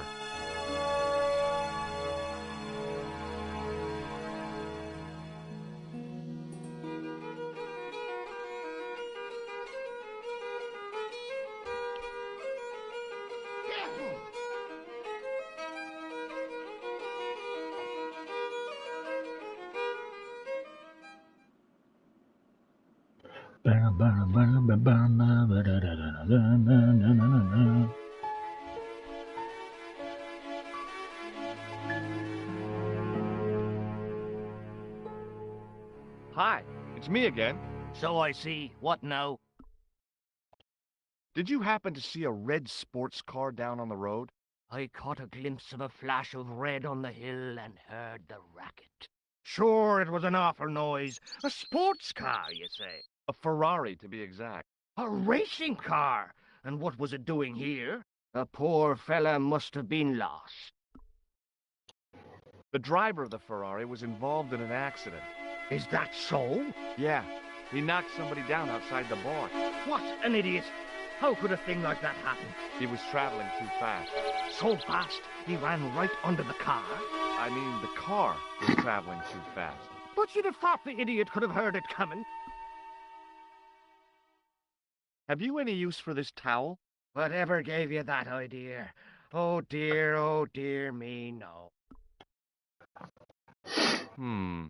Maybe not. This is the gem that Pegram found in the castle. So that's what all the fuss was about. I can't see why myself. Why men would fight and steal and kill over a little bauble like that. Well, it's kind of neat the way it sparkles. Maybe you know the guy who was hit by the Ferrari. His name is Sean Fitzgerald. Oh, I know him all right. That's me nephew, the idiot responsible for the stacking of my hay cart. Was he killed by the car? Oh no, but he has been abducted. Well, that's a relief now. Aren't you going to look for your nephew? What for? From what you say, it's too late. Well, you could report the matter to the police. Better not. Besides, what could they do? Well, they could mount a search. They have only the one bicycle between them. In a question of superior acceleration, I put me money on the Ferrari. I think you ought to know exactly what Sean has gotten himself into. I'm not sure I want to know. But you're his uncle, his own flesh and blood. You're right, but what can I do? If I'm not here to guard it, some idiot might try to climb the haystack. What a moral dilemma. Stay here and guard this potentially lethal agricultural construction, or to go off in search of the prodigal nephew, the very man responsible for said hazard? It'll need some thinking about. Why, there's no problem. You're right. Why didn't I think of it before? We'll demolish the haystack. You don't have to demolish the haystack to go look for Sean. I'll stay here in your place and warn anyone who's silly enough to climb it. Marvelous! I think I should start me inquiries in the bar.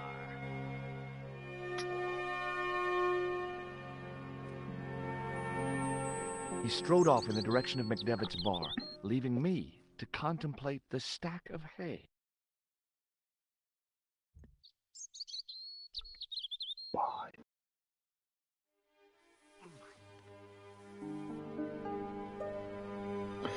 Here comes the goat of all puzzles.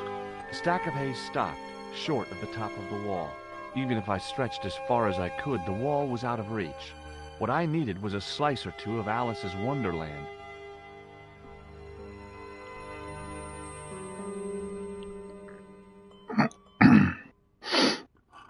I inserted the end of the lifting key in the mortarless crack and gave it a firm shove.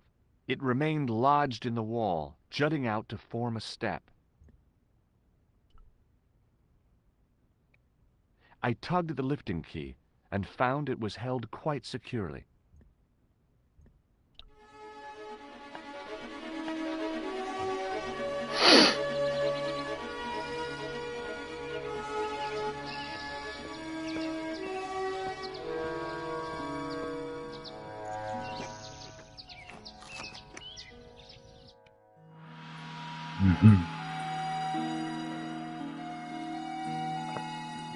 The goat puzzle. It was the fiercest, meanest-looking old goat I'd ever laid eyes upon. Just been on a rooftop bar in New York now. Video. I wonder who you were talking to.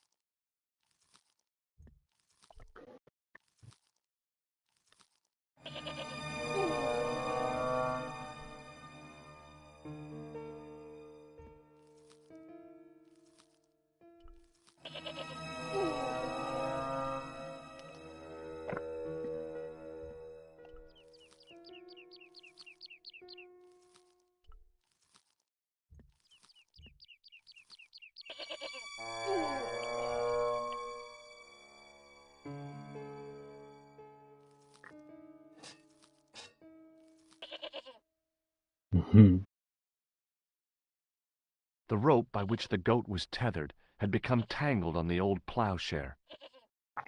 Trophy!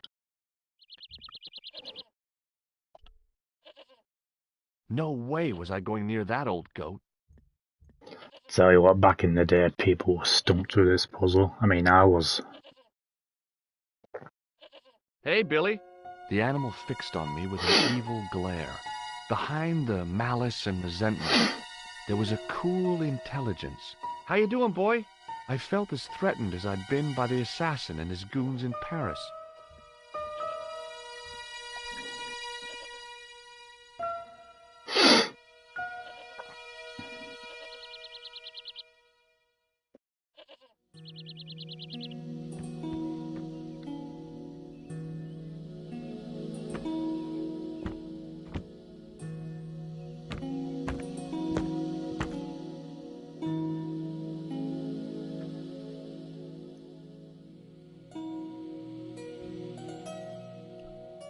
It was a statue which had fallen from its place on the wall, 5 fingers of stone projected from the back of the carving.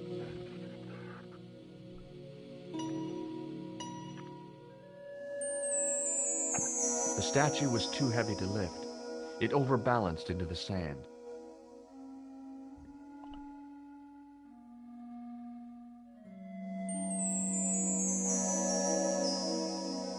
As I swung the stone upright, I noticed it had left a pattern of holes in the sand.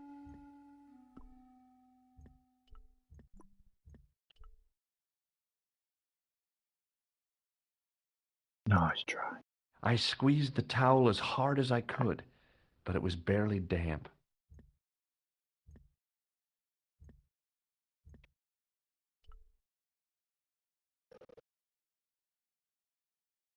The only object on the table which interested me was a small sack.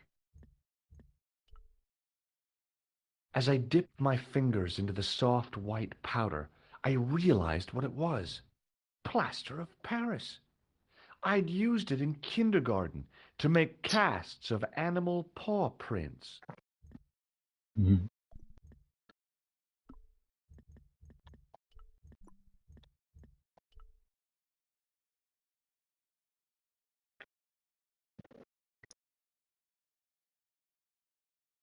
Oh. I sprinkled the plaster on the sand until the holes were filled.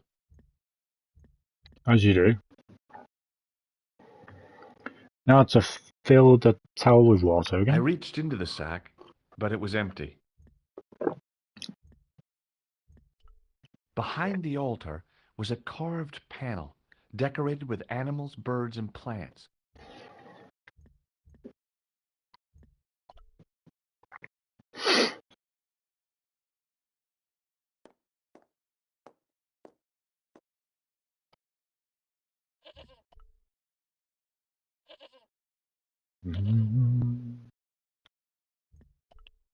Damn, it's so different.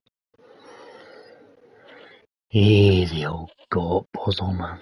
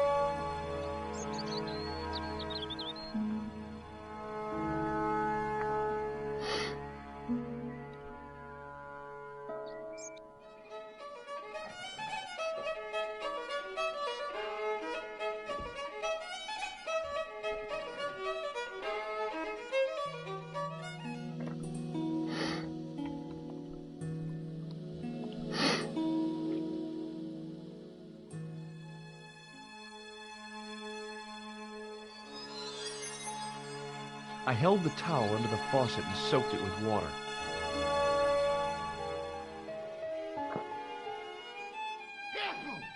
Yahoo!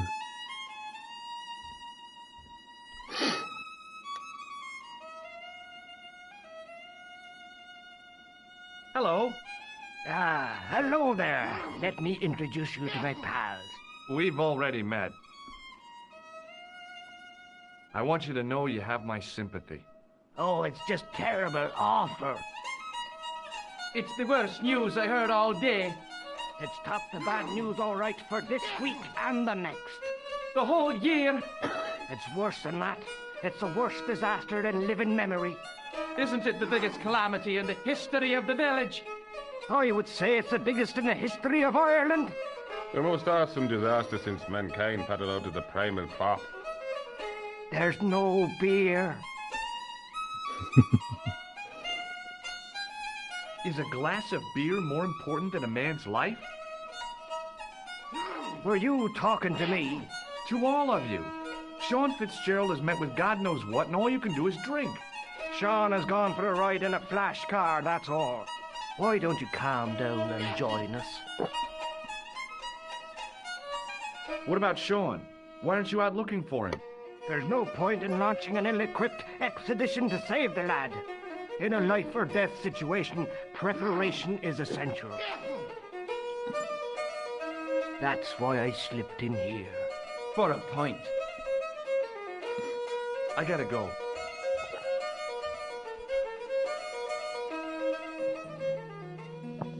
I best soak it again.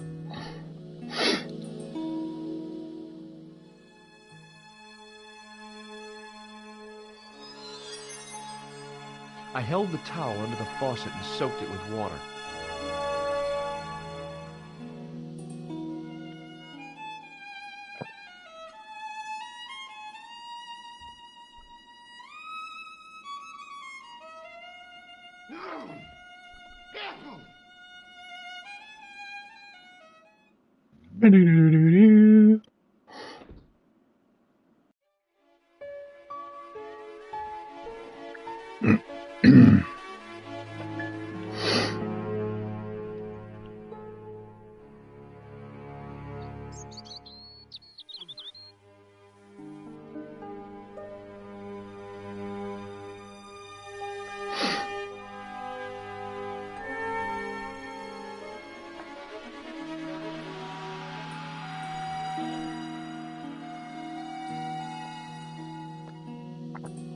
Damn, look at the difference there.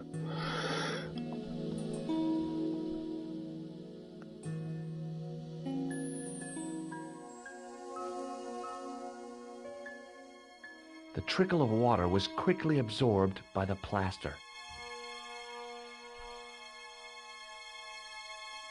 I eased the solid piece of plaster from the sand. Underneath, it had formed a perfect copy of the statue.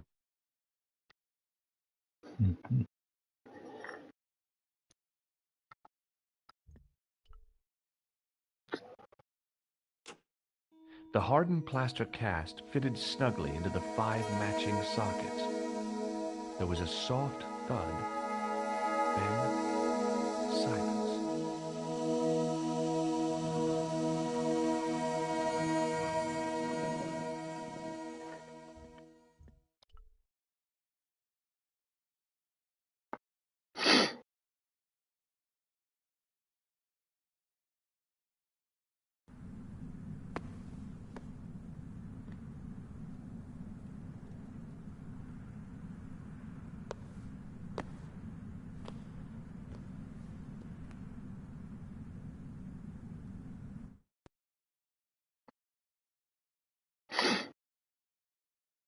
So, where did you stay last night?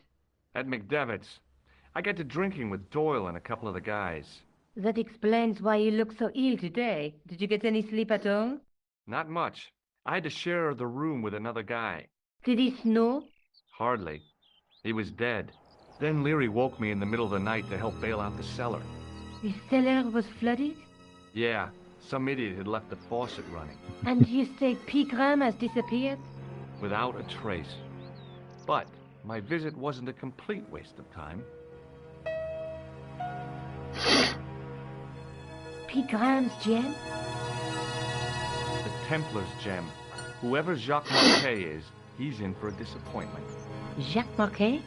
He's the guy who should have collected the gem from Fitzgerald. What are your plans? I want to find out who, what, or where Montfaucon was.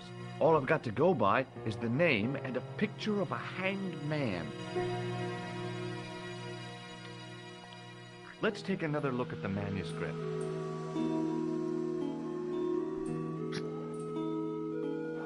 That's the tripod in the Crew Museum. That's the gem that Pegram found in Montmartre.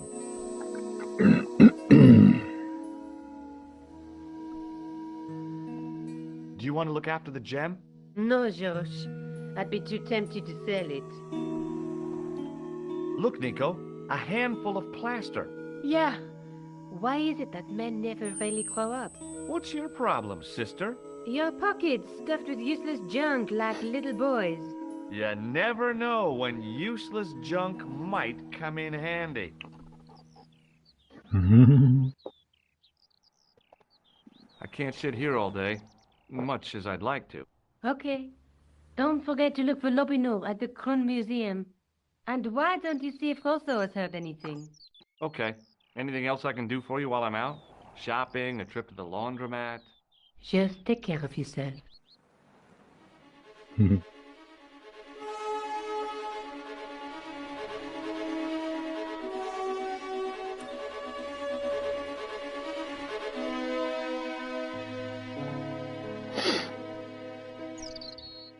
Trophy!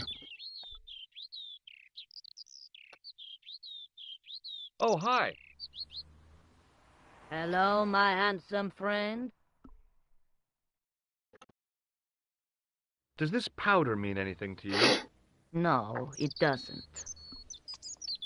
What do you make of this gem? Very nice, chérie. A present for your girlfriend? She's not my girlfriend. Nonsense. You and her were made for each other. See you later. That's right, monsieur. You will.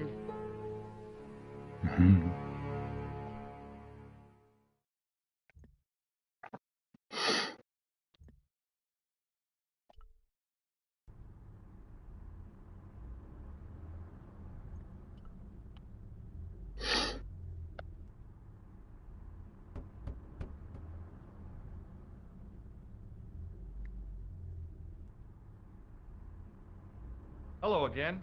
Yes, Inspector. What Excuse does me. this powder mean to you? Nothing, monsieur. Does this gem mean anything to you? Ah, is it real? It must be worth a small fortune. A very large fortune, I'd say. Do you know anything about it? No, monsieur. I have to be going. Good luck, Inspector. I hope you catch that killer soon. Get out!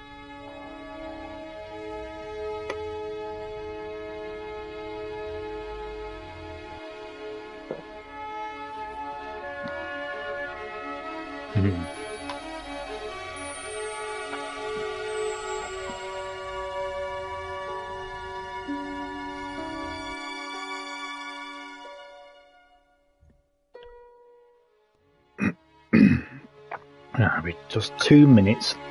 Just gonna nip to the toilet real quick. 2 ticks.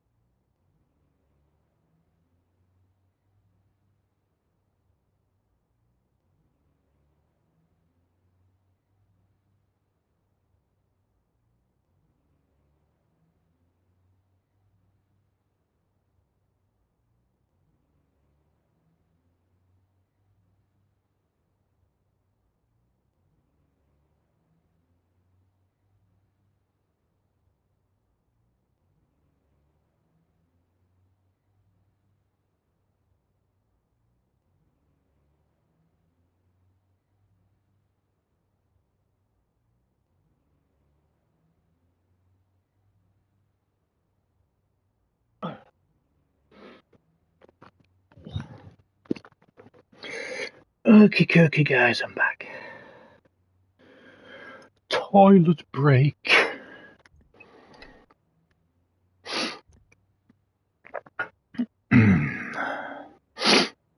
Excuse me. What do you want now?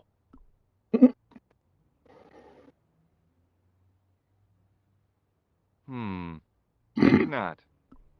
Why not? Maybe not. Have you heard of a man called Marquet? Yes. He used to be known as the Mole of Montmartre. I heard he's been hospitalized, probably by one of his rivals. Which hospital was Marquet taken to?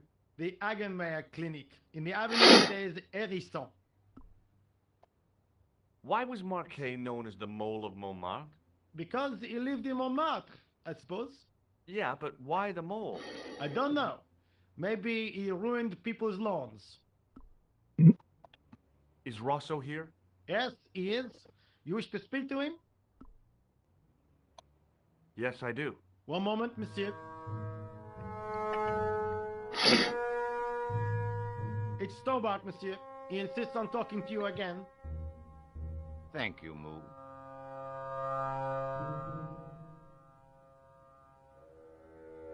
I would love to see more point and click adventures like this get the HD remaster treatment.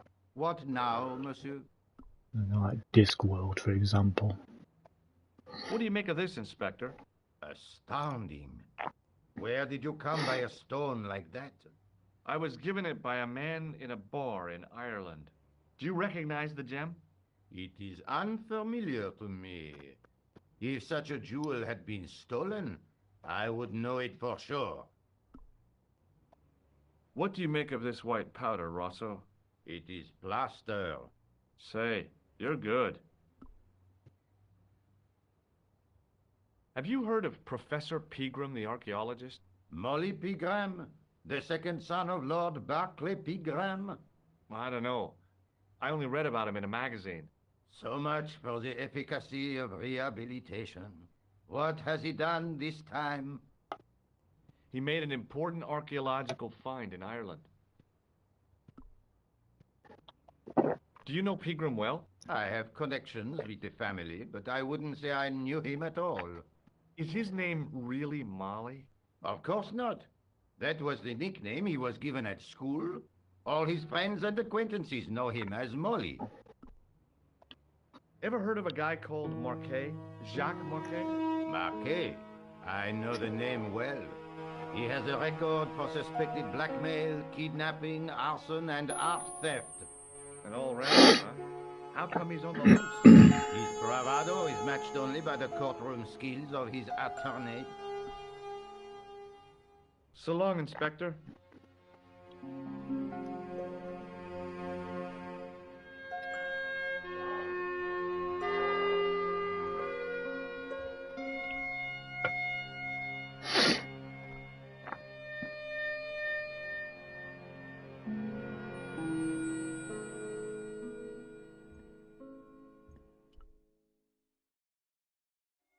It's George. I've tracked down that guy Marquet. That's great news. Yeah, if I get to see him, I'll let you know. Okay, thanks.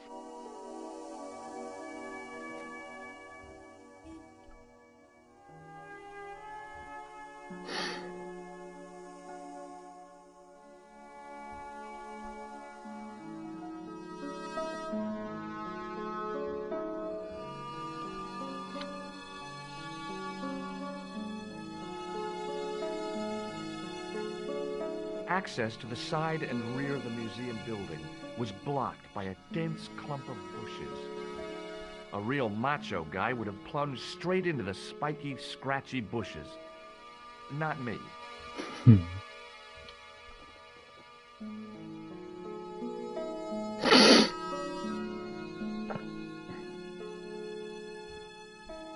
Pardon me. Oui, monsieur?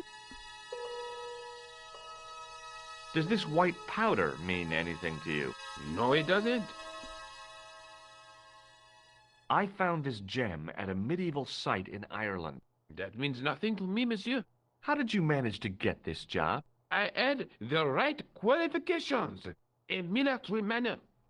squeaky shoes, and an irrational hatred of children. Thanks for your help. He was a thin-faced, pallid guy with a questionable taste in outlandish clothes. My mother used to dress like that.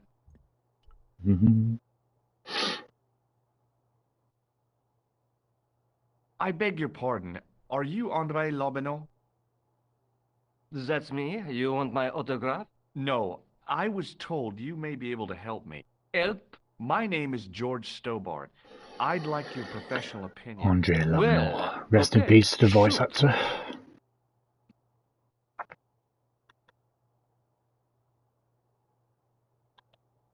Does this matchbook mean anything to you? Alamut is the name of the place where the Hashashin were based. Where is it? Somewhere in what used to be called Persia.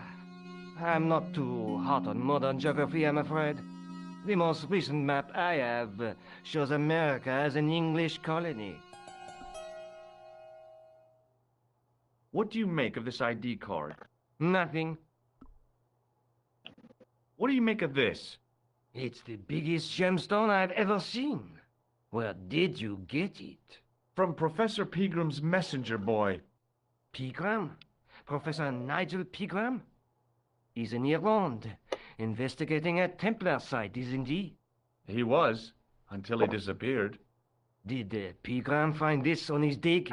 Yeah, the site where this was found was a Templar castle. Do you think it could be part of the Templar treasure? No, I shouldn't think so.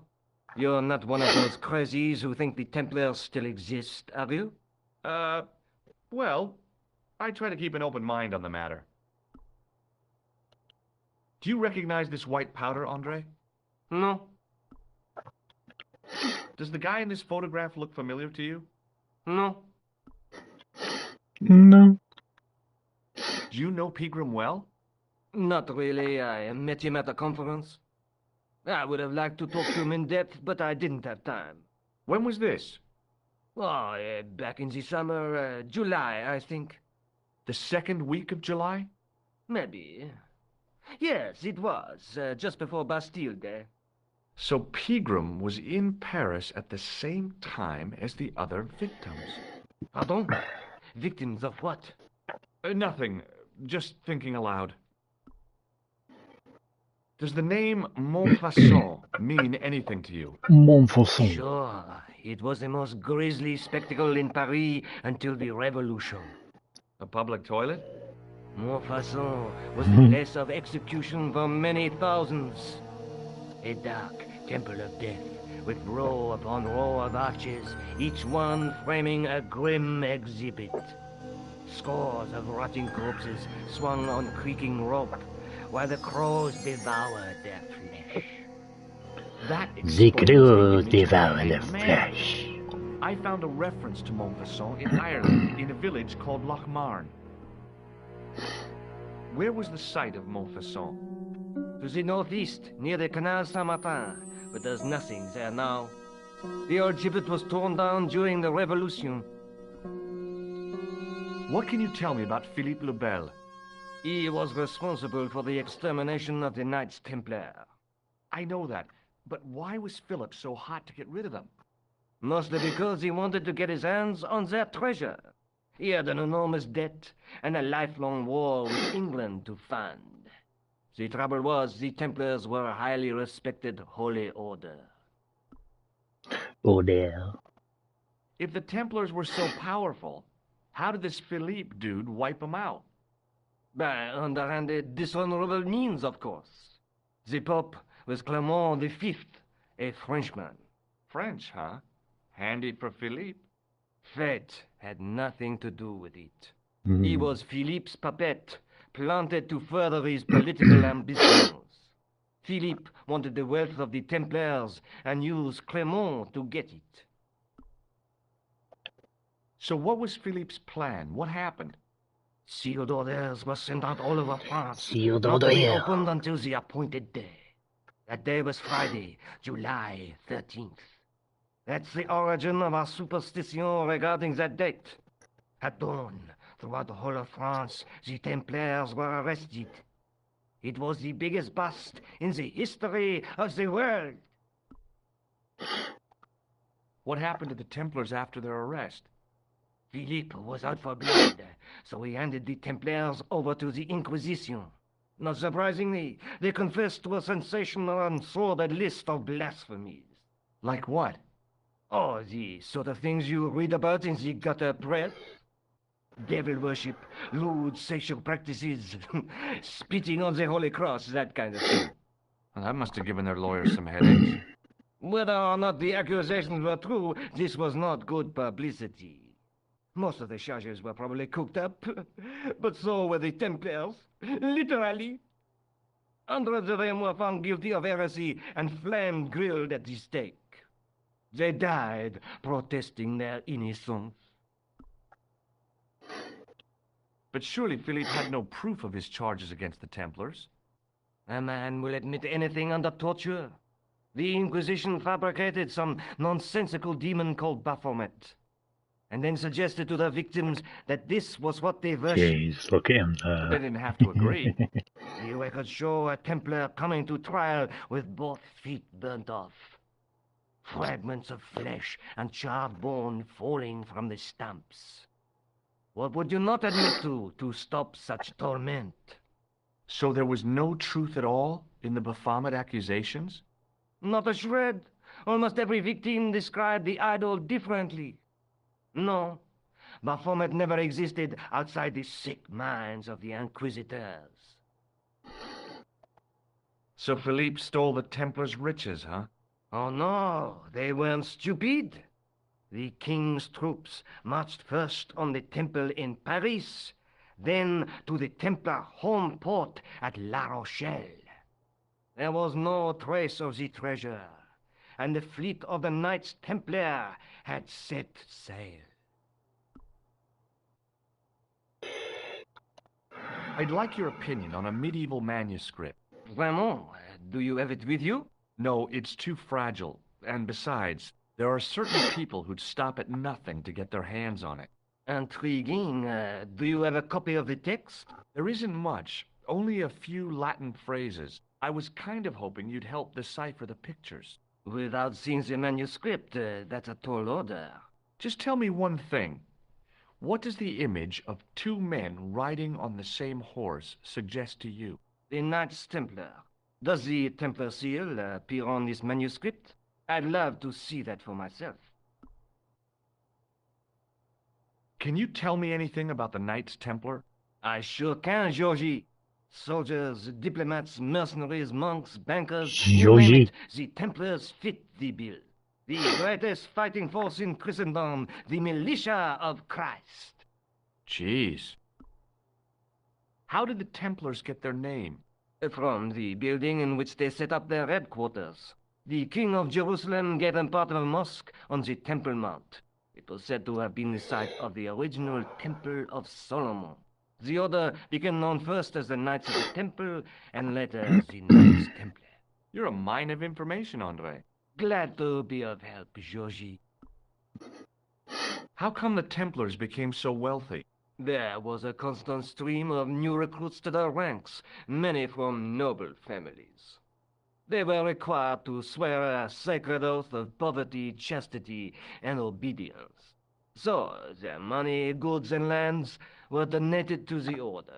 The Templars soon held land in France, Scotland, England, Spain, most of Europe, in fact.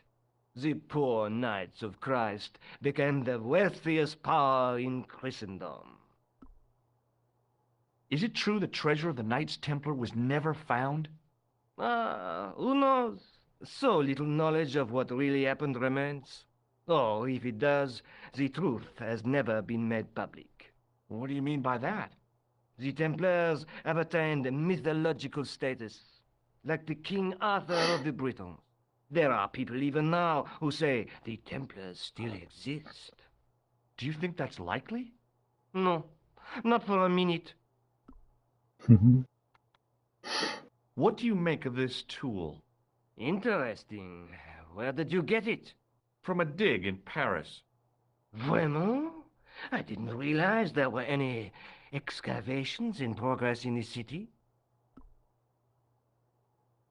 Take a look at this nose, Lobino. It really doesn't interest me, Georgie. What does this tissue mean to you? Nothing. Does the guy in this photograph look familiar to you? No. No. I'd like to shake you by the hand, Andre. Not now, Georgie. Do you recognize this white powder, Andre? No. Did I show you this gem? Yes, you did. What do you make of this ID card? Nothing. The manuscript is being looked after by a friend. In Paris? Yeah. Not far from here, in fact. Well, just give me the address and I'll come round and take a look. I'm not so sure about that. Maybe I should check with her first. A female friend? Yeah, she's a woman. Maybe it was my imagination, but I noticed a predatory look in his eye. Suddenly, this friendly historian had turned into the big bad wolf. This friend who has the manuscript? Oui, the anonymous girlfriend. She lives at 361 Rue Jarry. Ah, I know it well. I'll drop by. Just as soon as I can. Thanks for your help, Andre. You're welcome. I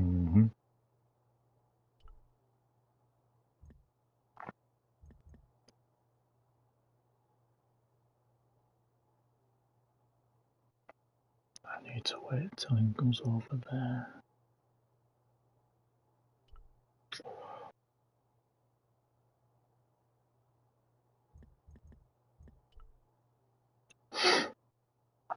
I know this could be the wrong moment, but I can't remember.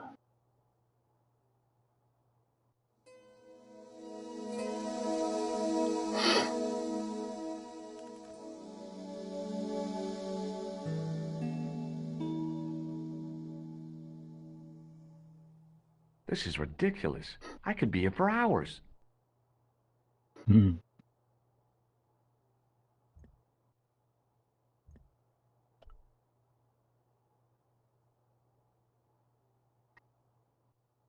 The case contained the tripod shown on the manuscript.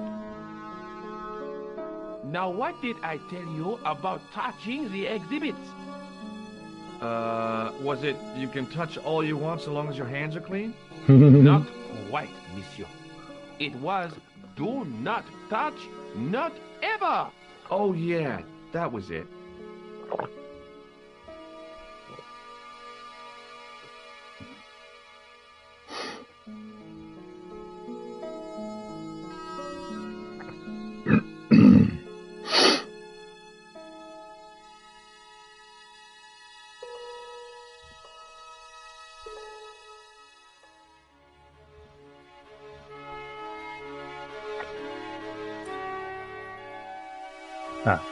Hi, Nico. Not there yet. What are you sounding so chipper about? I'm full of the joys of the fall. Tell me about Marquet. He's in a hospital here in Paris.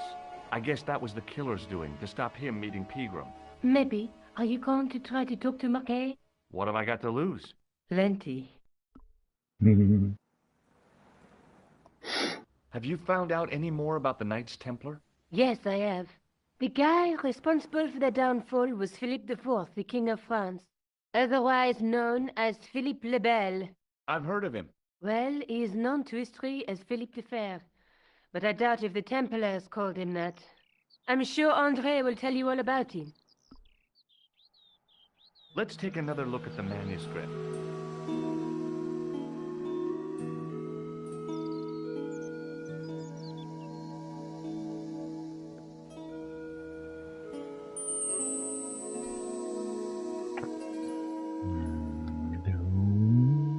OG graphics there.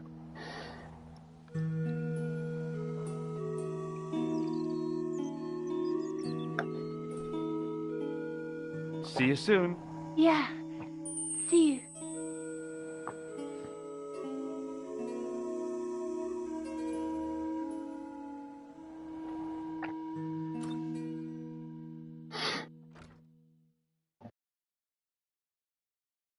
Right.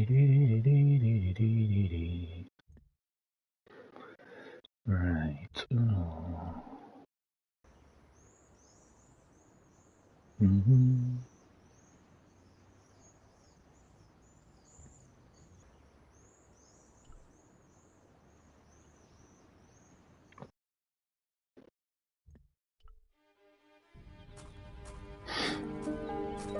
The old hospital. building managed to retain some of its original grandeur, but the modern additions look like a baseball cap on a statue of a medieval saint.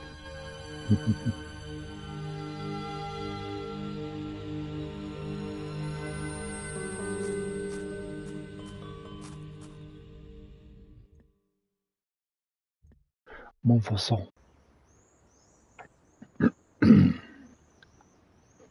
Jesus, look at that. Different it is.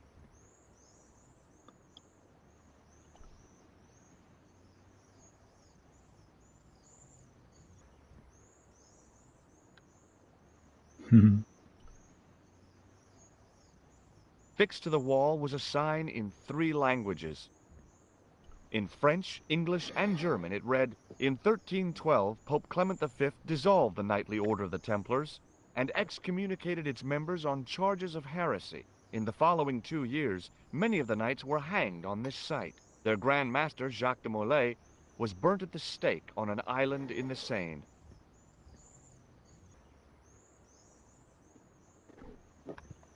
As you do.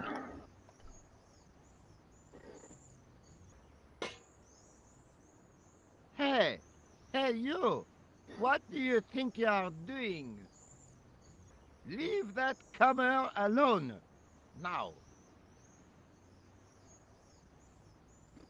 Sorry, no harm intended.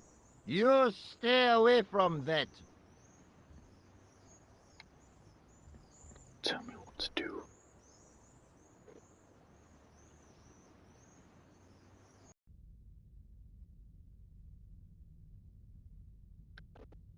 Jesus, blimey. Remember that? Cool.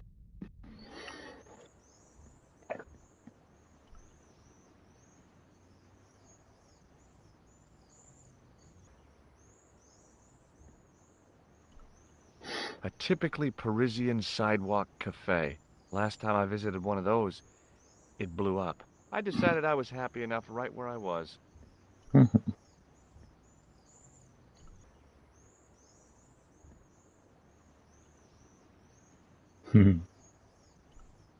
I once read a list of low-stress jobs. It didn't include police work. Obviously, this guy hadn't read the same list.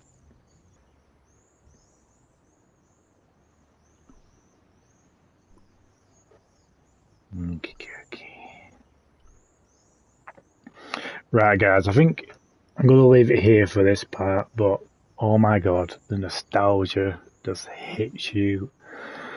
Oh man. But yeah, this is how I remember when I first played it back in the day on the PS1, and it's so cool that you can switch between the two.